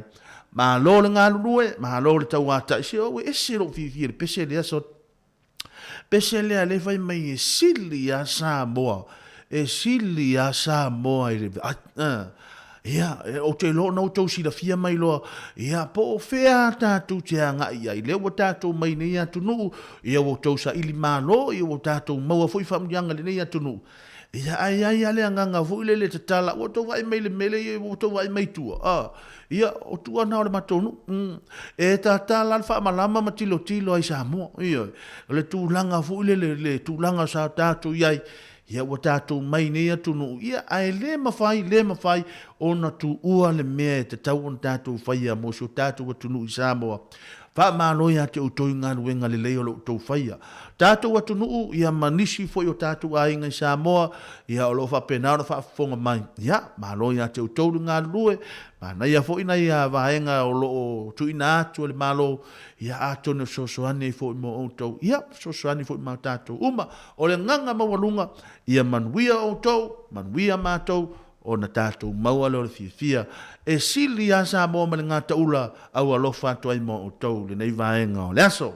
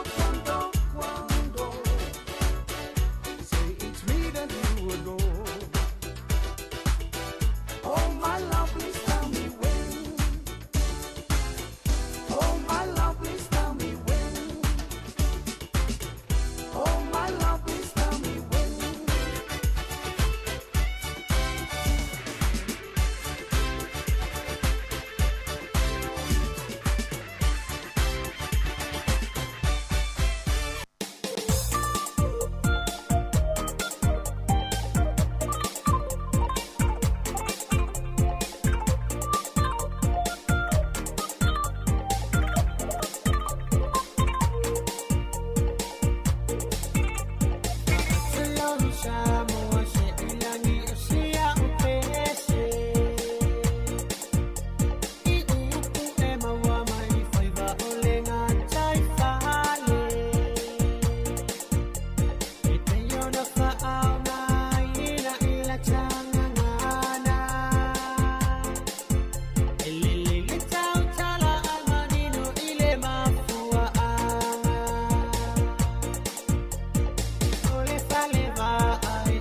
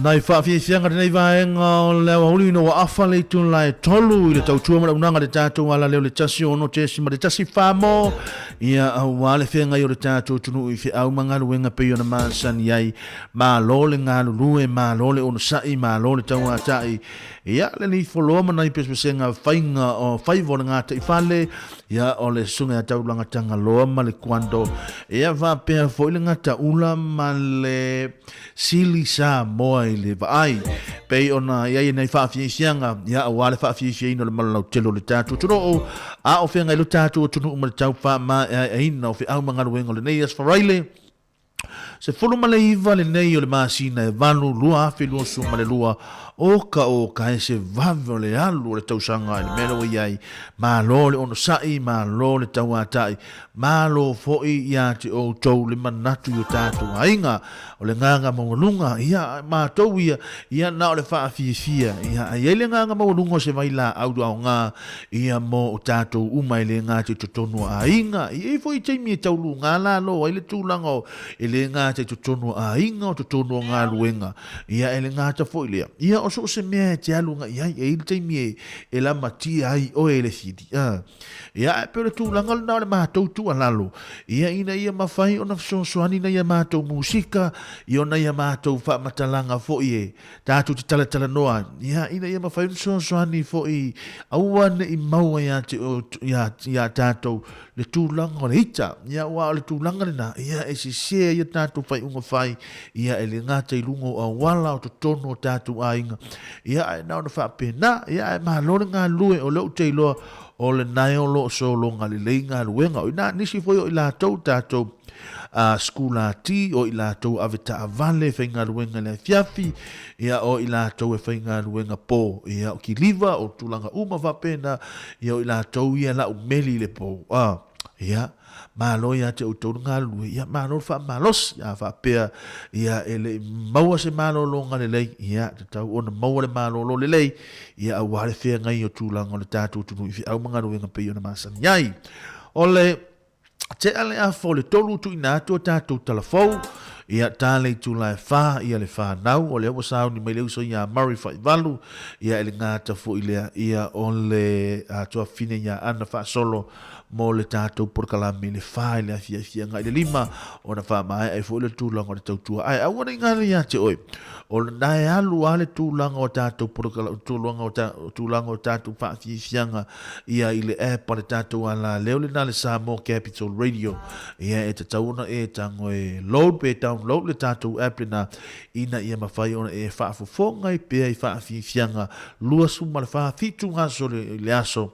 o le vai aso e mawhai ona e wha afonga i mai se i lātou o lo o whainga luenga po ia mo i lātou fo i o loe pena ona mafuta mai to tono o lawa mamaota ia malo ia te utou lautou ngā luenga whai i ona e tātou tamama tina matua i le lātou fo i a tapua'i ia e le whai ona alu loa le mātou whaamatalanga ia matulanga o ngā ruenga ia e te tau ona mātou apa tu se whaamianga mai a te utou malo le whai ona whaiva malo le tau atai nai whaafifianga ia mo utou ia ona tātou whaapenale ona whai ia mo sosoani atu ai foi i le tūlanga i whi au mga ruenga pei ona masani ai ma le mea o le au whai ai po sa utala e o te tautala iai o le tala noanga le teine ma le tamaloa io e le la to sisila iai fa mol o kau kalkuaku talofa tamata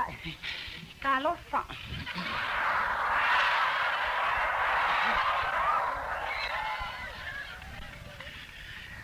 o au me o fainde le la fenga linga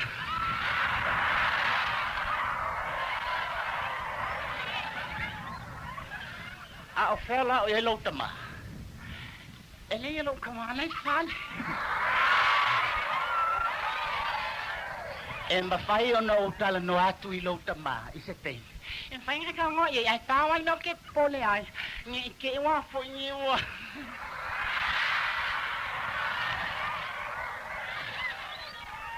Ngi ke wa se fa le kong ia o nga ke le wa ko ko po ni fa la vi.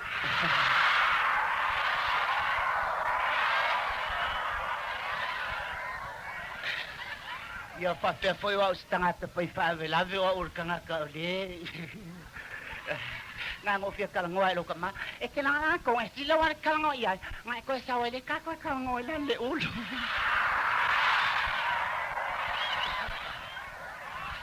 Ola fai la tonu na ola wa kala ngoa lo kama ngo ko foi mai le ka kala ngoa ko farsa.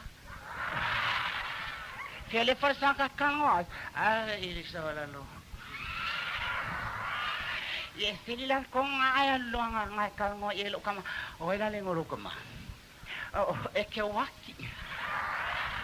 Ia la wala fai a ke waki a paungi ke o waki a or kama. Le ia ro kama ele le ia ma uma kua foi. E se a onga wingo wa lua foi le fakana kama kua.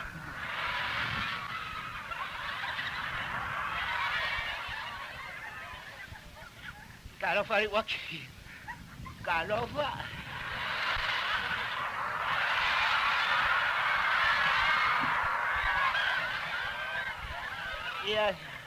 Ia sopa mai makala mai o ka mafainka. Elai o fa ngofie. Fa ngofie. Ale la o te. O ia ko fa mali fo o sa wa ko ngol fa le malungo ngai me ke le. O ngolo o fia e vai lo wa tinga si o kamaka. O ia ke fia e vai lo wa finga. Io o le ala. Ia fa pea la kala. Se vanga le leile lo e vanga. Io e vanga masa nyai. Te ia foi o ngai sa wai o ko ina.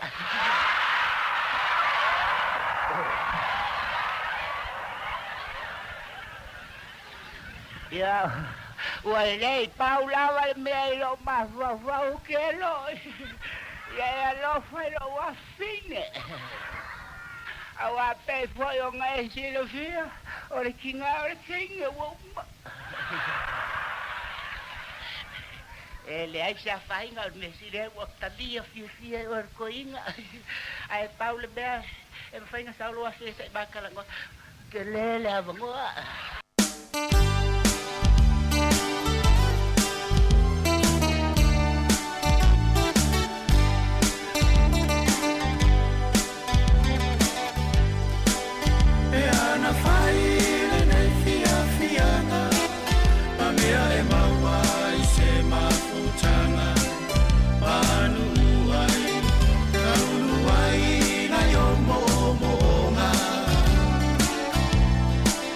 Tau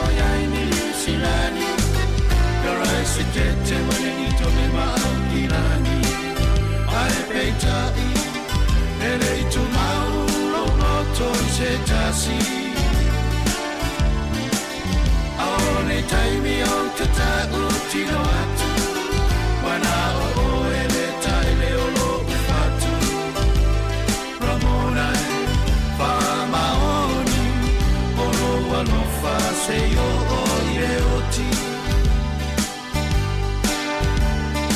Nai whaafi fianga nei vaenga o le au uli la te lea whiafi pe o nei le au whai pesere nā mai le whaungula ma le lātou pesere nā ua tā ua le Ramona ia momoli atu i ono whaanga o le tātou ala leo ia tau tau umalawa o lo whianga i au mga luenga le nei aso le ngāta whoilea ia o nei whaafi fianga whalea itu ia mai a itu lau i lo le tātou watuno ia o ta vao petelo ia le na o tau si la fia ia manai pesenga mo o tau le nei aso ta ito o lua i fi au manga ruenga pe ono tau masani ai ngata fo ile ia o le tatu tunu o lea le a mata fe au manga ruenga malolo sai ia o le toi umi le o to titi la fo i manava le tulanga o niso i la tau na ua manava ma lo le ngā lulue ma lo le taua ta io e sa o le lei o le mana nai e io nai pese i le wha longo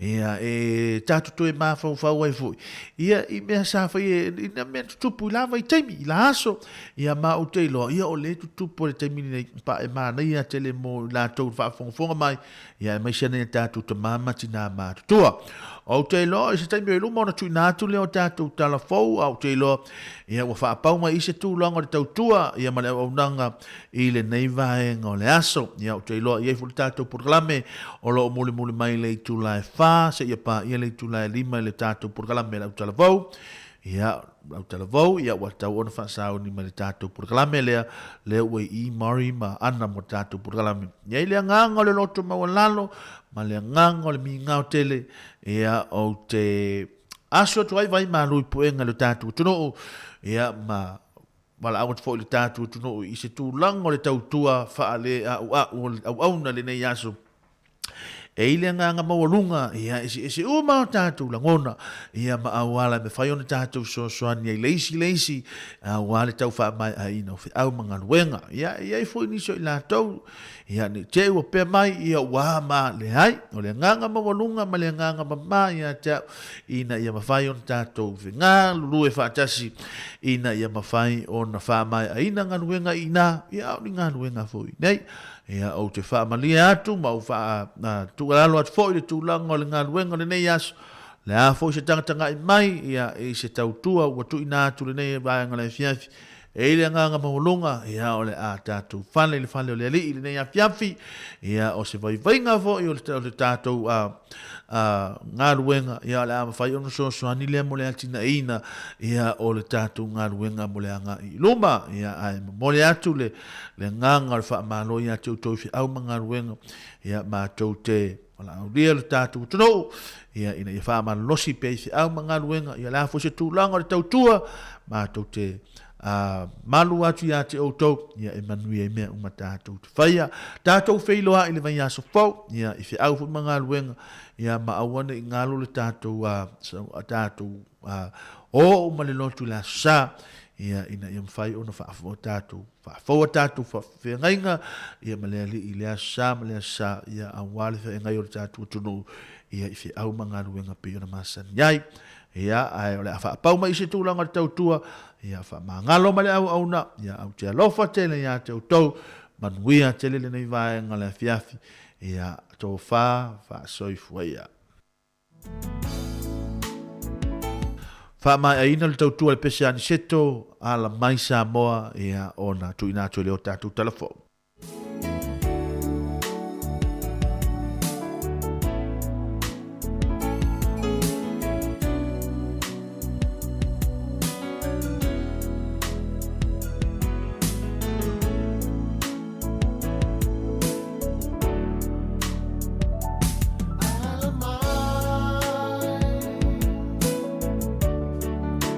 Why you say let to my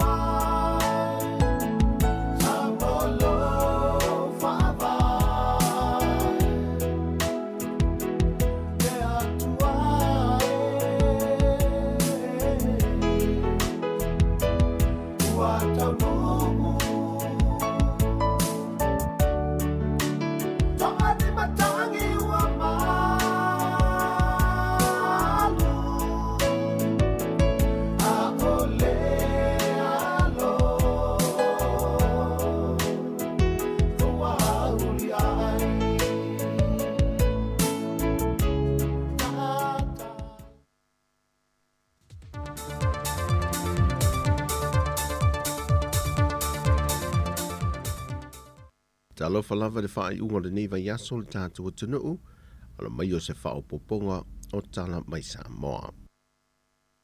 Wa whapaanga nei se tasio vaenga o a onga le investea o Samoa le papa ngalangala, wa ta uololo a Manu Center, UNESCO o le nola o le nuanua le lofa, e a o ina mata aupu po Paul Kalame mo ilanto e yeimina onga whaapitoa mbo sa vai ma upolu.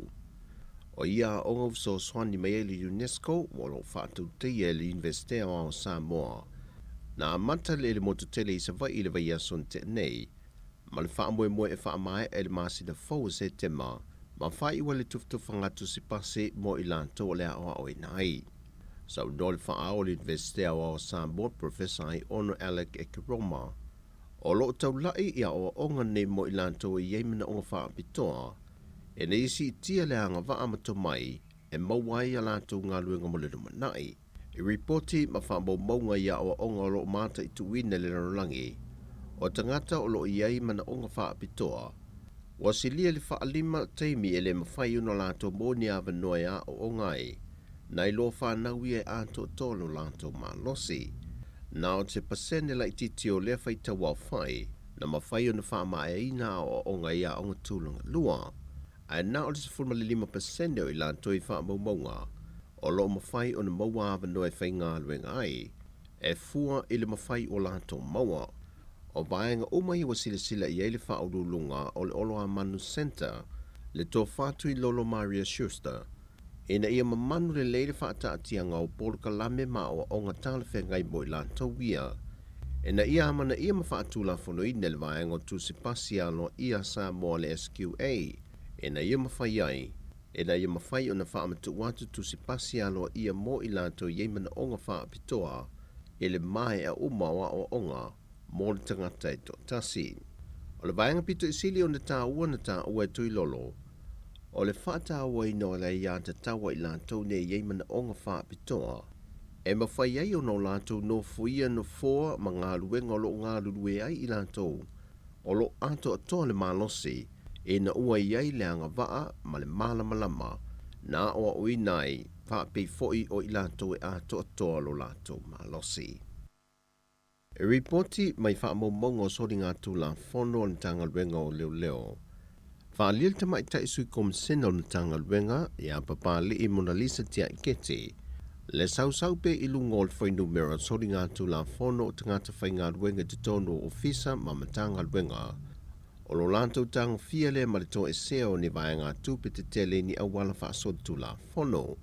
O se taule le e tots fulfitu tau sanga le matua na whaai loa le sui komsena, wa tau fia nei lalo vava inga leo ma tāti ai le aso mō lona whaamasinonga, e na wei e to e sea se tupe lata i le 5 furuafe tā la. Au aveai o iau se tangata whainga luenga le company telefoni al DigiSound, e le vaenga e whaata wai credit mo telefoni whea aveai, ai ina ua mai asu e suenga, ma tau fia mai ai leo.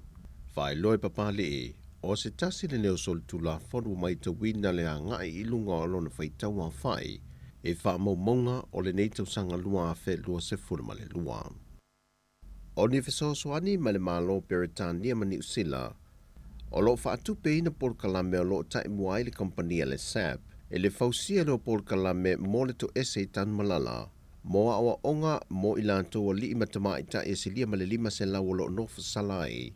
E ala le i Paul Kalame o awa onga matata ese, e whaonga i na ile to mai maanga waa roia ilanto o lo tau fiai. O le whanau naunga le pulenga o le to ese tan malala, mo ilanto uma o le atu ua le nufuanga i na ua mai atuli o lato wha salanga.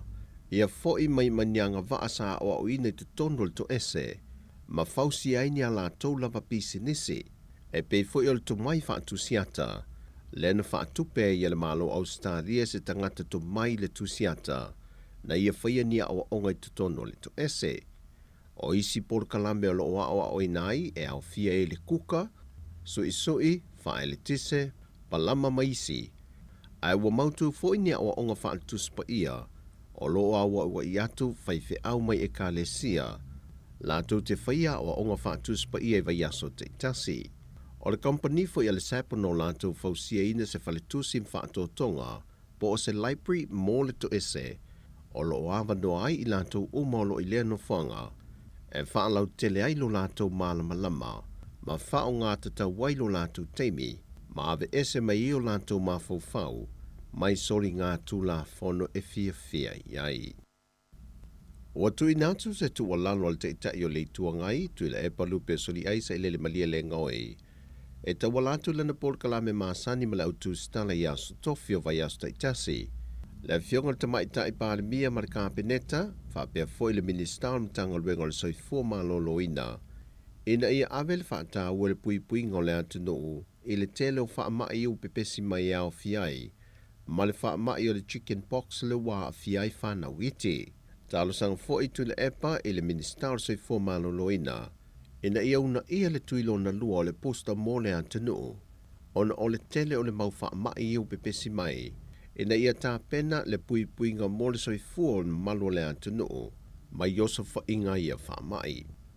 O le whai unga le masina o uni, na ngata mai eise reporti mai le mtanga ringo le soifua malo loina, e le tūlanga wo o ia le wha mai o le COVID-19 furuiva, o ni wha maumaunga, pa o ni pol kalame mo pui ngā le wha mai o le fulu o lo pepesi, wha o popo iai ma le wha mai fau wa a fia ialo ma whanau, mai le pepe e o atu I le whātau sanga le mātutua.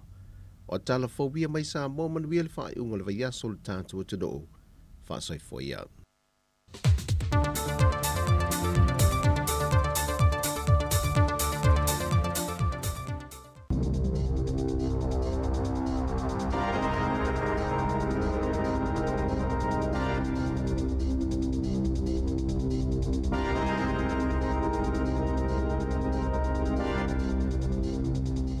Toi wha tala wha tol wha pupunga o talafou ma le si ufonga le lau mua mo le nei vaenga o le aso.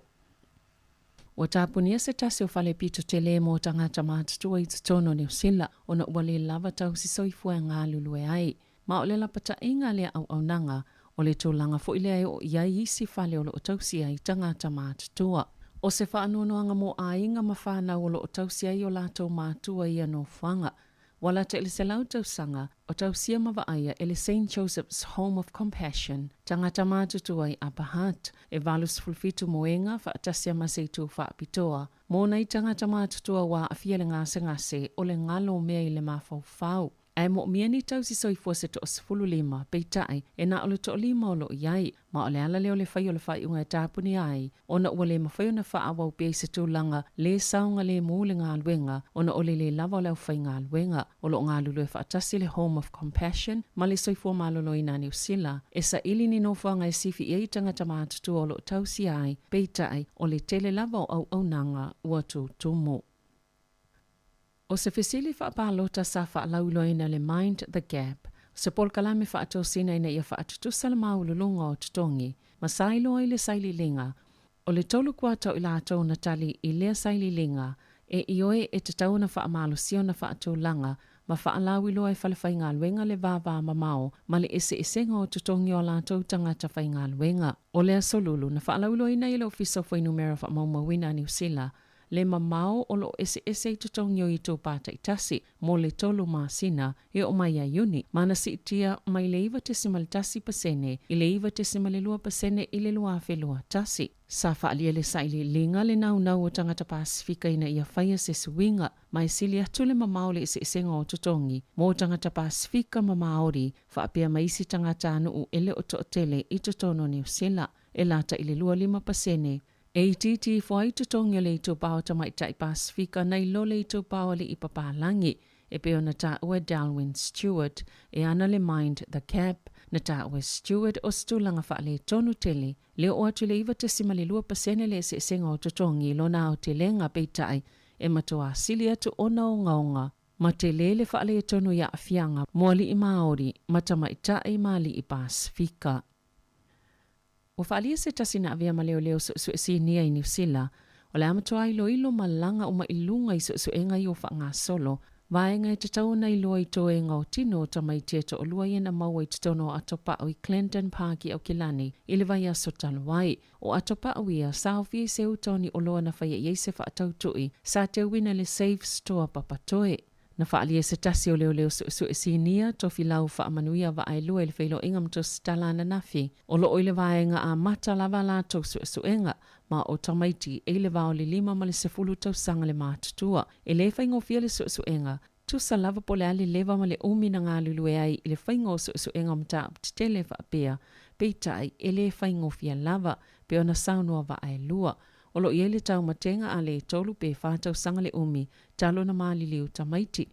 Na whaalia land spreaded. O se tasi na galulue mo le 2 tau sanga le matanga luenga o leo. Ma o se tasi fo isa avea ma leo su e pito si nia le atunuu. E iailu i tau le au su el tūlanga o lo iei no maali liu.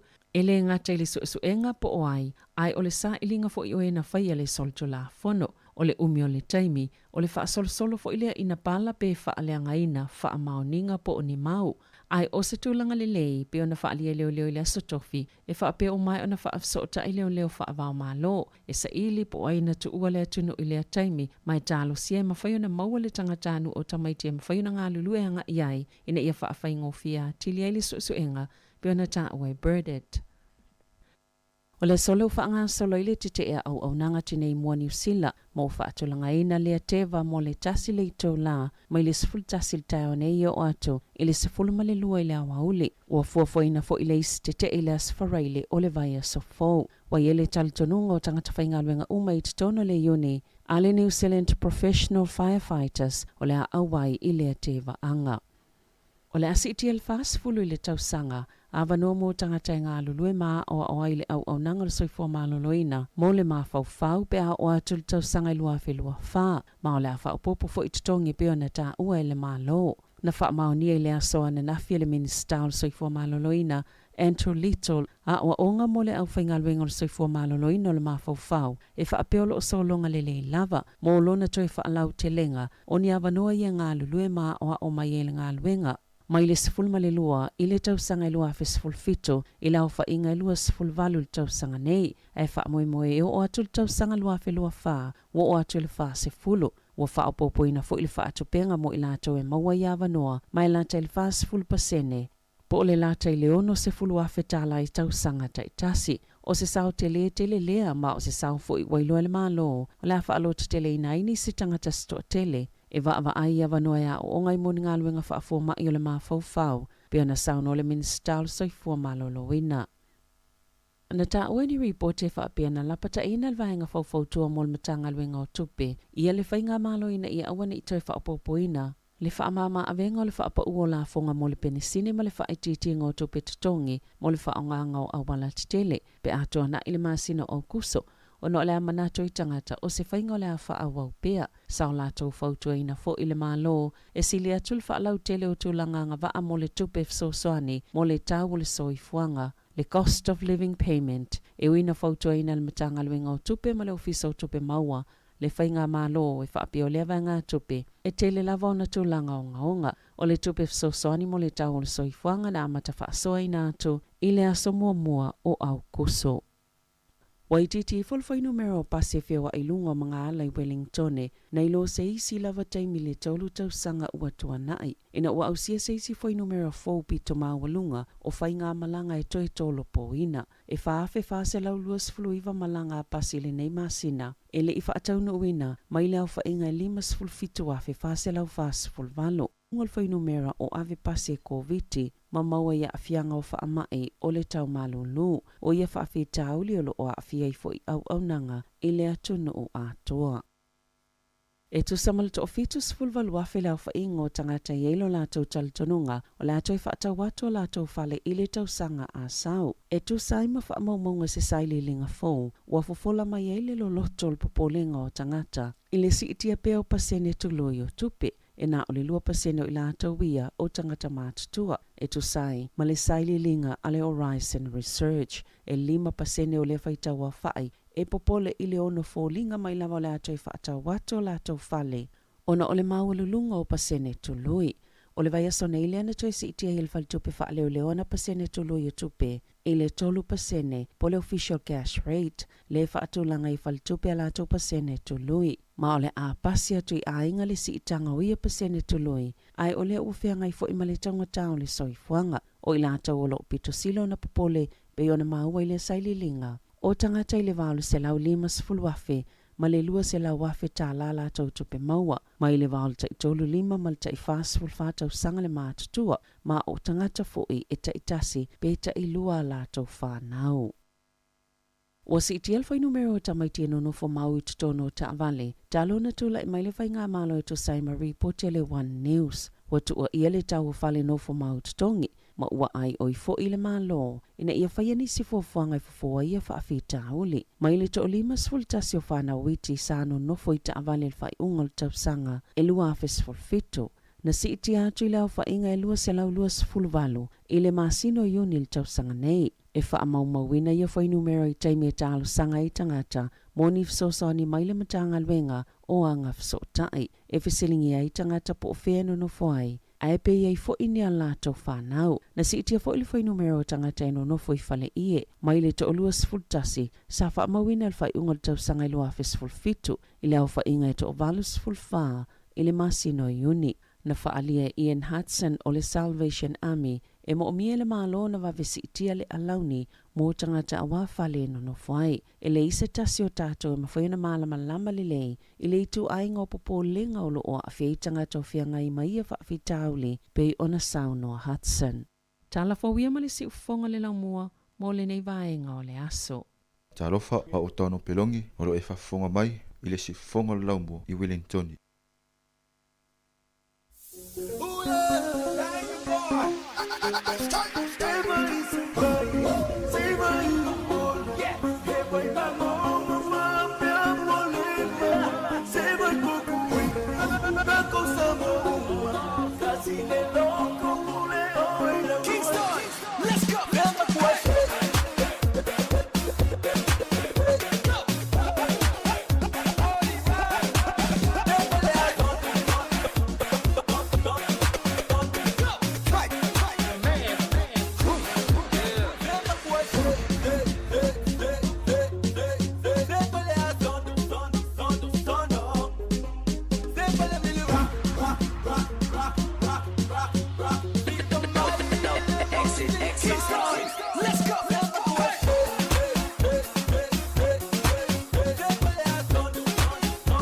Ia whaatala whātu Samoa le antunu pele le loto malanganga le nei a wuli o le ua te alei tu lai whātu tua mori si ufonga o le lo mui Wellington. Ia mana polo kalami mo tupulanga tala vauda nei fo i as for really asos fumaliva o le nei masina o kusto le tanto fo longo nei tu sanga luafe lua se furma lua fia lo mo lava no mati whaatasi tuai. Ia male tu fine ia ana wha solo. Ia wara tātou polo kalami i le nei as for really whaatala whātu ia ole tu fine ana. Talo fa malo toi fo mari ia fatalo fa fo ita wotala vo le o fatasi mai tato po kalami ale tupulanga tala vo le ne fiafi ia a malo ia mesili ai wo maua se faile tea fo ile po faile snack ia tato wat la onga talo si o tala lo fa onga bala tole tau le sa timu a tole ni via so a me sen ne ya so ne so ri yo te lo su fo la fa onga yo o te mine ya mama tere le mana o a hu le wai e tawona tule le yo lava o ngai tono tanga me ya wa foi ya tarusia foi le ave foi fatanga me fa mango mai moni le ya fatalo fat foi fa malo atu tata o fa fonga nei tatu tama tina matutua ya le ono mafuta mai tono mota malawa ya mari walim fai fe na wai mai le tongani a ite yo noni totuangi le manufia ya le ota mai tata lo atu ya ta mafuta nei ta moni ya malo manatu ole ua faminu te lo te le tu la fa tu na tu tanto pespesinga nei tu te mai fa wota tu por clame o tu planga te lavoro ni vai ngola u mafuta mai an o mafuta mai tata por clame isi me ngai ave malatu ia se me nga fu motau io e moni le ia malau ata pona e fa tatala i fo ia po ni me nga le am fa yona mo mai po kalame ni mana ia pespesinga fo nei mai a poni ela ngata fo ile ia le tu fini a melody la le peteru o lo fana e ni vai ngola uli si fongo lo mu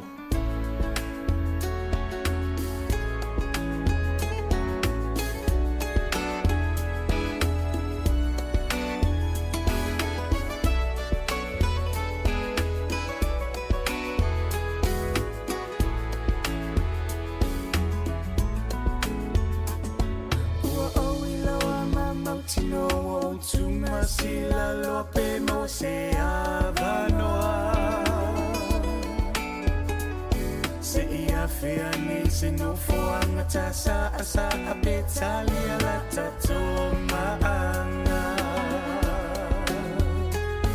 Taui ani isene atu ufua manela fula fua Ona ofai atu ai leo ulangona fainata o walofana Yo fofo malo te ena ola ngona ile po sola Eui ina motu fa ape o se pole moni eto ye polonga Ia fa atai ia souma ia puna ma faufonga ia mo se tali tutusa Fa atali se ila fo atau le afi afi ae ta fa afe sanga I Aulu lo nana muilo ufatu eliu le pope o fetu pupula Ona o fai atu ai leo ulang ona fai ngata o walo fana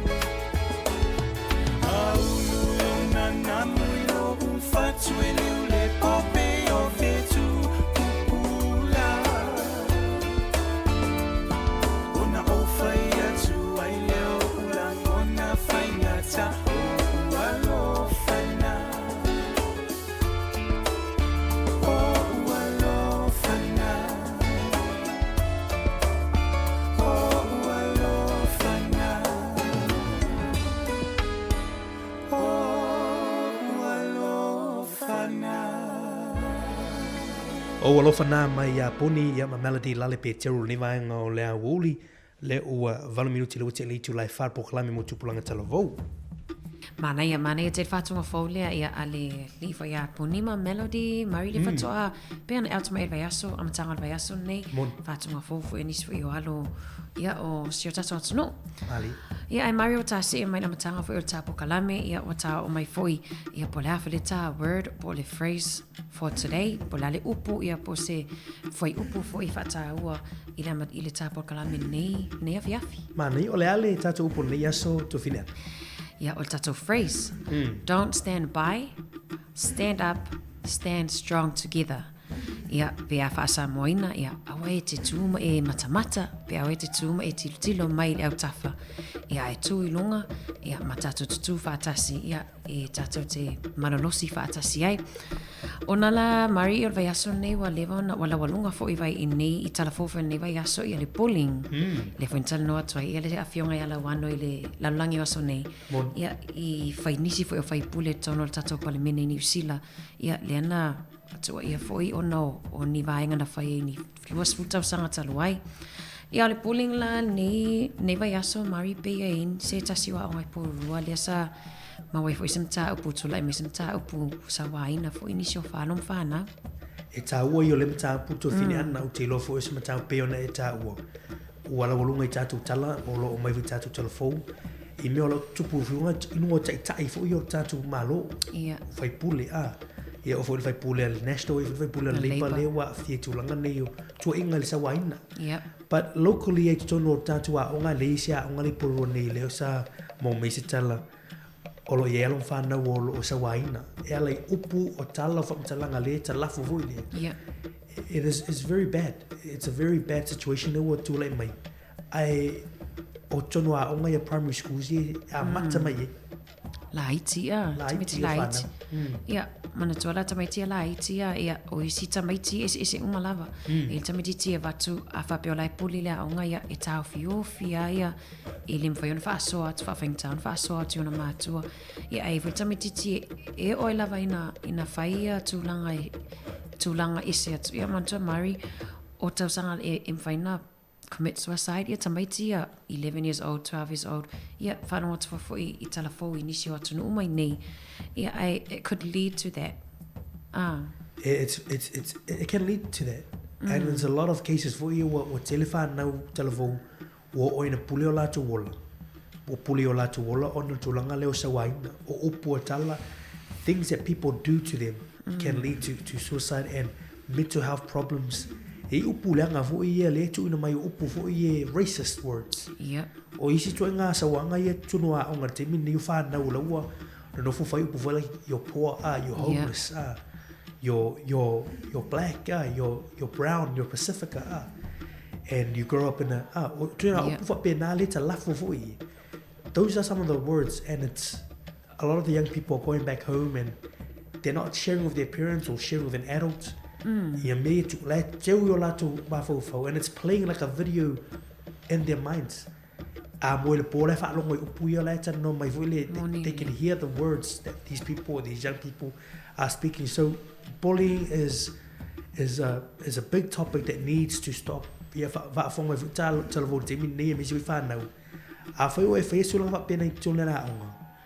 That is it's not right.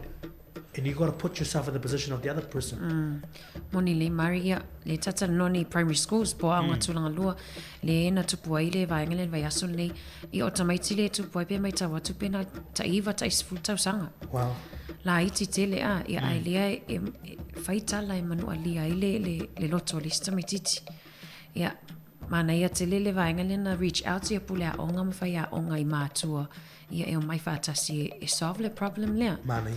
Ai mana ia, a whapea fwoi lea fwoi, mana I fwoi au ngā fwoi mō tātou, mōna I tatou mātua fwoi, e watoi fwoi le tua lalo e waifo nei whanau, e ilis tamititi au le whale, e pe wale tango e wale inkalisi fwoi se mea. Yeah. Whapea leo mama. Those are the signs. Those are the signs. If pe se mea lai ma mawhal mawhau, whapea leo o tātou mātua. O sui lava wale tautala, but maybe he's getting things bottled up. But it's le fasoa le tawa te le lo shia ya mama de. Ana yo le mele we tala no tu fini ana. E tawe to brothers, older sisters, ma tua, un fo tua nga tu ala lo mortanto por kalami. Sila ne vaanga na wai le te utu putu langa na ya no kana. It's not a common thing.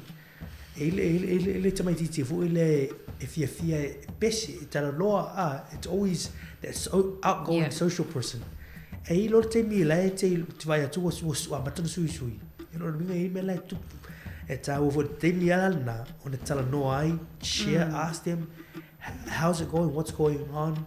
You can share.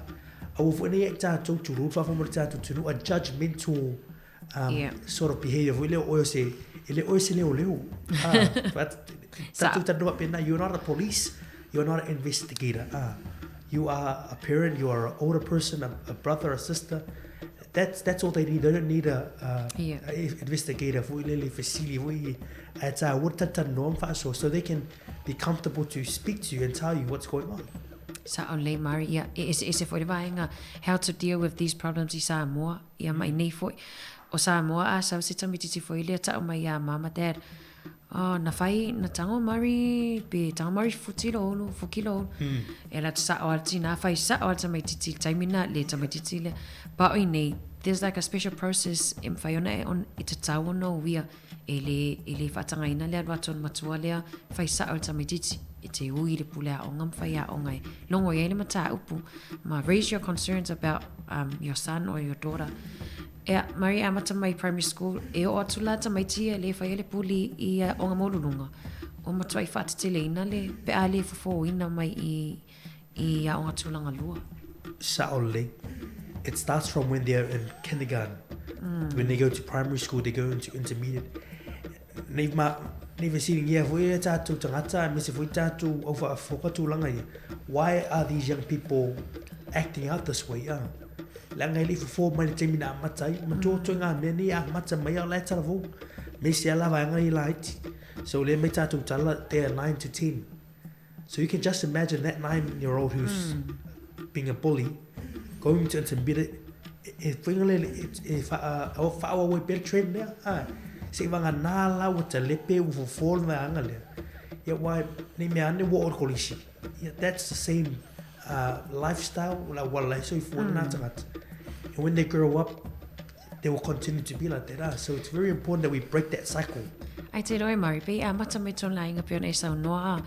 You know, us matato siblings, tato matato usomtoa.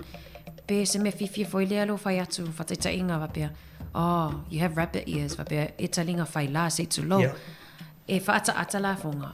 But that's bullying. That's bullying. In and family, in it's tono lai. Exactly, Le la pe ele ano tato.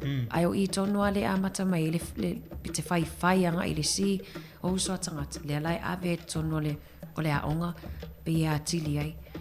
Ia mana ia pe ona I vainga tawana o nisi vainga tawana ta po. I like that.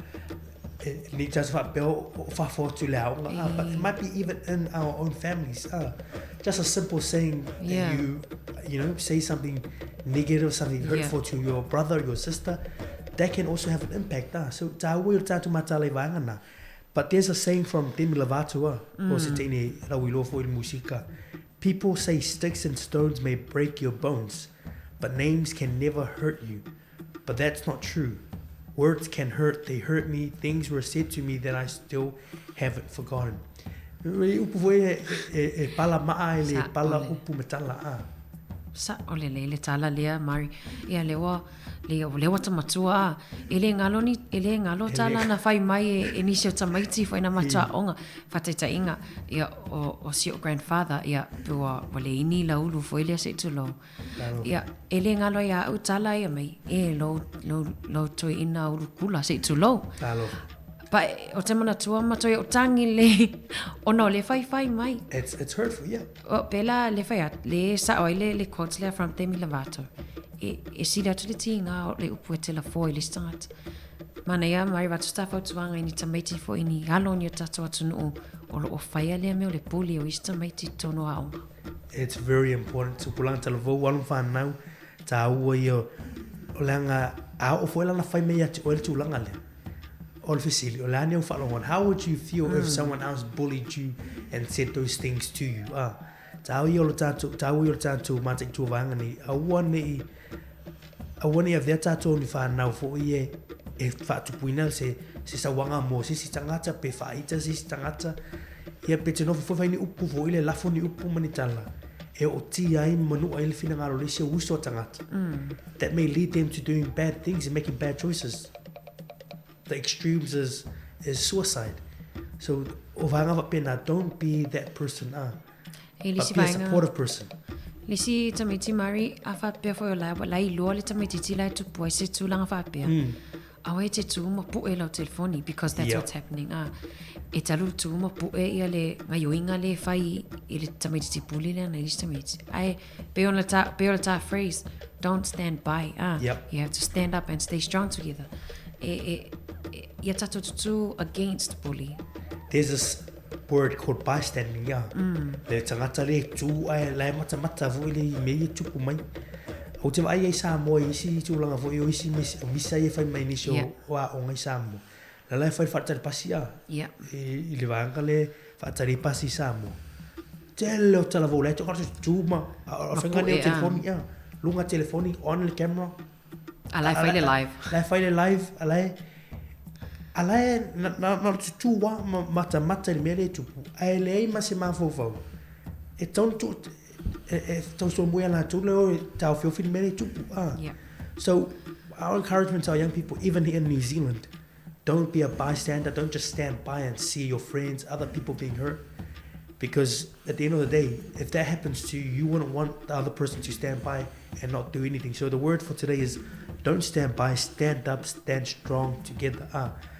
Fai na isa wo na te vai tu la tu pois fa. Alu ta os fai a onga. Ya pete alu fai tangata na stop it. Don't bully my friend. Me pe na that can help. But we need to stand up, not stand back. We need to mama. Ma tu lo ken mai lunga ma pu es fai so life. Oni le tonga ni Maria mana ia o nai fautuanga o ta porkalame ia atono foi atono ia o le aonga I mo se tamititi foi o who's going through this. Open up to mum and dad whaalongo, whaalongo maa pia ta watu ia i whawhita uli le tupu le onga. You're not alone. There's a lot of people out there and there's help. Lai ele hope malif sosoani mo. Oi. Very important, man. There's a quote, hurting others won't fix your problems. Stand up for your friends and they'll stand up for you. Putting others down won't bring you up. Tu finan? Ia vai, sa o le mana en manino le o ta quotes le mari o lo tango e whaise vaenga pe sa waina le sio voi la onga. E leo se fofona o whawhita auli. Stand up for your friends. Ia e alwe be there for your friends. Ia so soani la wo boy wai lava la wasenga le e tupo le whawhita auli. Ai va pe foi le tsam foi tu I lalo le sio la wo. It won't bring you up. Ele va pe pela va te ingo tawa mari. Ele va pe le lo tango ni bully mari. It doesn't make me the bigger person.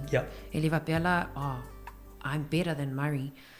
Ia lo le ia fa mon mole te pula tala vo. To ia le mat tulia. Ma Mari te fa manino tatum ta upu ia ai ona o le la walunga I tatou tala ni vai yaso. Stop the bullying. Don't stand by. Stand up. Stand strong together. That's a very important. We don't know how to put it in other words, but please, please, please, please, let us not be these young people who do these things, because it's going to affect other people, and we wouldn't like to be treated this way, how we treat others. Loto au o te mapuai. Wa ole pongi sa fa apea ona punitia lela. Wa ole langi ole timu fo ile muta. Wa ufitia le moenga le tofai maloi mata. Fetilo fa isolo wale tau ailo na loto.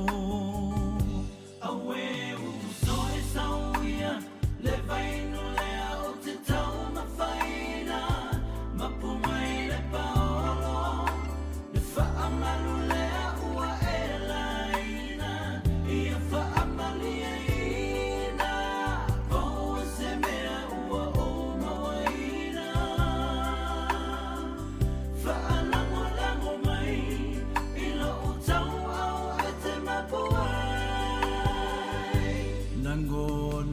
Fia ai se fulu sene fa alavai a o se atofanu e fa alavai o se papa mafu amu ia la salo wa malo lo na masalo salo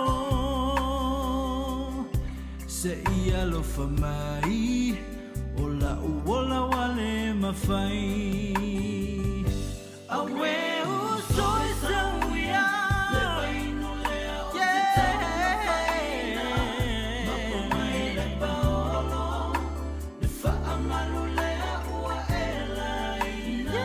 Ia fa amalina o se mea ua o mawaina. Fa alamo namo mai ilo o tau au e te mapua. Lo usa awe uso e sauia le vaina o te tau mafaina. Mapumai le paolo le fa amalu lea ua e laina. Ia fa amalina o se mea ua o mawaina. Fa alamo namo mai ilo o tau au e te mapuai. Awe uso e sauia le vainu lea o te tau mafaina. Mapumai le paolo le fa amalu lea ua e laina. Ia fa amaliaina o se mea ua o mawaina. Fa alango lango mai ilo o tau au e te mapuai. Ia, toi whamalo atu o los whanona minute te ele tu lai wha, po kalame le tupulanga talavou, ia ile tautua le siufonga lau mua, manga lua te olua te bema le tuanga ni a Murray, ia wha au tautua, ia la lea ile tupulanga talavou show. Murray, ia, ne tata noni le bullying, ia ai le wo o mai le sivaenga o tā ua i o le tato po kalame. Ia ile New Zealand data fo ilea o le esenga o tutongi o tata whaingaruenga i tutonu o New Zealand. Ia, data la le sau tata Pasifika, tata Maori, ia maisi lava i tu a inga ethnicity. Leva vai atu i le data Maori, pe Pasifika women are paid nearly 25% less than Pakeha men. O le pe e 25% la i titi fua i el tutongi o tinama tamai tai Pasifika mai lo ta ali ima tamaloloa papalangi si tulo. Ia o tusu enga le Mind the Cap co-founder le swafa ia Darwin Stewart. Ia le whapea mai iwa te sima le 2% le Stewart said the overall pay gap of 9.2% was terrible, but the impact on Māori men and women in Pacifica men and women is much worse. Peo lewa vai atu maulalo lawal pasene o tutongi le numero o tutongi mo tangata Pacifica e mese ali tu pa tamaitai. Pe a whatu tusa lea i tutongi o tangata Māori ma tangata papalangi. Po le mea ia o te loa po le esenga fo i lea i qualifications ia po whaspepa tau whawhaingo fie le tau e tata tunu. Ta ua i o le olvaenga le ta o mai i ni vango lea nguli. E ta ua i o lea fo i this data that's been released by Stats New Zealand po si vaenga le olvaenga le Mind the Gap campaign. It's very sad. Le fai lo mai lua sulimpa sene le pa ua i pe lai titi foi le tutongi o tatu tina po tamai tai Pasifika i lo tamalo palang. That means ata te inga fai e lima se furu afe ta la le au fai ngor tupe le mawele e le tamalo palang tu lo fa famrita tu that's his annual pay is 50,000 per annum. That means women's pay, Pacifica women, would be 25% less than. No, we ngai leo just out ngā luenga e tasi. Pe o whawhita o le tūrai mei te mini ngā luenga. Whawhita i ngā tati ngā luenga whaatasi tu whine ana i le ngā luenga leo o le whasalau. Ai te le atu lau tutongi i atu oe. Ai tu sa ngā luenga i e whai. Ai lai le titi lau tutongi. So the issue here is men are being paid more for the same job that you're doing as a woman. So that's the pay gap that's there. There's often it's to do with gender. If I may have a little gender, but it's often seen that way. If I fully to my tie, yamale ngalunga atan. It's too sangal. Tu sape fai foi le gender ile tupa li imai tupa to my tie. I fai foi ile tu ainga tangata no ethnicity awa leo le tamalo palangi male tamai tai politina Pasifika mana ia Murray tu so le lu ile ia tato lu I foi le tupulanga talavo le mafuta mai wale o te lo foi tupulanga talavo Murray o te le lato le wo inga luenga le wo pe o tu le a onga e wo ele fa umala le 13 le wo le a onga e te lo atu la pe fate tainga la ta wa Murray fate tai pe ata wa fate tai ata te te ata wa le wo ele umala we 13 le sa we 12 o saulua o fainga luenga loa ma Murray who had graduated with lo wa ye lo paspepa ora le o sau le tu sanga luenga lo ta faia e te le ala le peo Murray ona le lan paspepa le sa fa uai peo isi o le si ese sengal na o le stu langa na le ona pe e sili ia le tutongi ia ma le gender ia ma le pe baba ai foi le ese sengo ethnicity e tele ma fuanga e tele e o mai si va mai o gender mai le fiala o o tamalo e sa ule se mai e lo fast pepa ni so fast pepa that's the kind that mai foi on Pacifica al pala so in our workplace it's tawa le la hilva ngale it's tawa na feme that's the purpose behind this is there needs to be a fair pay equal pay it shouldn't be e se to tongi o tangata le e whaira ngā luenga o le whaasalau. Ia ma a whai le tati ngā lue whaatasi ngā lue whaasalau e te relo tongi a le that's the kind of thing it is for it's got to be equal pay. And o le nganga na le mai le ngā luenga le mai le minister le o tamai tai Janseniti. She wants that every business in New Zealand is reporting on the pay gap. Rono winga mana o voile ia fai lo mo tanga e business to New Zealand. O le ale ese ngatu tongi lai tanga te whenga luenga o la to business. Le vai atu mana ia le waile petition loa ave saini mai. Ia le vai atu pe o siria ma le fitu wafe ia kampania po business ia wa saini ia mana o ia fatutusa o mai ia le whainga tutongi. A wau te loa ese le fea ele fea fo ile mo tangata fo ile lai fa maoni tusa le ia ngā luenga sa oi oe ia ele o atu e luas fu 5% kasi le te tutongi sei 5% fo sei 5% alua le musu 5 it's a big fo ile it's a watu fo ile it's my tai ele Billy no me matoitu. I'm very supportive of this, and I'm supportive of our young people. Ya faile va hanga maselu tau fo ile mo tatu fa na uma tala vo ye le mata chulu mana I manime ya awone ye mana tu fo ile don't think less of yourself. A fa tu se luanga na fa male boltama. You should be getting the same pay. Ele fa pet ese tuanga luanga ai ese ton should equal fa tu sali ya fe la lo tu la fono ya motanga to soi fo man it's not something for ile it's aloima it's unfair for ile pe fa ese ton anu luanga tasi moni le Maria mana ye foi mele tawa Maria le fa uma le onga so el fa spipa vai fa spipa na fa melom tu mo to ina Samoa fa ya ma so el fa spipa ya awa ne to no Maria tala la vale le fa spipa inga winga moni la the more qualification you get the more qualified you are the more pay you get le fa le tupe ya ne vai taimi wa si mo nga tau soi fuanga wa le to tango fi se vai nga ya sauli ai to anga fai mea onga o fil fa spipa so en ngan wenga le to see mama dad mana that's a great encouragement for young people. Do well in school and ensure that you don't get into this position and when you get there you fight for yourself and you know your value. You know you can earn more because you have that value, so do well in school and don't let these kind of things of unfair, this equal pay, there's not unequal pay amongst our Pacifica people. What te me si te tūlanga o tangata Pacifica.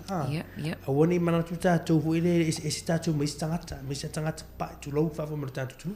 Mana ia fight for your pay. But it's whawhonga mai a nai se ele pay ngā o ele wainga na. Awa Mario tuputu langa na ai me se lava tamaiti e whatoa o makolisi. E inisi o ngā luenga lea e ripotia mai e serwhainga o latu tutongi. Mele e usu tae au sau e pō.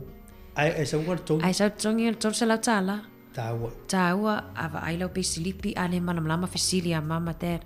Lewa an whainga luenga tina amata maa lai manamlama whainga tutongi. Ai awa tino whanofo a pia whapete loa i lo whetawile tutongi na to. Oe, whautuanga nea fiafi, mari nea fiafi las wharaile ti munga ni pōrua. Mana ia nā maanga tala vau, tu nai lo atu porpona. Whai malu i tau ia te oe, you know your value. Whai leila wa onga mola whaspepa. Kia lau fwoi whasili a hui lau koki pule au e lau koki. Because you know your value, you've done the work, know you're qualified, and you'll be blessed in that way when you know how to back yourself. Ma wani, wale tu sewa noi I tātou tangata ia ona pisinisi. Fo ele whai meni winga fo ele whetau ia te oe. Ole polling. Ole polling le mea nei. Ata e sere mele song ota la, kong kalake ai e sere mele tongi oe. That is a form of bullying and you need to get under it. You need to be paid what you give. Ele wha peona wha ngā tātou ngā lui. Ia ai le o tau ia le tau ia. Moni le wai tele vaenga whapena le tupu taimi nei o le puli I tutono whawhainga ruenga. Me le amata mai a onga ele fwoi o tutono whawhainga ruenga. O le puli e istangata ia, me se lava tupulanga talava o le whatoa uma lava la toa onga. Le pe vai maulalo I tangata I ua ilunga na whai atua whain melea. But whai use your manners. Whai le tala mama te ar whateo ia so ia. e te whai atu roa pena whai no whaonga mai le wha mon mole ma whaftai. Mane. Ta ua i o vaenga la iti a mari e te tawa whatau. Yeah. Ania. So fia tamatani tama Samoa o mai ni vai ngola uli.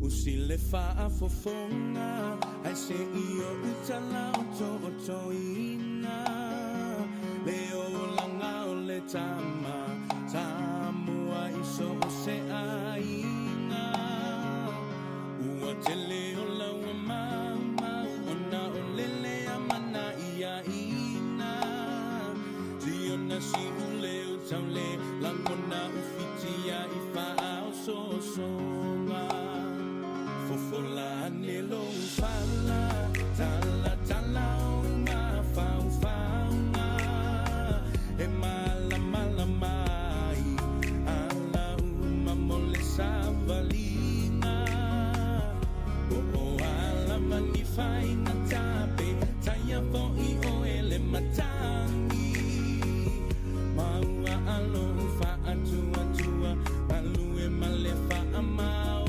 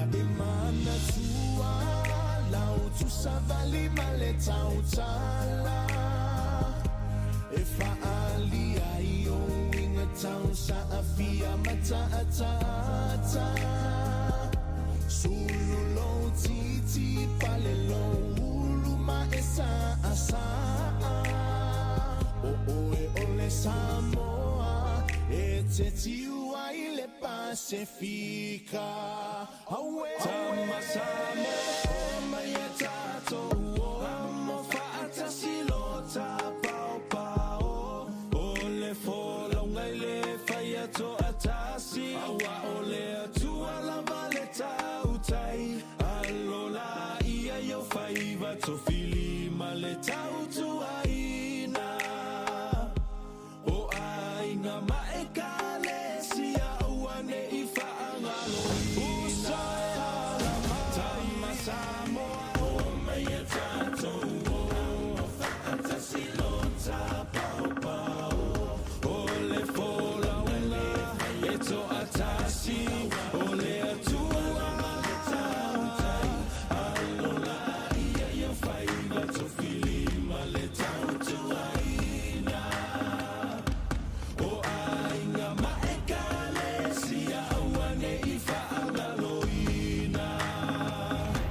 Ia toi whamalo atu, tofi o tamtane, ia manla to whawhiwhianga tama Samoa maia. Maria besele le sume tuangani a ete, reo pena ia ma le sunga ia Nathan Lopa, ia mawino. Mana ia. Tamaiti purua, tamaiti Wellingtoni. Marimana ia vaenga lena ia maia nei calls for a dramatic reduction in vape stores. Ia vaenga le lena sawitua le masino you like. Ia mana ia pia. O te loa le e whamanato tu pe vai so uma. Ia ono le tele o fale o loa tata noa la ta ua mari I lawe tatu I porua. Le tele o fale o loa le mwhaion whaatawa le penny leo le pese penny le cigarette e-cigarette leo le vape ia onga nei porua la le ta wingoa onga ai a fafsanga le ala onga man fale leo fa ta wi a rubinga to fa na wila onga lai a le whaatau fo tono Terry's whaatau tono o pamu. There's a lot of places for it there, but ole lamno te inga le tu mo tala vo. Le tu el faita lia man pule atangata matu le winu ifa masuma fa tu sanga matu, but the young people wo oi fa na wiva tu sanga ngai lalu. Le faati do ni tu langa ni. Ele o fa malosia le tulanga le le matanga lunga onga na te le matanga lunga so for malolina. They are strongly against young people using vapes. So there's a call for a dramatic reduction in vape stores. I don't know. Le man na o le ya pulenga no mai tono New Zealand, the local government New Zealand. Le avela to fa sia le malo which is tau on fa ise tulanga foila.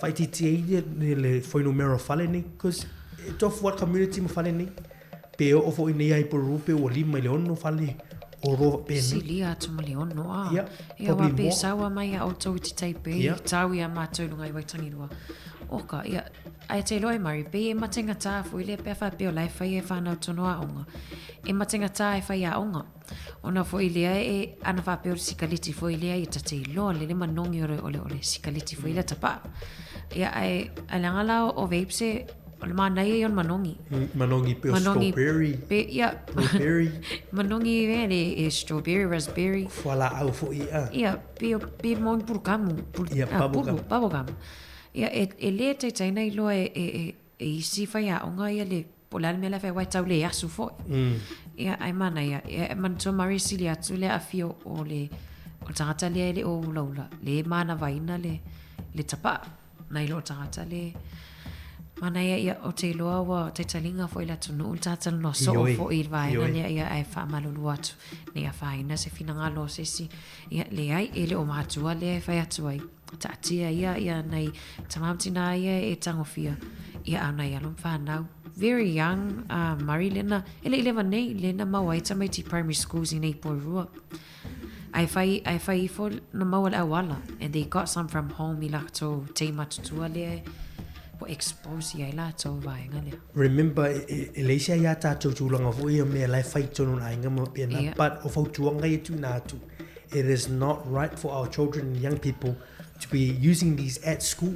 Schools are an environment to learn ya o tawina la to ya o wina la to fa potuina il tulanga al potu sala laulu i temini ele o sino fuanga o mai le o nga fai tulanga ni it impacts their learning we find now it tu va senga e o fa mele.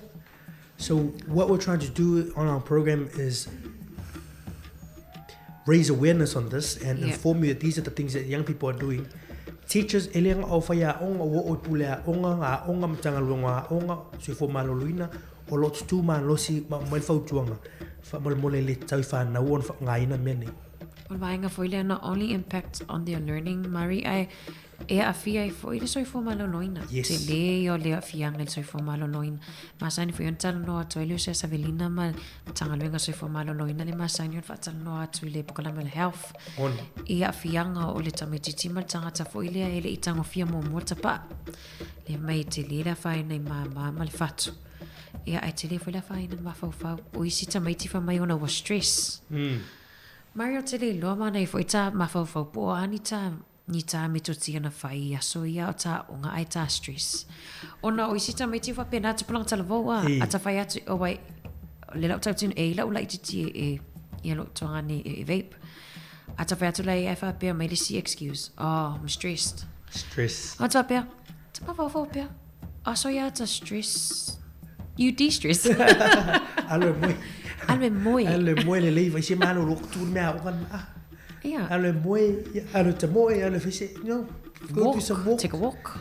Yeah, those are the ways. But these things, te loe, everyone has their own way of de-stressing. But when it comes to young people as young as 9, 8 years old, then that's something else. Lo fai ma tu me tu. Yeah. Avele lai tio tau sanga, te iwa tau sanga. Iwa tau sanga ma tu se fun tau sanga ma tu. When I was that age. It's funny how time changes. Ese foi il mali o sui ngor temi male la nga tu pulang le we temi ni matulanga ai ma fo o to fine ana temi na o ngai primary school. It's changed because of technology is changing. We hear wala forma technology for the wo mai Ia e ono a fie fo tātou alon whanau.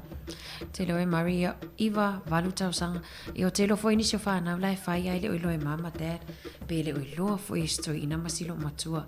Me siri le la tata ua i grandparents Mari i tapo kalame. A whaalonga o te loa pe o la umonongi mai le. Pe o la eno fono foa. Pe o la emo puru kamu mai pe puru lole mai tono le o le tau kitchen. O lona winga nai whai. Nai whai e alon whanau. Awa e le leilef so soani o nenam papa. Especially grandparents. If sosoani nei tatou alum whanau wai, ia, e te mai loa. E te ngai na umatua wai e te le alu e awe oed whana mai. E umai whaa, tu ulenga luenga mam, tu ulenga luenga luta maa, ia, mai maule aswhainga luenga, ai leo sau e awe oed whana mai. O sort sila, asthma. It triggers asthma, Tā ua te leo nā whautuanga tupunga telefou, te whamanatu e te u. Tau isfuman whaminuta tēnei o tāle u tūlai 5.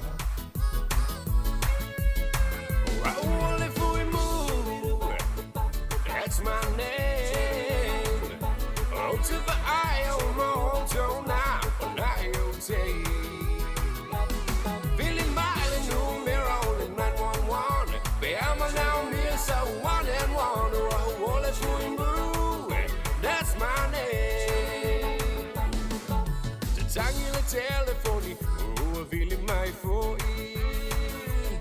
Le fale fa mole fa tope.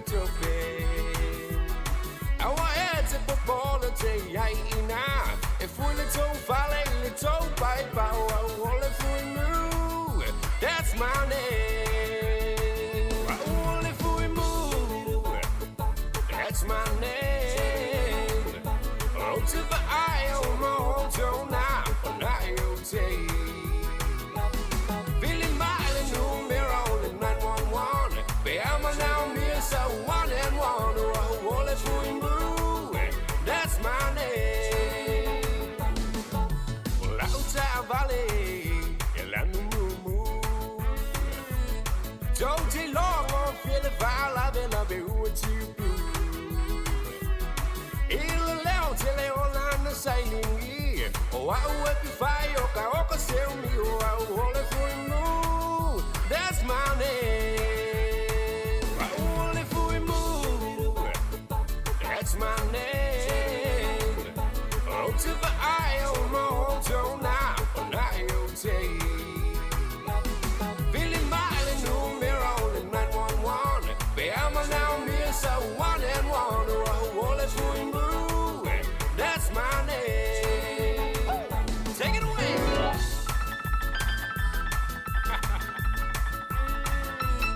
All right, baby.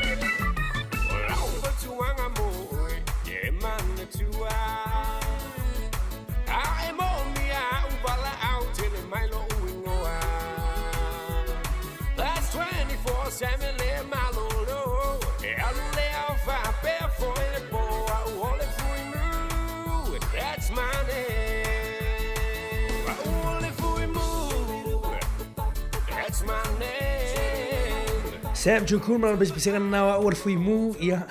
We. Te vine ana e nei fui mu ia na. Na atua fo ide no ana vai atu ile a o la fui mai mo vini tanga fing fai a o. Te pusa vo le por le asu ile tono le o fare le ta o. Yo atu ile fui mu atu fa na wie fa nga me o vit. I se ta se kolisi a. Ta se kolisi. Ia vai. Ia o te loi Marie vainga le o Samoa. I te me o ta mai Samoa. Ia. E whaingo fia lava na maua e inisi o tamaitai fo ina mwhaion matu a onvata si tutuli ona o le sikariti. I ona la le manatua a uraula tangata i whawhatu i le Mari e tata i luang le leia o le tapaa a. Pero vainga na le mata i angata i pion tata noi foi ia le vainga le vape. Es futa la tau tamai. Ngana pisi penny. Se vainga foi le chargeable. Vainga ni fai ona fanga.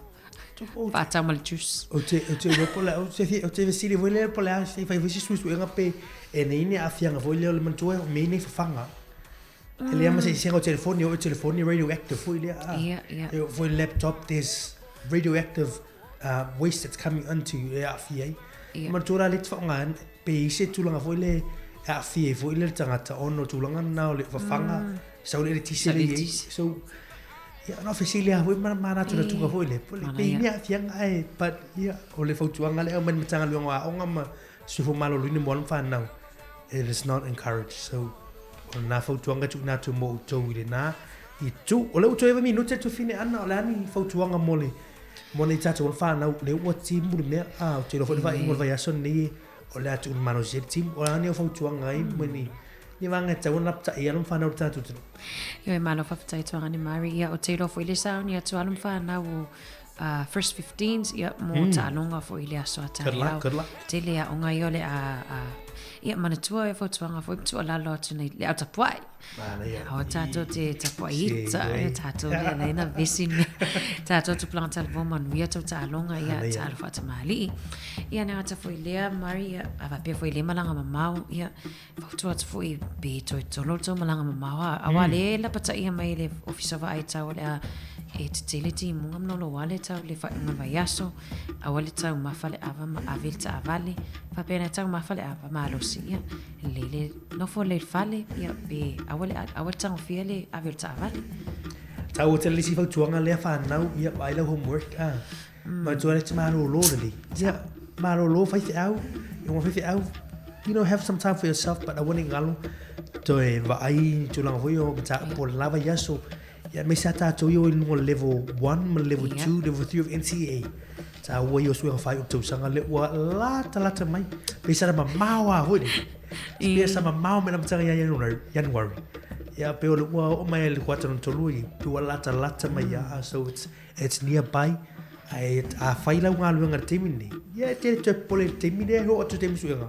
ya lo mana fair ngalu you've done the work you've done the preparation toi lo masina toi se tu lo masina ya ta tu na foi no foi face if our mom and dad ni weekend pa wala wala te so soni a mom and dad faingo chores ile fale mana ya pe ave tanga me fafo ya pe fa pe ai la mai ya ninga te leva ai sa ngale mo oi vai lo telefoni tu le stay ai fai sa moi oh yes very important don't find less time on the phone more time talking we fai so ta alonga mo matua your siblings vai pele do something voi le mania mata sto wata ta no fa so do something fai foi lunga la tele like we always say the safety on the road if you don't have a license you shouldn't be behind the wheel I watch fa wa lunga ta vale li so lai senni that's especially when you're a young person wa oi yeah averta vale yeah that's issues even respect for parents and mo ave wo na yo te lai ti especially that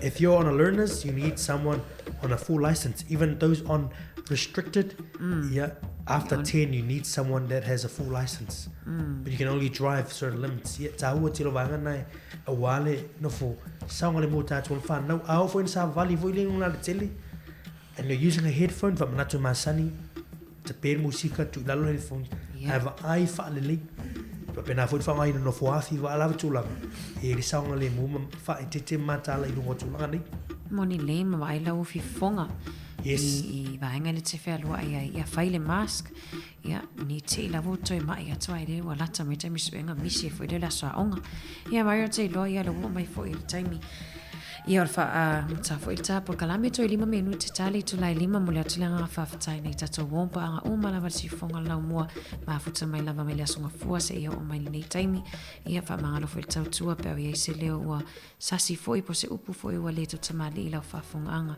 ia ai mania tele la fo fonga fa mo va yaso mai la fionga de pule ia male office fa sa la o si fonga la mo ma to te fa to fa so fonga le nei time